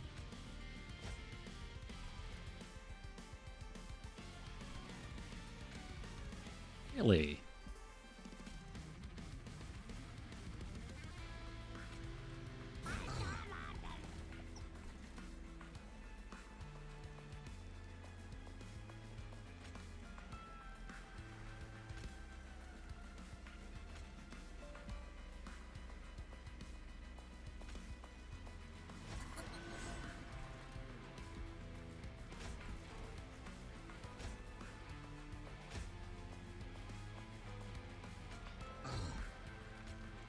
Oh, shit. God damn. No. It's okay. He's dead anyway. I'm not going to undo that. I forgot to daze him. Freaking moon cycle, man. Anybody play Magic the Gathering during the day-night cycle stuff during Innistrad a couple years ago? Reminds me of this. I just don't want to do this. I don't want to track this.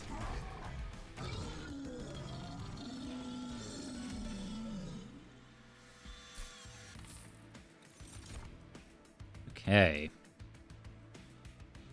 Moonrise seems extremely unnecessary. Moonlit Glaive is nice. It's a lot of damage for us. Probably just end up taking that. Then again, we do have Moonbeam, which is a X cost card for a tremendous payoff eventually. So that could be like, I'd say it's not that amazing, is it? 20 damage X times. We'd have to get it upgraded a lot. It's like if we throw 20 energy into that, it's only 400 damage. You're going Merchant of Arms, Merchant of Steel, Merchant of Steel. So no, you're not upgrading our stuff. We'll do the Moonlight Glaive. Ooh, 2 random imps. I don't hate that. It's 400 plus. It is plus Conduit. You're right. I still think Mage Blade is also plus Conduit, so we're fine. Oh, yes. I found one. I found one. Everybody fucking knows. Day-Night sucks. Day-Night was the worst. I remember I went to pre-release for that Innistrad set, and the judge who was there like had to inhale. He was like, okay. You know, they had to mentally prepare themselves to talk about Day-Night. It was so stupid. That poor judge was walking around the entire night trying to, I don't know, express, I don't know what.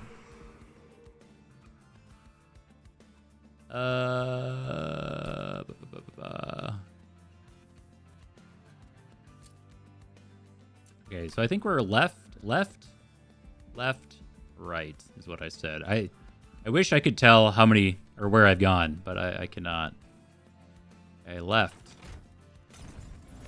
Event, let's check here first. Ooh, Luna Cycle Staff. Okay, that does something. I knew I'd find one, man. If you were around playing Magic at that time, oh my god. Then again, like you went, if you did it on Magic Arena, it wasn't nearly as bad, but tracking it in person was awful. We're not going to Leaky Pen, because that costs us... It's not -1 energy per turn. It's like... It's a lot of energy. So I think we'll just do 1 daze to a random front enemy unit. Straight upside.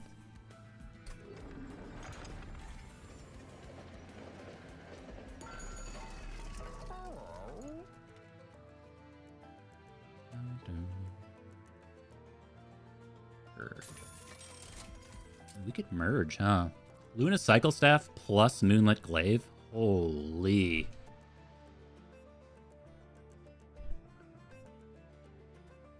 That's a weapon.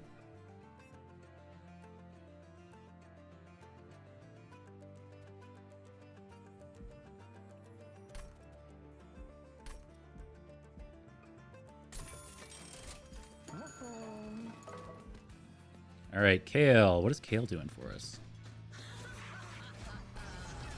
Lifesteal and plus 12. That can get a little zesty. We'll see. I'm going to get some more water. 1 second.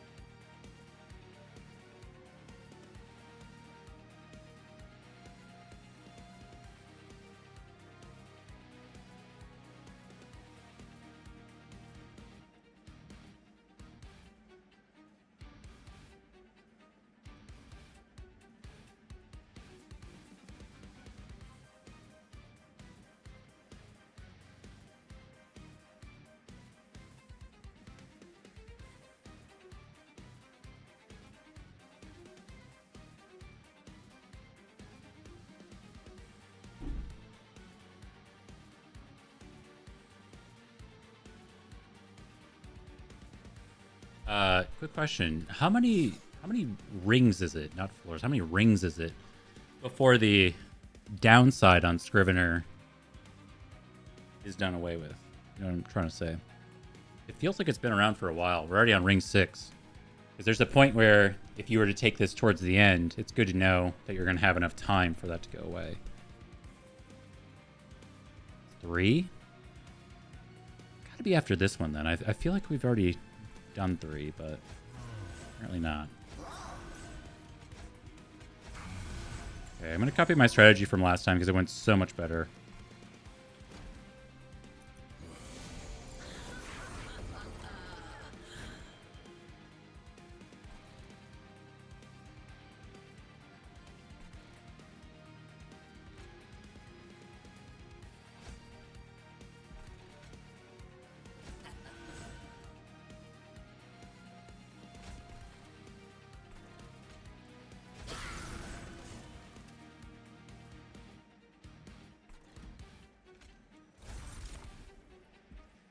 Not Transcend Imp. Okay. Well, there was a chance. Is that a consume card? It is.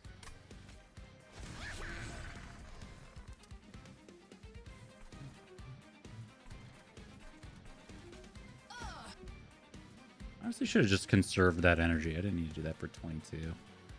Yeah, whatever. I did the thing where I like went and got a bunch of water, and then as I was walking back to the office, drank 3/4 of it, and I was like, God damn it. And I went back for more water. It happens. Ooh, choices. So, get Alpha Fiend down, or do all this other stuff. I feel like we gotta get Alpha Fiend down. It's just like not doing Starstruck plus permanently scaling up equipment seems wrong. Because this is a lot of damage. 67 already. So that would one tap you, save 32 damage here, and then we could just Dazed Kale, save you. But then we just don't see Alpha Fiend for ever. You know?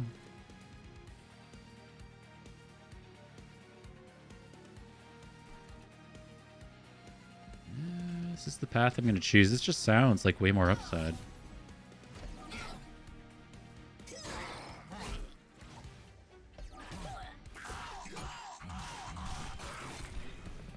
I knew I was thirsty. This is the thing I've never understood about people who stream a lot. I see them yapping all day long, and I'm like, dude, how are you not constantly going to get water? Like, I'm just dehydrated watching you talk all day. It's never made sense to me.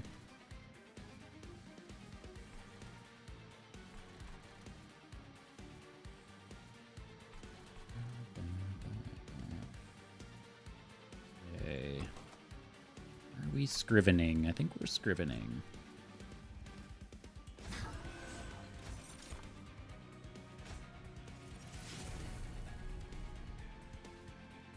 Alright, not really what I was hoping for, but is what it is.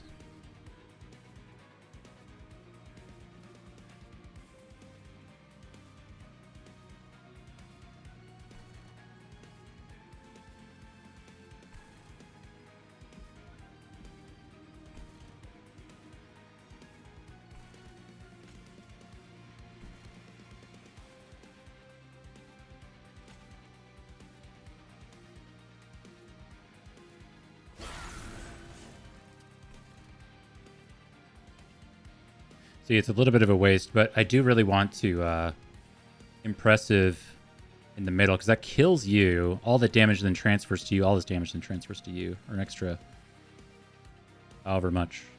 74 minus 15.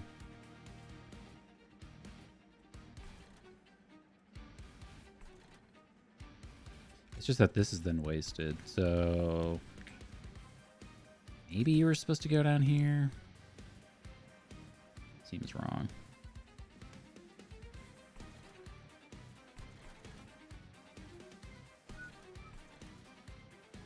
Whatever. Nah.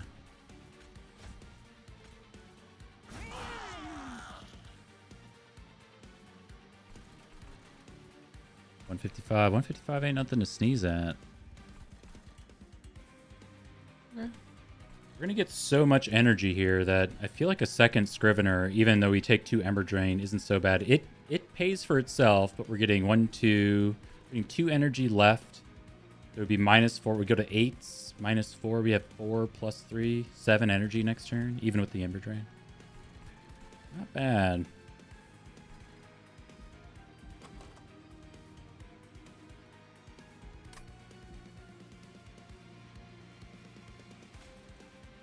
Then we don't get our... No, we need to have room for our Moon Pixie.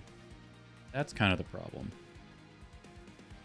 So we could put this here as like Sacrificial Scrivener. No, it doesn't die. Well, I think we just hold. We're just going to hold. I just want what we have in the Titans fight right now. You know, like, we gotta get there. Gotta get there. It'll happen. This guy has 30 times 2 damage. What the hell?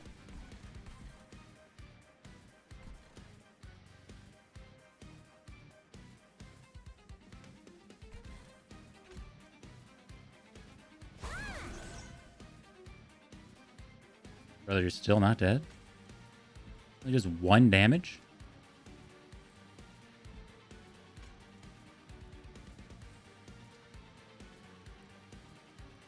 Help? This is lifesteal.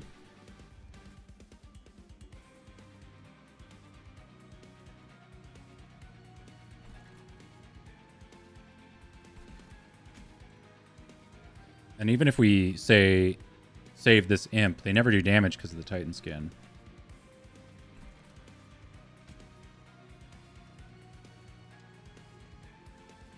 Who's dazed? You're dazed.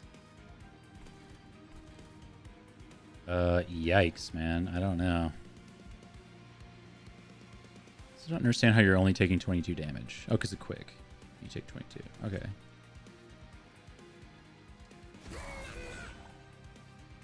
Yeah, Lifesteal Kayle with these guys, the Chosen Bastions, is the most difficult. And this isn't even the most difficult version of it. The most difficult version, I think, is when Kayle starts down here, you kill this thing, and then it just, Kayle rides the train up with this thing in front. It's got 15 Titan skin with lifesteal, and its damage keeps going up. I mean, I've been wrecked by this unit so many times. It's brutal. You can go. Yikes, man. I don't know.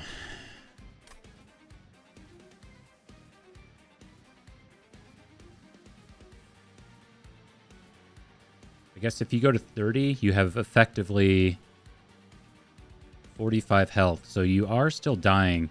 Does lifesteal trigger on the higher? So we take 42 damage. Is that right?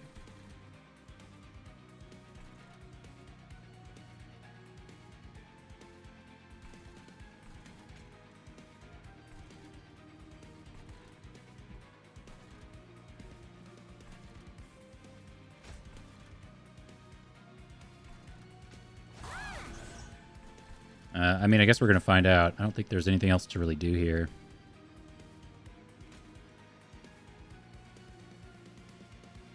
Like, we can put this down, but it doesn't do anything. Yeah.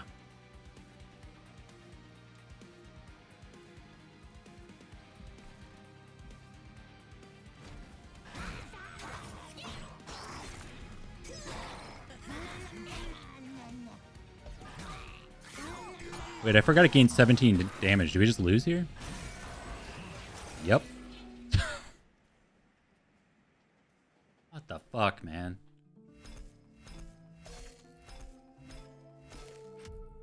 Oh, that sucks. That run was so cool. Oh my god. Forgot about the 17 damage. Maybe we just need to get the Alpha Fiend down again. I don't know. I want to redo that battle.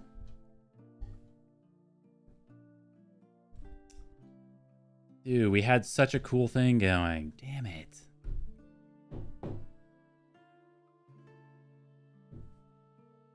Lifesteal and 17 damage on a 15 Titan skin unit is just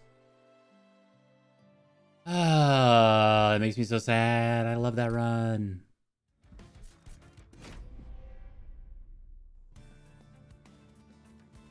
You want me to play Umbra?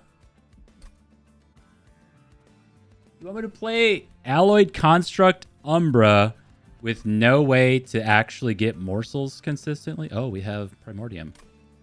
Well, then. Maybe I'll come back around on that one.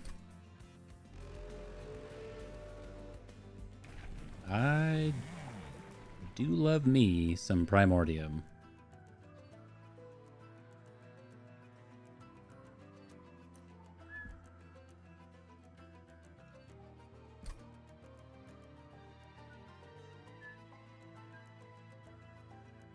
We don't have superfood, and we have these dorky plinks.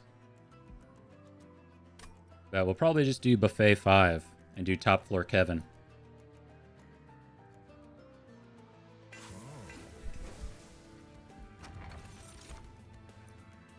Ooh. Morsels entering with Damage Shield 1 is kind of fine, I guess. I don't have any equipment. I don't think this does anything now, but... If only we had superfood. You know?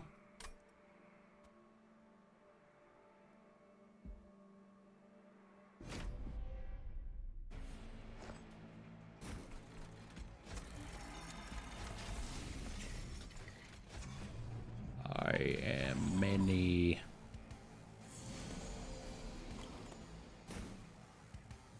Blink me.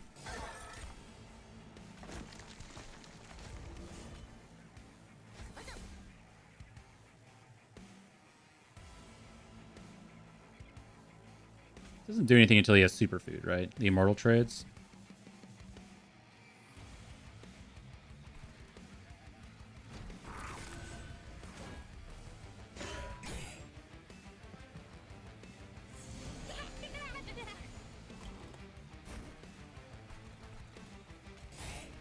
I love planks, dude. Love planks.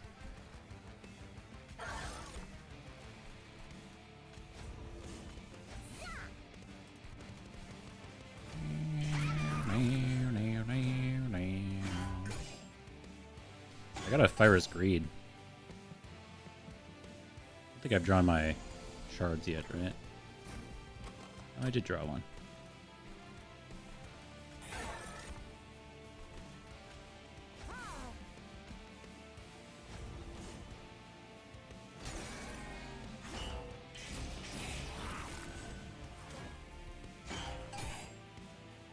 Damn, that was a cool run. I really wanted that one to go with the Scrivener nonsense. Oh my god, we're so close.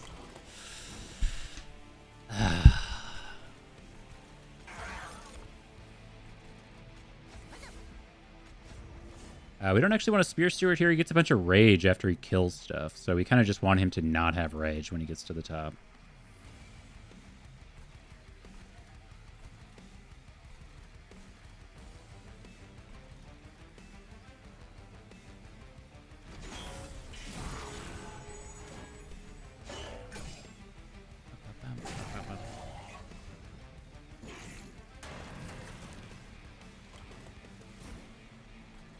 That'll do.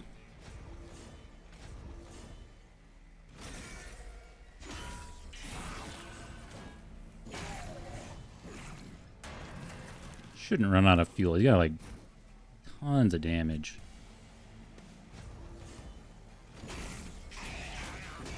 In there, Kevin. I think you can dualism to get extra fuel, though we shouldn't really need that with Primordium. Hey, there's packed morsels.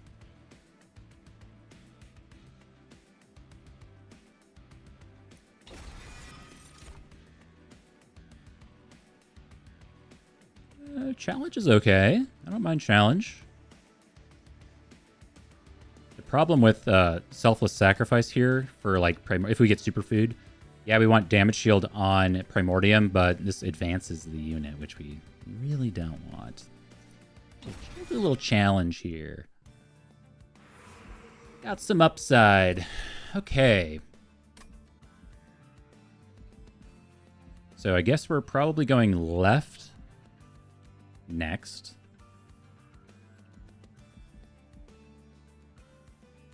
I really want this Merchant of Steel, though.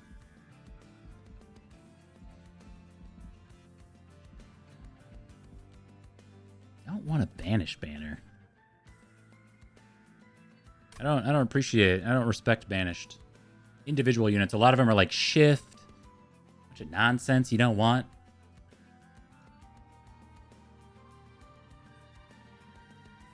What up, Micro? Yeah, we got to 20. How am I doing? I'm doing good. Still loving Monster Train, even though the last run broke my heart. Joy wouldn't feel so good if it wasn't for pain, you know? A little bit of that's got to happen.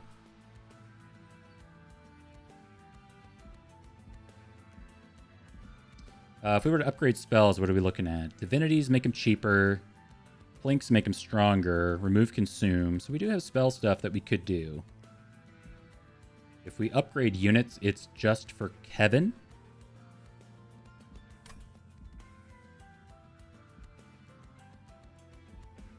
I really don't want like 2 Merchants of Magic in a row and then finally upgrading over here. So I think it's the best. Out. I'll go this way. Okay. Hey, Firebrand. Firebrand's great. Yes.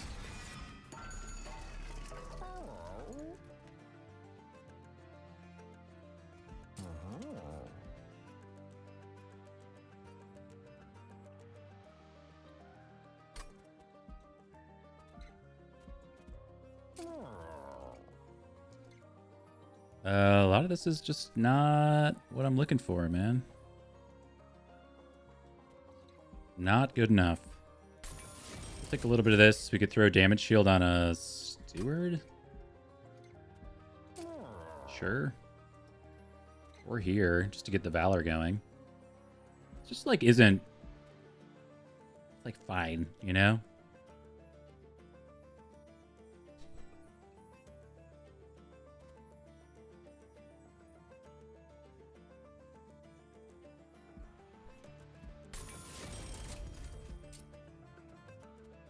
Does not spark joy. We could throw oh, dude, it's Legion.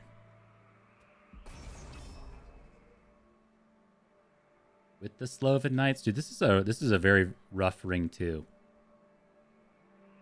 You can get the healers in back, and then this guy, as long as they're the front, so you can have this guy in the front and then the healer in back, doing 10 damage with 70 health.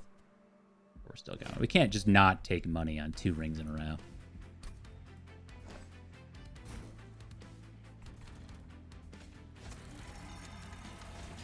Kevin's just gonna eat up top.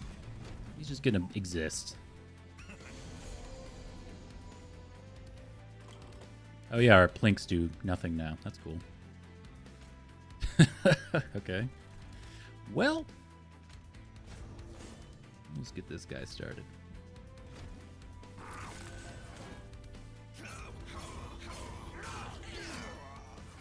And Firebrand's so good. He almost gave himself a 3-cost divinity on turn 1. He got 8 Valor already.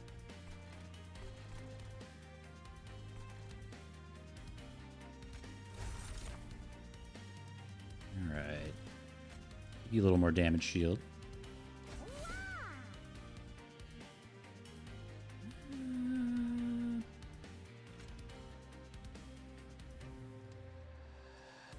We kind of want him to have damage. Maybe we'll give you some damage shield.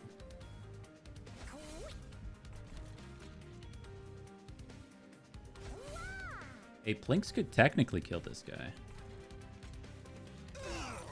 Oh, or that could happen. That was not likely. Okay, okay.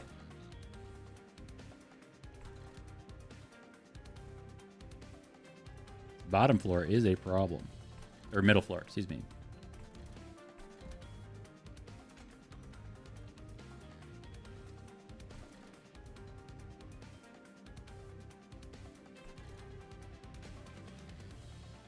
I guess this kind of helps. Kills 2. Yeah. That kind of helps. We could do this.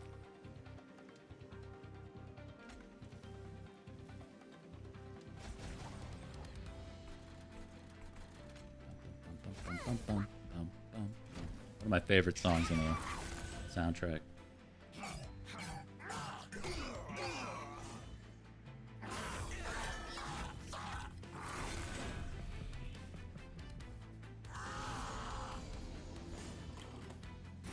Okay.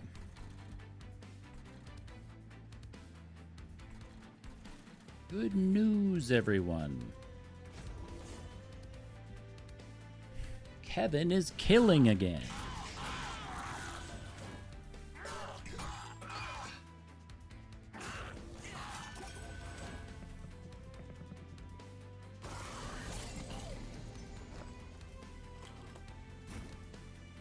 Oh. Well.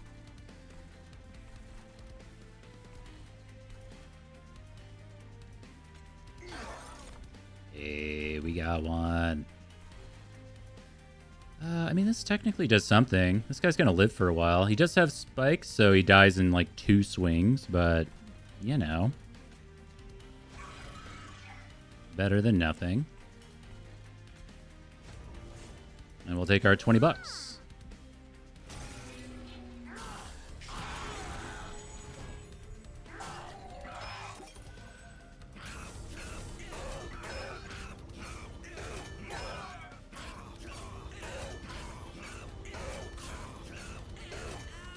Firebrand go. He's so good. He's just like, he just almost soloed a boss. With 2 piddly upgrades.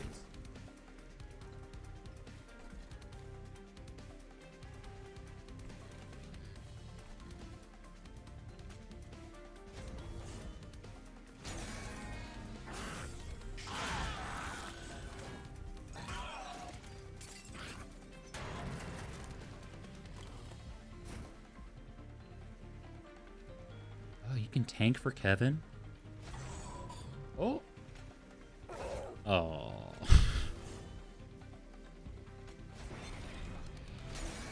Hey, 10 bucks for the road. All right, not so bad. Titan skin was more annoying than anything there. Temper Assault's okay.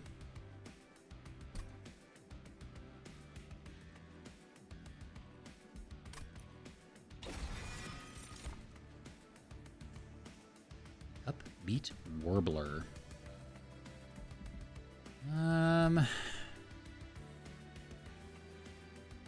So Upbeat Warbler could go behind Firebrand, but he's almost better after he takes a bunch of damage because the Valor stacks, and then he just does more damage in return. And of course we can't put him up top because of capacity reasons, and it just doesn't have a home here. Selfless Sacrifice on Kevin and Firebrand is pretty okay. This cost us a Calcified Ember, though. Let's take it.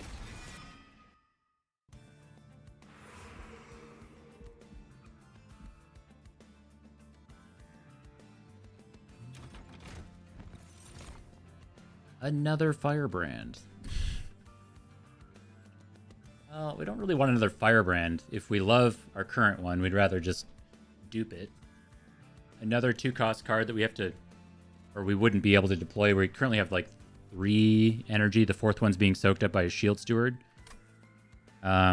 We could do just a Steadfast Crusader. Okay.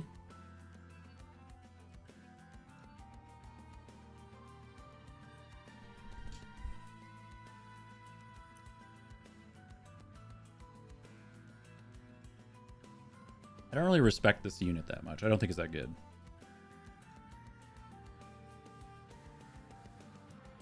We have another banner? I think we have another banner, right? We have an Umbra banner.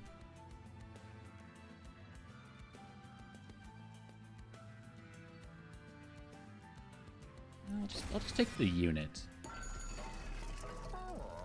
Hold over, huh?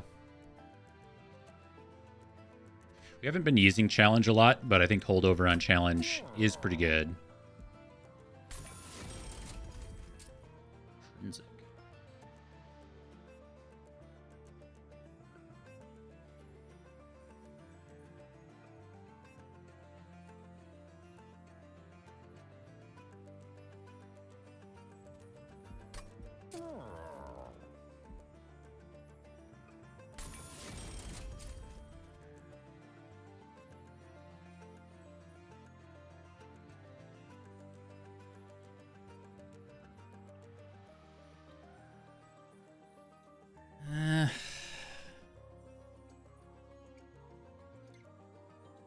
I don't know. It's kind of weird. You can hold over Antumbra Assault. I think most of the time we're able to do this. 15 damage falls off by the end of the run, though.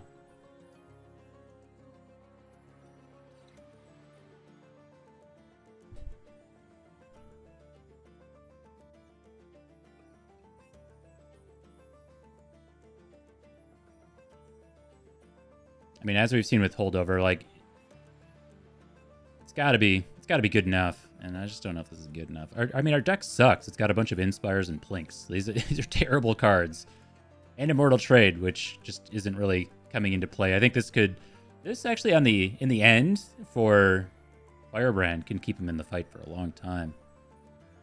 But we got to get there. Let's do this for now, and we'll look at our event. Okay.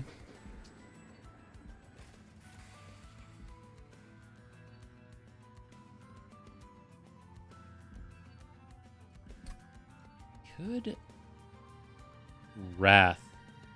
I'm trying to think about Firebrand. So this is going on Firebrand. He's got 50 health. He gets a bunch of Valor and armor and stuff. So we could just give this to him to give him a full heal and some extra armor on top of it eventually. Or we could just Wrath. We could throw Wrath on Firebrand because eventually it's a lot of damage. Or we could throw something on Steadfast Crusader, because that does kind of work with his ability. It's just that it takes up a slot, and we haven't been able to upgrade him yet. So we'd prefer not to do that. We'd prefer to put it on Firebrand for the free extra slot.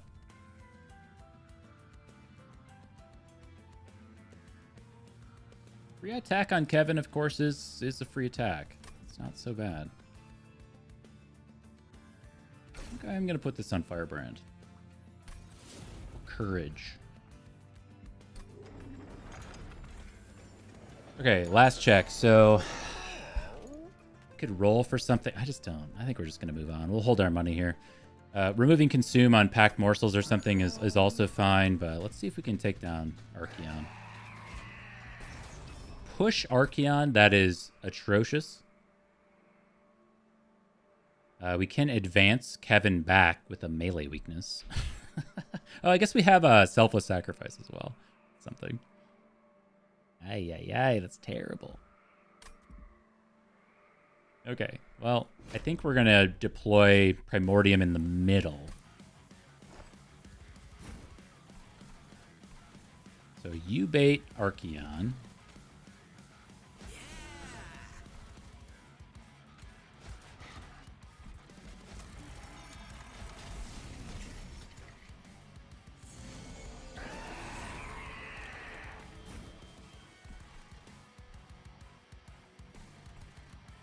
Look at this garbage hand, man.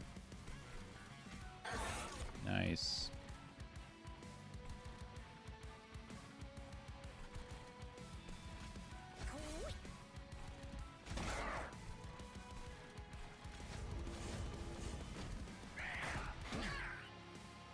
Come on, Superfood. Well, we gotta make it through this first, but Superfood is where it gets real fun.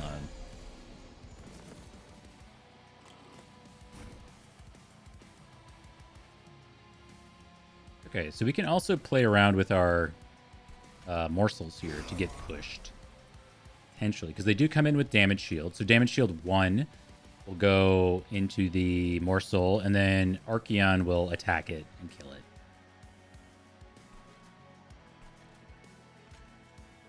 So the push will be avoided.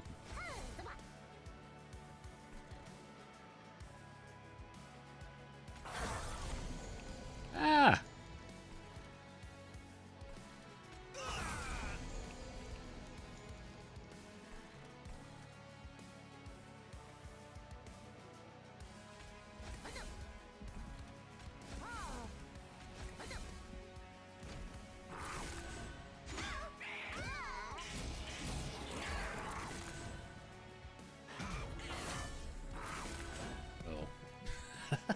We didn't do anything to that guy.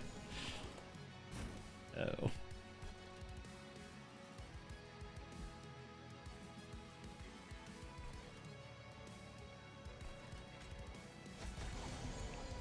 That hardly did anything. Are you kidding me? Oh, that sucks.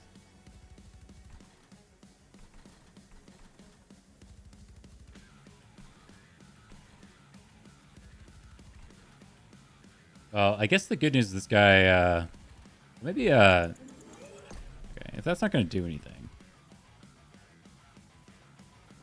then we'd be better off either doing Divinity somewhere or doing like this. And I think it's this.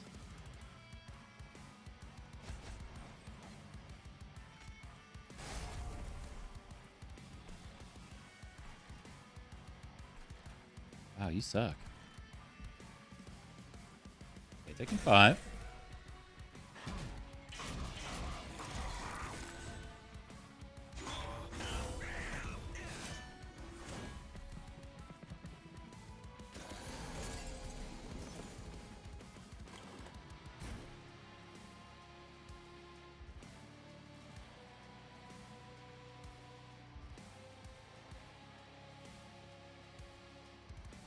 Guy has like no health and armor. So you do 23 damage. 23, 28, let's say. 30. Okay, so that is enough to just do a single hit. And it's only 1 damage. Actually, with Fire's Greed, it's not so bad.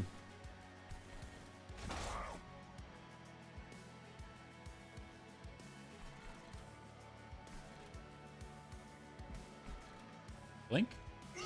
Hey. We can do this.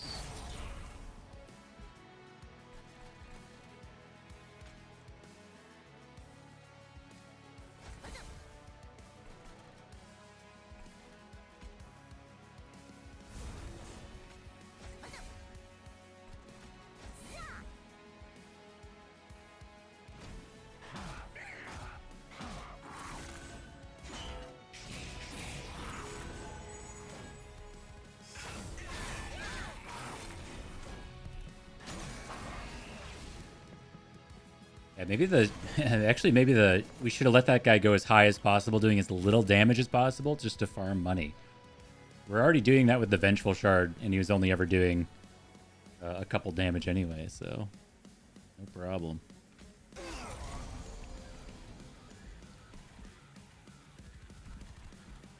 Okay.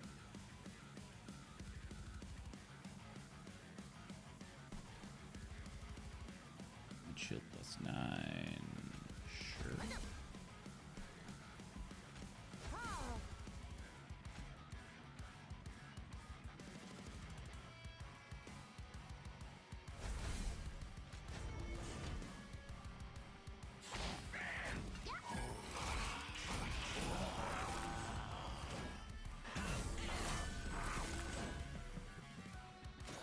You get like endless Primordium and can just keep him at 3 stacks or whatever. That's like one of my favorites.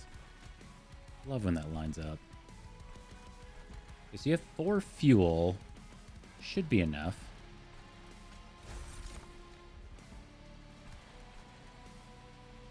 Let's see, little damage shield.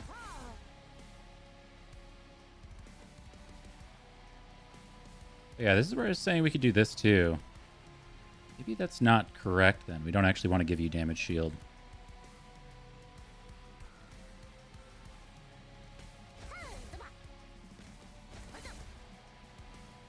That didn't change anything.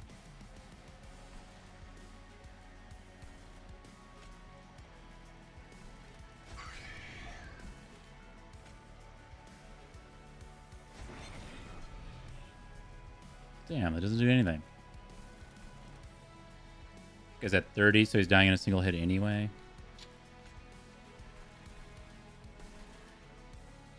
Can't Entumber assault our own units. Oh, we could do this guy. This guy, let's take some sap, though.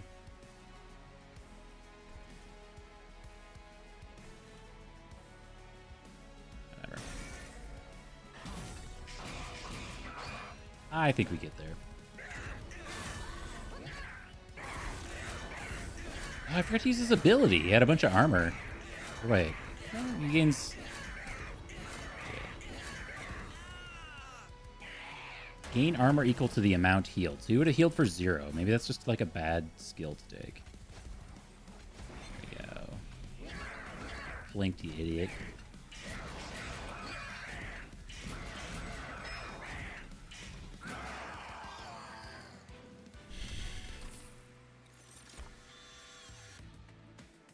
Wretch. He's pretty fun. Way to get Primordium back, right?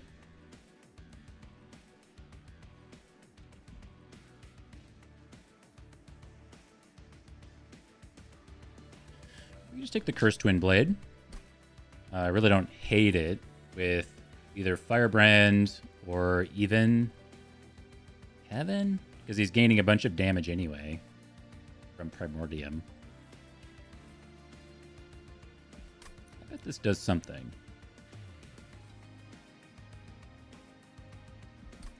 I don't know if we really want or need Wretch yet. It is just a way to get Primordium back, which I like. I think these plinks are going to fall off extremely hard, and then we just won't have fuel outside of Entumber Assault and Primordium. We can always Wretch multiple times. I'm just going to do it. I like Wretch. Another Allied Construct. Another Firebrand. Sword Maiden pulls out nothing. Yes. That's a skip. Okay, so what do we need?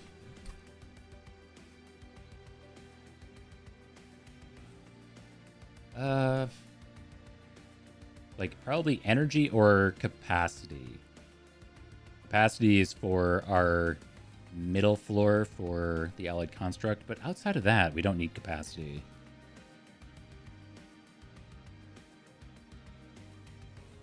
So we'll just do energy. We'll do energy for now. Energy is kind of card draw for us because that allows us to play maybe some Shield Stewards. Just get them out of the way. Get them down. Oh, I had said I wanted to do this, but I also want to do this. Need to upgrade our units. I guess we don't. We just need to upgrade Kevin. Kevin's not... He's just vanilla Kevin.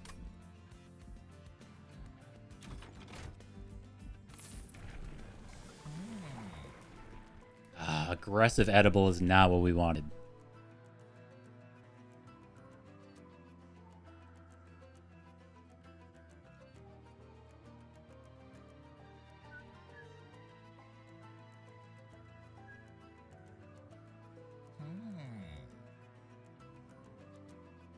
Fey 8 just isn't that great. Wait, should we be applying we should be applying Valor to Primordium. I hadn't really thought about that. I wanted to get the armor on Kevin, but it would give us more damage.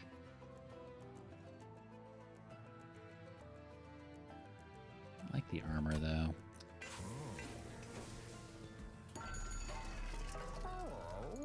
Hey, +2 on the middle floor.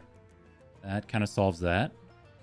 Excellent. We could do Versatile Ember Staff, but we're not playing our, whatever they're called. Scourges, Blights. For money. But we're pretty frequently playing a spell and a unit between the Morsels and whatever else. But then we would just play Blight. I think it plays really well later into the game when you're doing the Curses of Entropy and stuff. Oh, Richard Garfield. Oh, Richard Garfield.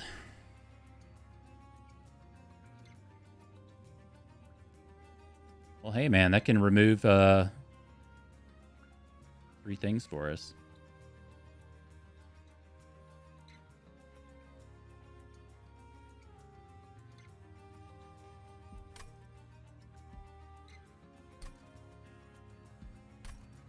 Kind of sad that I'd say like 70-ish% of the time I'm just using this event to remove 3 stewards. You know, it's like I don't think I've ever taken the thing where you pack in 3 spells, but I can see the future where I do that when I'm playing Luna and Stygian. It's just like, what you would never do that here.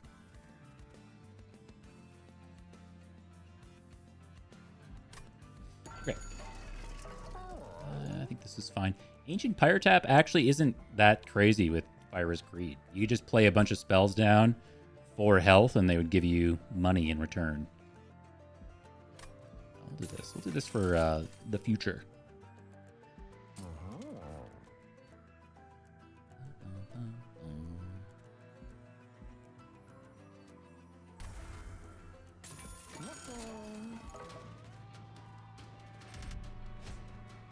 I hate Kel. Kel is one of my least favorite bosses in the game. What can you do? I'd say so far this run is very middling. I don't feel one way or the other. I feel good we got Primordium. I feel bad. Nothing else is really happening.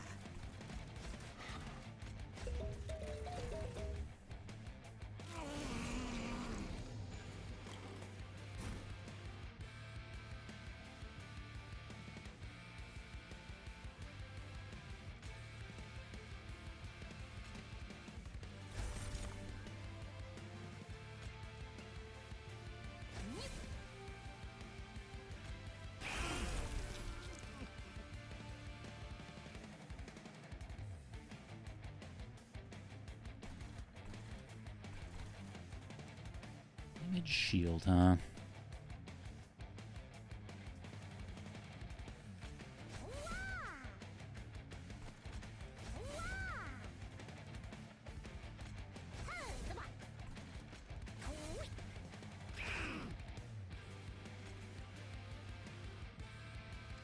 You're not dying? Oh, man. I guess I was supposed to play one of these down here.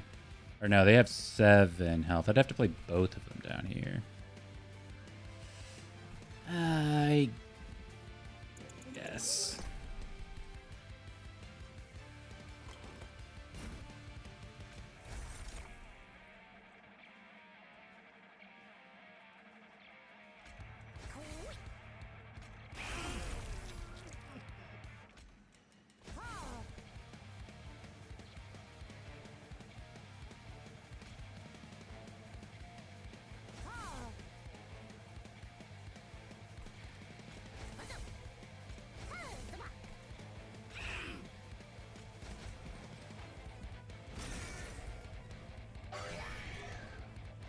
Triple dot. I've never actually taken the box and done anything with it because you can upgrade it like a normal unit, which I think is really it's really interesting. But again, like I don't really know what to do with that.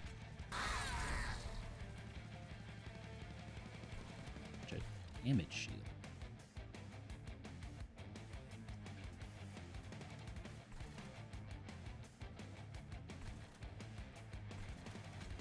I'm not going to mess around with Kel. I was going to do the Calcified Ember, but not with Kel.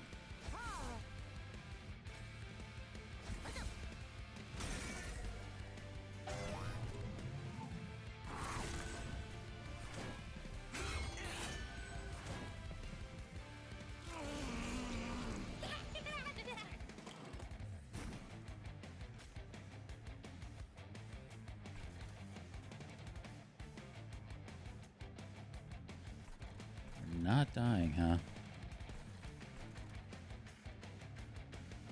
Come on, the luckiest Plink in the world. It's got to hit here twice. No.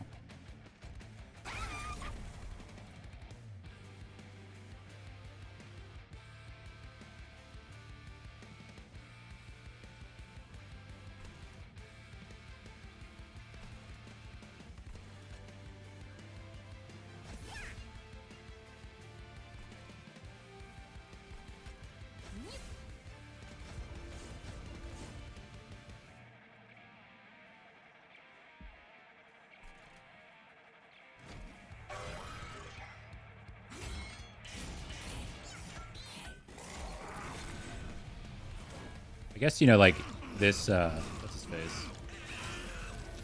Steadfast Crusader.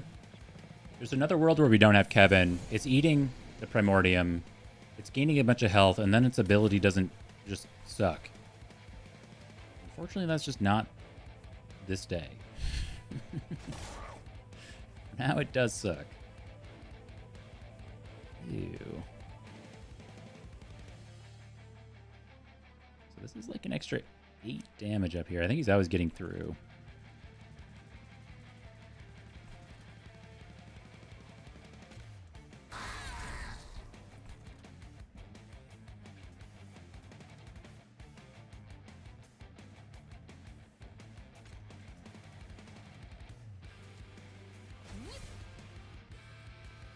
You die? Wait.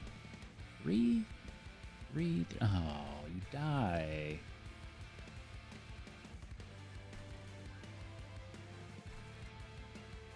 You don't die. What the hell?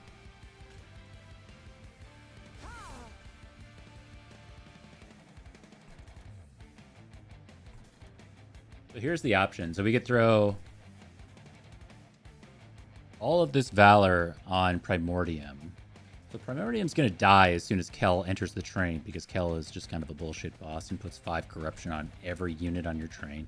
These guys are all going to die. This guy's going to take like 10 damage before he even gets to the top. The box is going to die. You know, it's just like kind of frustrating. But this is going to be what? 1, 2, like 2 eats. Something like that. Or we could just do this for the armor and gain 10 right now. And that's where I'm kind of like mentally stuck, because I'm like, I'm not sure what's better. Just gonna do this for now, because you get some damage here anyway off of these Valors. All right, so you're getting through. You're going to the top. It is what it is. We're blocking some corruption here, maybe. I don't know. Or just messed that up. We're not even blocking the corruption. That's stupid.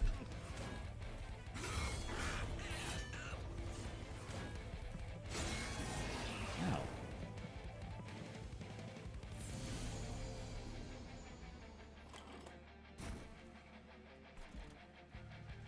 Wretch is a turn too soon.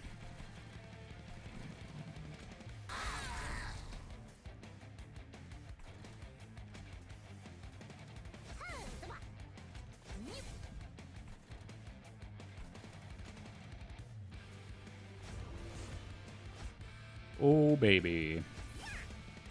Love Wretch.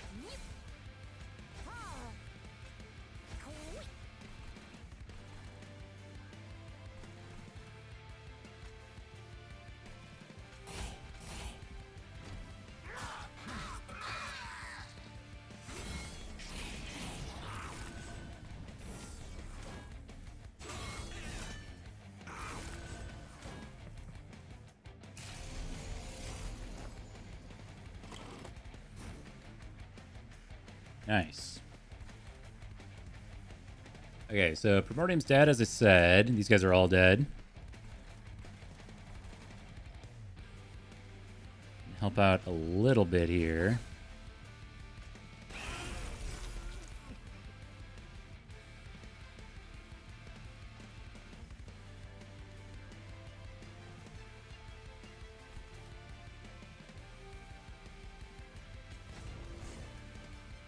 And then we can do this. So, hey, you advanced, you fool.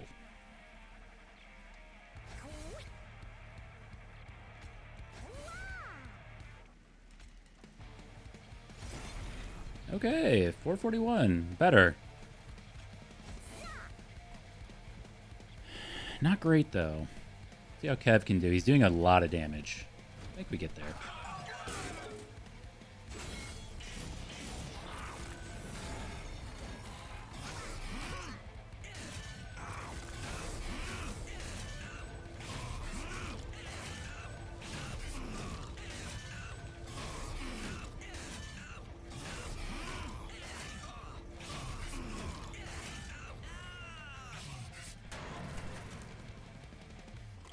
win. We win.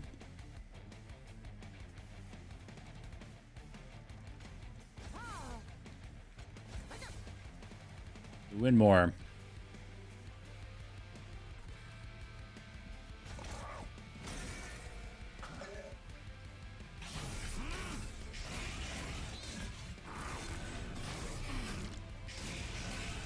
I can't believe we lost that last run, man.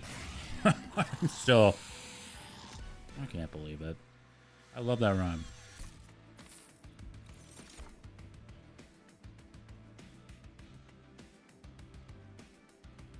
Another wretch. I don't think so. Ember Cash doesn't really do anything. It does kind of help us proc our Versatile Ember Staff, but...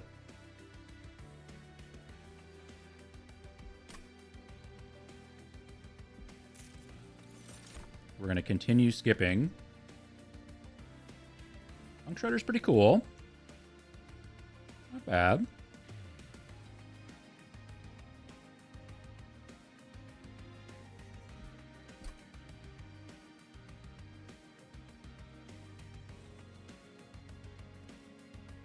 Yeah, Punk Shredder just goes to trample through on Kevin.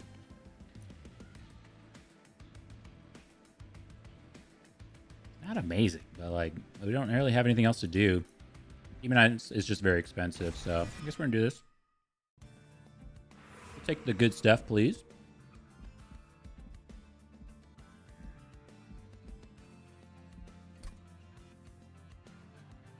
And remove is just so incredibly appealing here. The Umber Banner less so. I don't know what we're gonna do with that. Versus like dupe.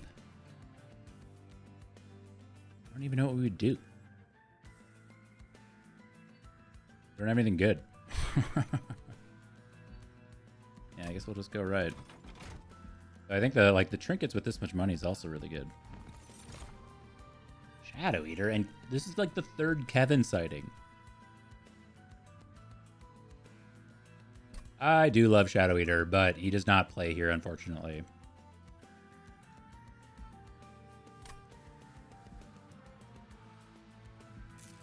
Uh-oh. Uh-oh, guys. I don't feel like this run is going anywhere. Feels like one of those Monster Train runs where you just don't find the stuff.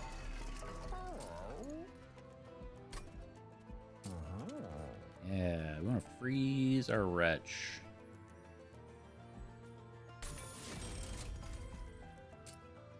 Sure.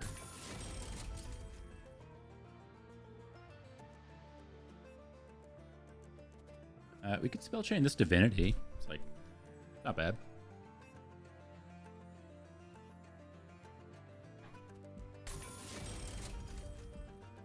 20 Valor.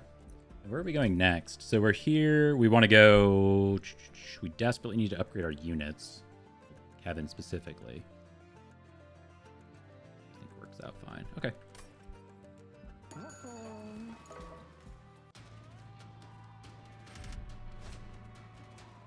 Corruption units on every floor, I think, is just a no.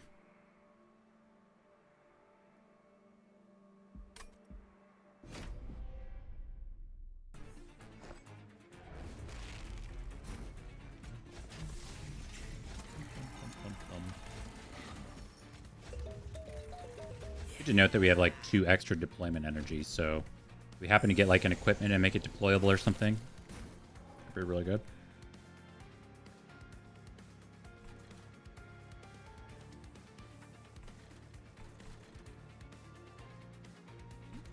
Not amazing.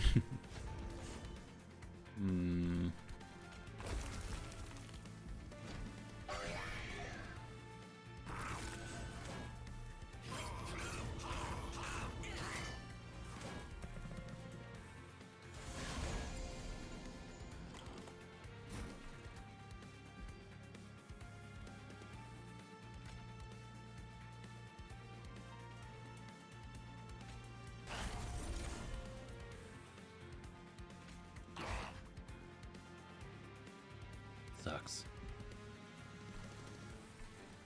Oh boy.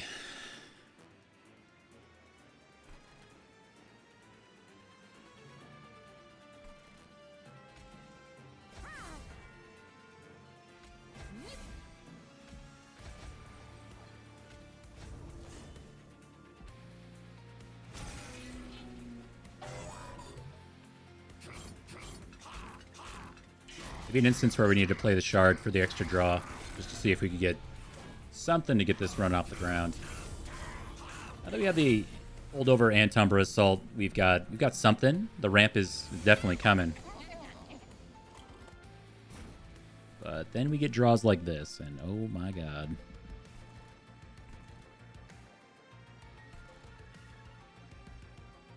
Zoinks. Okay, that's better.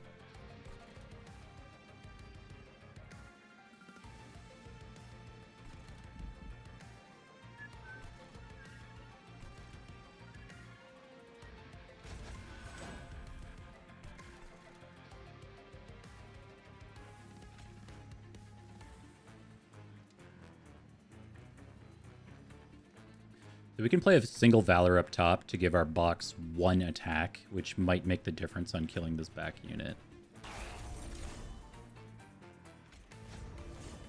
Go.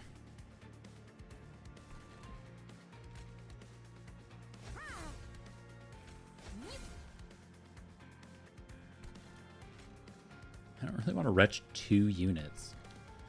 We would get back... We'd get back a 6 attack unit and a Morsel Miner. It's something. But man, next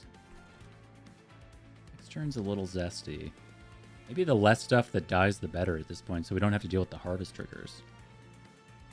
That's a bad spot to be in.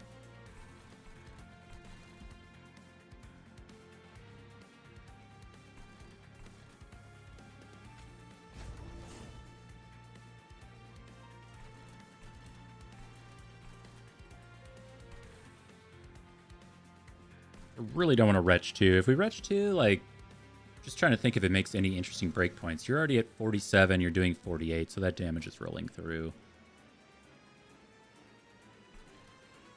Doesn't really do anything on bottom.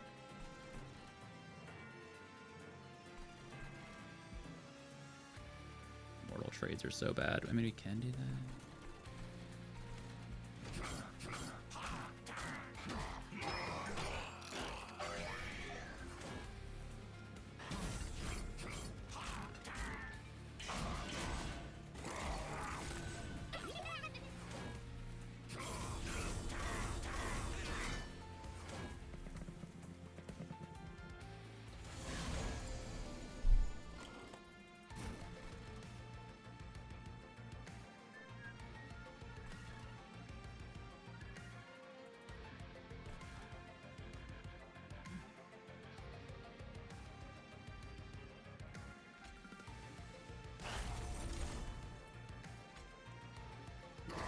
Nice.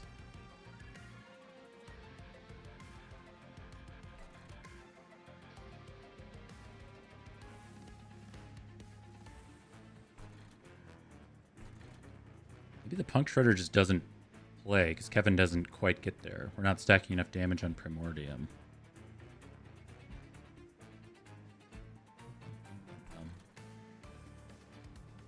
Ouch, that's brutal. Hey man, it's a lot of money, right?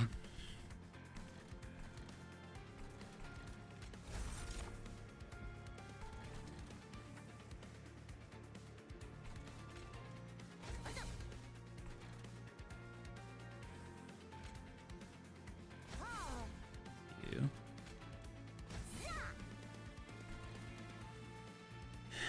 Okay, well, obviously we don't have capacity for a Wretch anymore. Shredder's just not really doing anything. Yeah, the whole idea is that once Kevin's doing like 100 and some damage, Punk Shredder gets meaningful, and we got the Mind Jacks.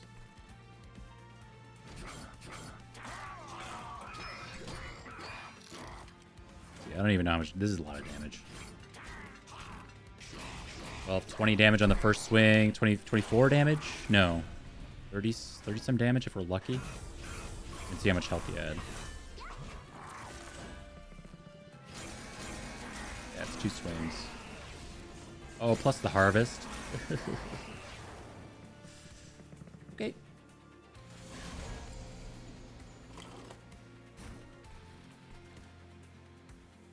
Look at how much money we have.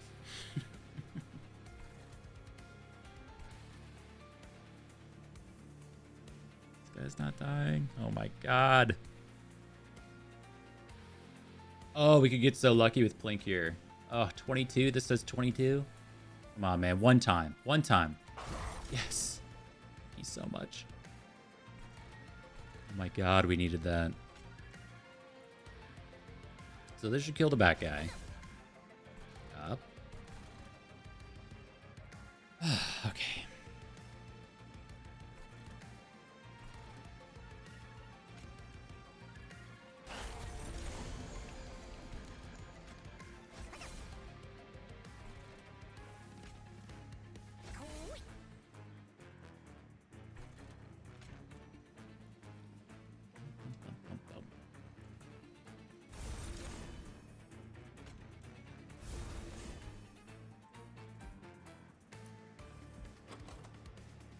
I think I was supposed to play the Vengeful Shard. I mean, at this point, the 10 money for 1 health is skewed against us.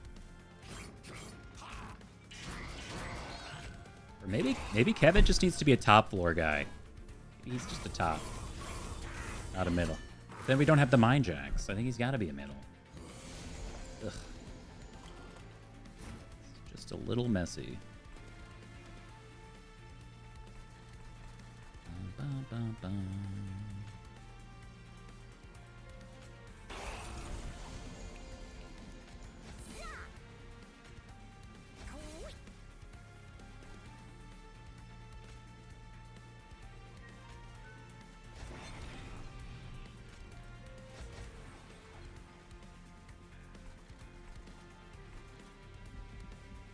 That is a big eating pile. I don't know. So we're just gonna do it. Well, let's draw. Okay.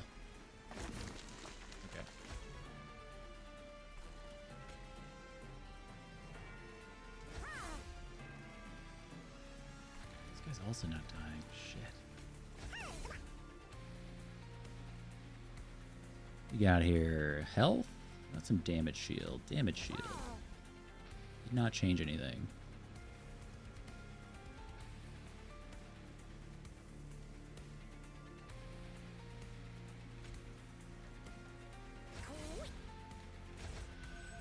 Yeah, maybe that ability was also just like the wrong pick for him.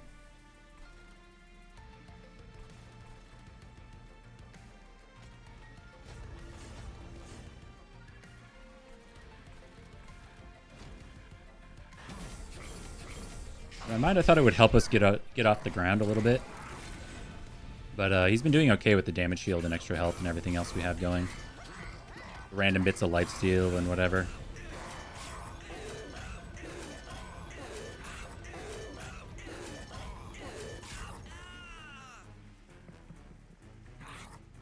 This guy just gave himself 6 more reanimate. We'll see if we do so much damage.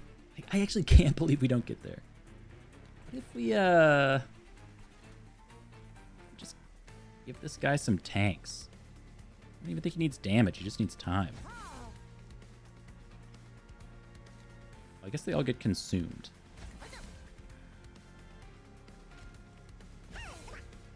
Really?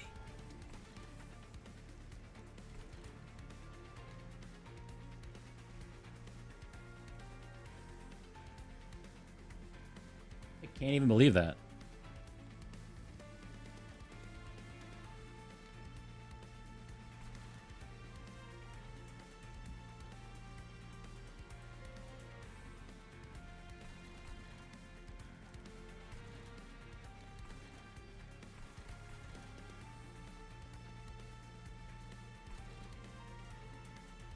Oof, man, are we like losing here? What's happening?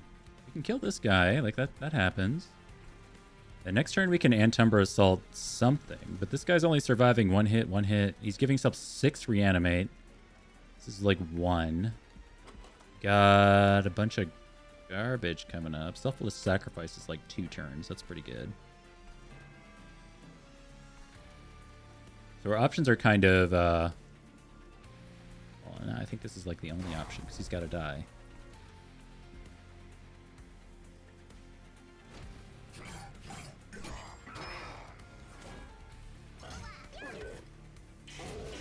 They all get eaten. What if I didn't want you to eat them? What about that, Kevin?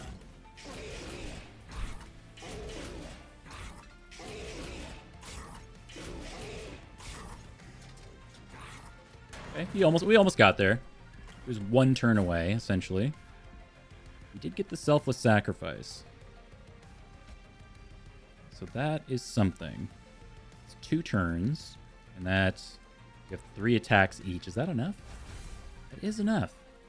Oh, we had Plink anyway. This is 2 reanimates. This is a reanimate.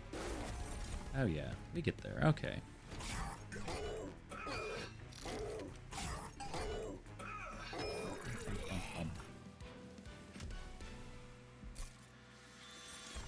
Okay.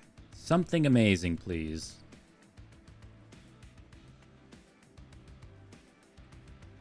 Cave in.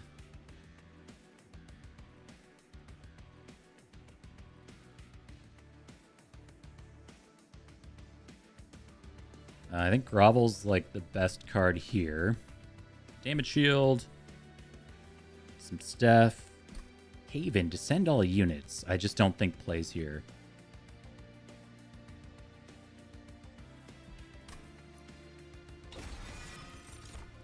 Ooh, the shield. Shield changes everything. Shield's amazing. Yep. Take that one. Shield changes like the entire run. Now it's just a matter of actually getting it into our hand, and we can go make it deployable. Downside is this is one of our only chances to actually upgrade our Kevin, our singular Kevin. And our Steadfast Crusader to make him just not suck. I don't know if we're allowed to do that right now.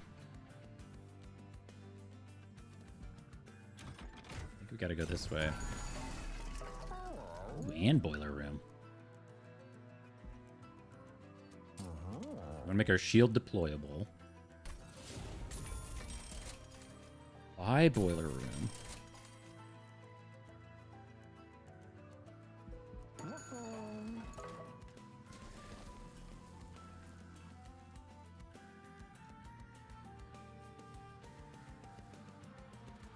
I mean, we could duplicate the shield, put the shield on Kevin as well.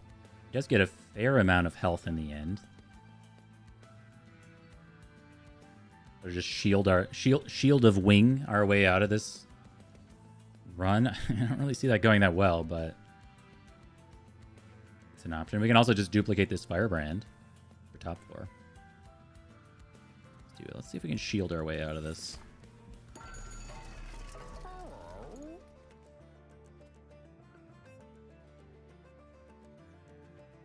Have my doubts.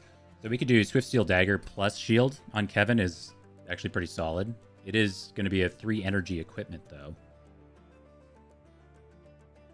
It's almost at odds with itself because you kind of want them to hit the unit to take the shield damage.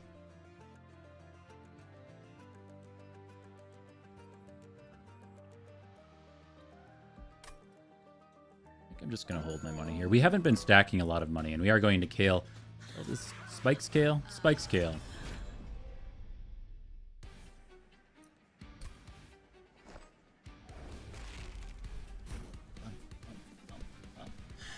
Okay.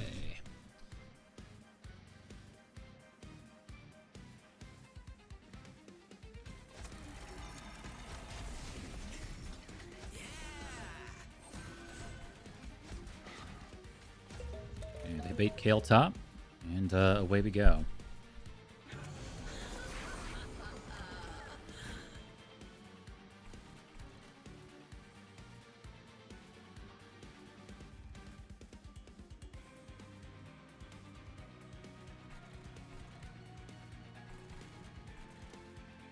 Are super garbage.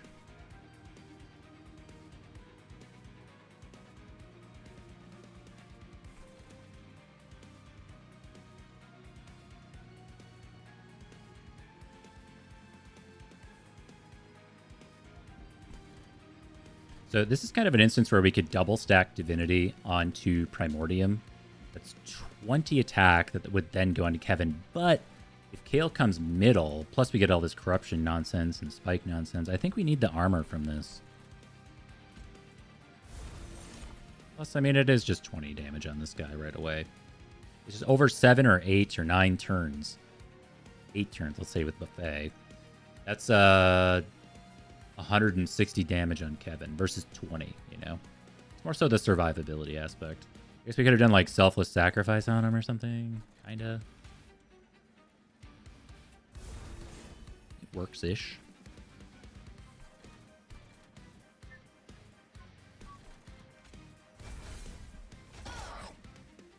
I do not understand this unit. It's just... Return cooldown for that? Come on. That's crazy.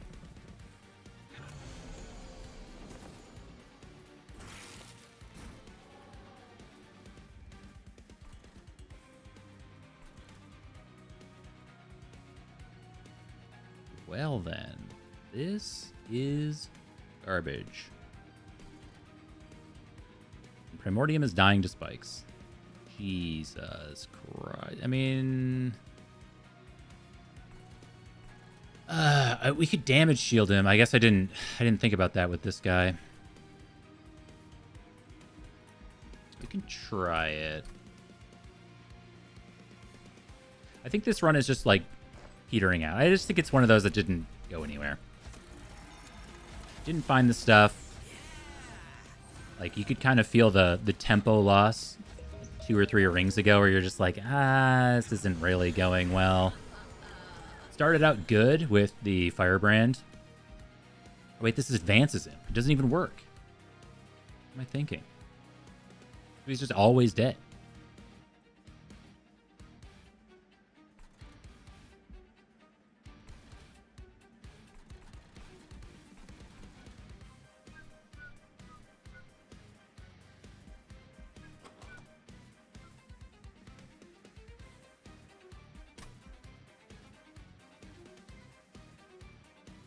What? Well, we can do a stupid line. I don't think I would ever do this, but let's just see what happens. So we can do this. We can advance you. You get some health. And then...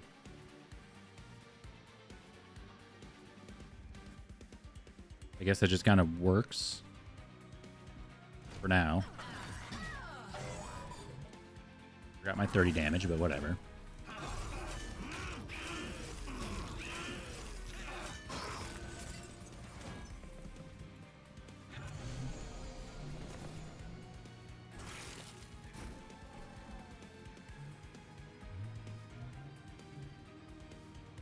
So now, technically, Primordium isn't dying.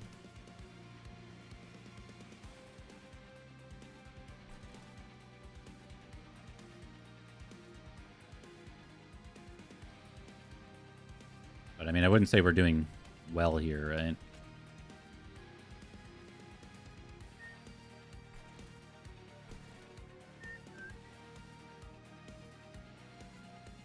Health, huh?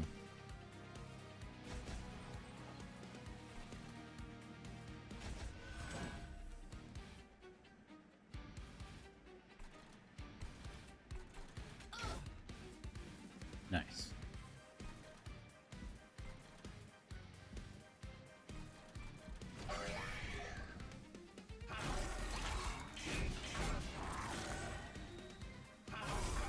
And Primordium is like stuck tanking. We don't have any other advanced cards other than whatever it's called. The thing we just did. Challenge. Okay, so now we have spikes 12 to deal with. You have Grovel.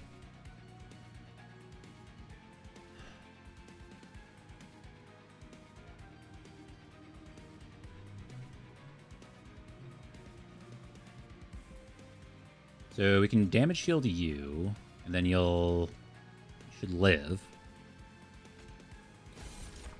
And then we can tank for Primordium with damage shield morsels.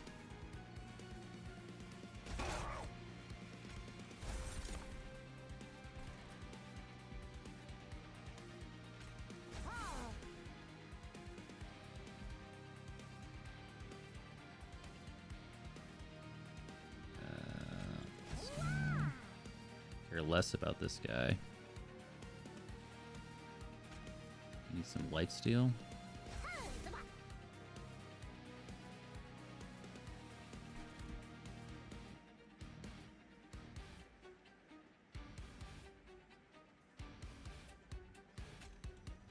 This is an extra 4 damage up here, but it doesn't make the difference. Oh my god, you're dying.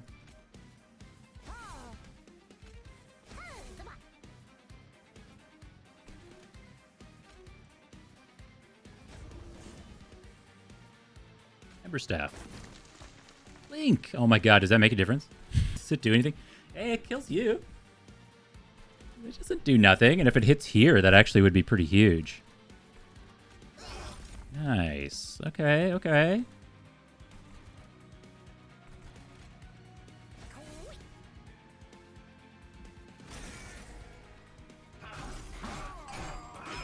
Still 9 damage on the pyre. Is that $20 though? Do we go to 360 because it's the swing plus the spikes damage?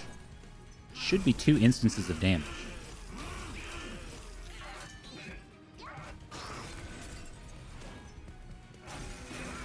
360.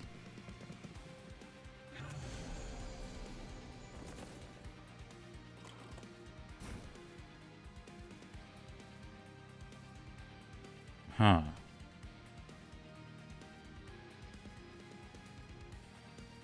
However, we just die to this guy.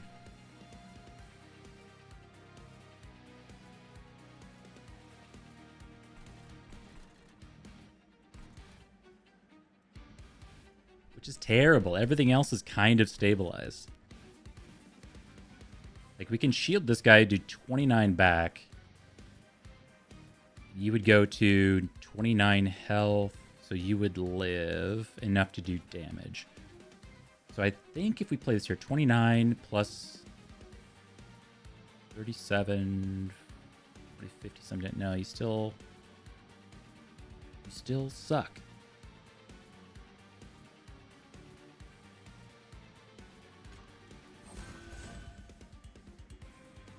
Oh, it's not even as good as I thought it was. Wait, what? Yeah, you still die, but so that's 2 hits and we die. We could do this. He does get the box killed. -1. Yeah.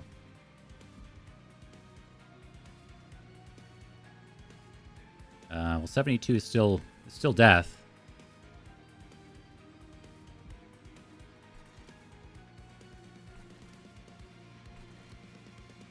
Damn, somehow we kind of stabilized in this run, outside of this top 4. But there wasn't really anything else to do here. Actually, I'll give you something else to do up top. Something else to do up top is to get the box killed. Because we want the capacity so we can feed the top guy morsels. Or put the box on bottom so it dies or something like that. I just doubt that's good enough. Because then we just have one guy with an ability. I'm going to see it, though. Real quick. Because this is it.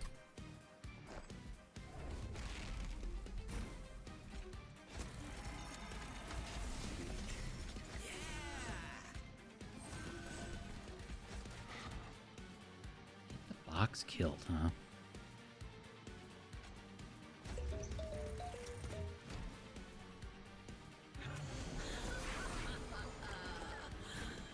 We never used the ability because that advances him. And then the only solution was to do this, right? And then we double divinitied this guy. Stuff happens.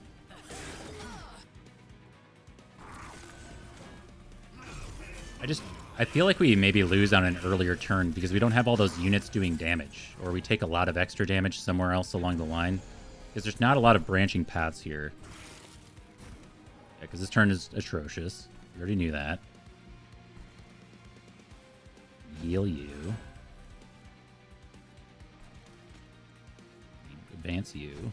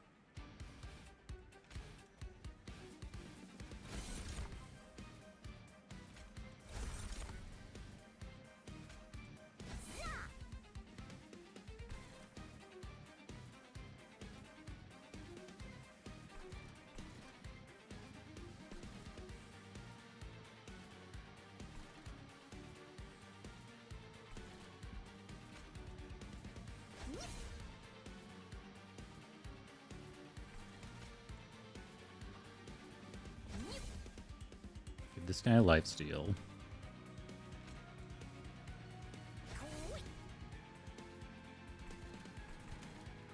So we can use your ability and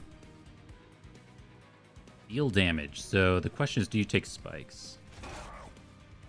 No. Also don't die, but here you do. We're already saving. Draws. Blink. Ooh, but I blinked like on the next turn, right? Or something. But this guy didn't get blinked. This turn's like also terrible. I don't know, man.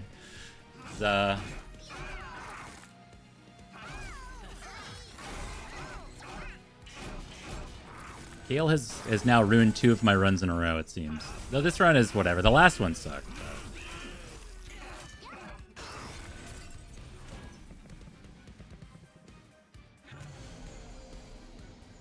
Oh my god, Kayle, no! This is worse somehow.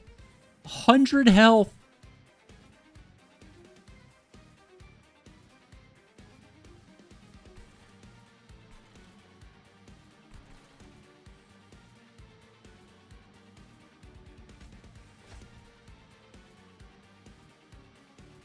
So, like, we know we can body block for this guy. It's like if we can get through this turn, we're fine. We did a spell. We can play a room. We can play a unit. So we can draw one with Versatile Ember Staff to maybe get Antumbra Assault to kill this thing. It's like kind of a thing. Nope.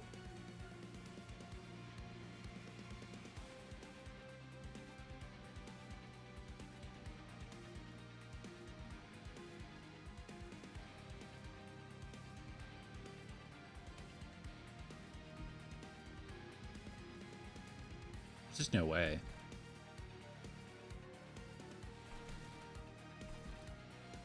You can deploy these idiots on top?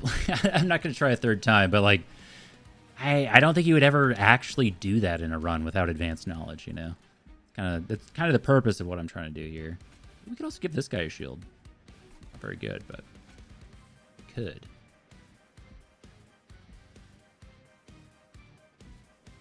Well, I am disappointed.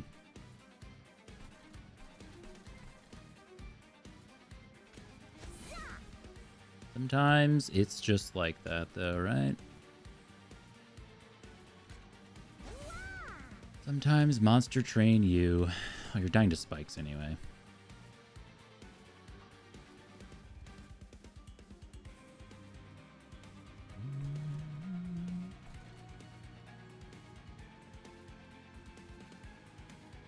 Gaining 68 health. Jesus.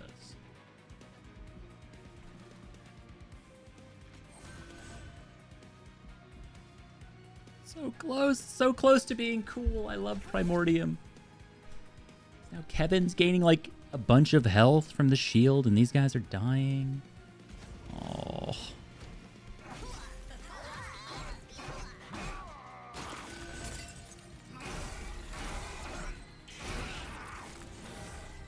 Oh. Well, you know what? Started out on a high note.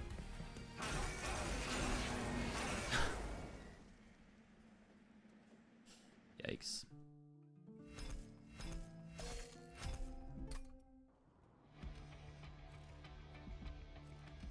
Couldn't quite guide that one home. But we won one today. I just like I hate going out on a loss, you know? That one just like I said though, that one's just it never found an identity. It never quite got the thing that took it to the next level. It was kind of some good stuff. But yeah, you get stuck with 5 Inspires, 5 Plinks, and it's like, these don't do anything. Eventually, we're going to have to win on that, but I don't think you ever say, Plinks really just carried the run here. You know, I think it's so hard to get them to do anything at a certain point, and they're 100% better than they were in Monster Train 1. In Monster Train 1, they did like 1 damage. Now they do too, I think. But yeah, I mean, Firebrand on the bottom pretty much carried. Courage didn't do anything. Then again, we'd probably put Wrath on something. Maybe Kevin. Maybe Firebrand if we didn't do that. But I still, like, kind of stand by this, you know. Firebrand's great when he gets off the ground. And with the extra health, he takes a couple hits, he gets a little bit of Valor, there goes the damage shield, and then there's a world where the next wave comes and he takes a bunch of damage and needs to be healed back to full. And he can keep tanking, because he just needs to get, there's that ejection, that curve, where he gets enough Valor to stand on his own.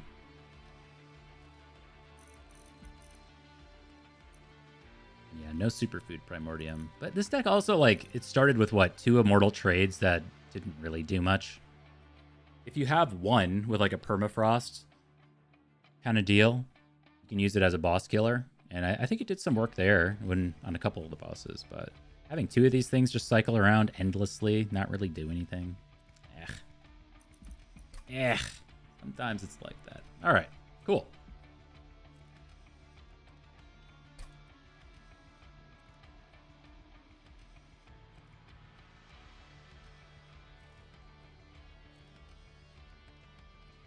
All right, friends, thank you very much for hanging out with me. Thank you to everybody who decided they want to come back next time and followed the stream. Thank you. We'll be back again very soon with some more wins on Monster Train. We're doing okay. We're at our 20 of 180. Can't see it on the bottom right, but we've got 3 on the Melting Remnant. And surprisingly, with Melting Remnant, it's 3 clans from Monster Train 1. Hellhorn, Awoken, and Stygian. We have a win on Umbra, at least. We only haven't won on Stygian Guard. Stygian Guard is the last one. We just haven't random into a lot of Stygian Guard runs, I think. Initially, when I started streaming this, we were doing Monster Train 2 clans as the primary and then random secondary. So that's why we have a lot of crowns on the left, not the right. But anyway, I think what I could see myself doing at a certain point, I like the random runs, but at a certain point, we might have to step away from that and start trying to pair our Pyre with the clans a little bit better, just to kind of speed up the process here. My heart doesn't care if we do random all the way to 180. It probably means more if you just get to that point than if you random your way into it. I did see there's a mod that can make it so you don't random into a clan combination that you've had before, but that's also kind of just selecting clan combinations in a very roundabout way. Whatever, you know. Yes, but anyway, we'll leave it there for today. Thank you, guys. Chat with you all again soon again. All right. Bye-bye.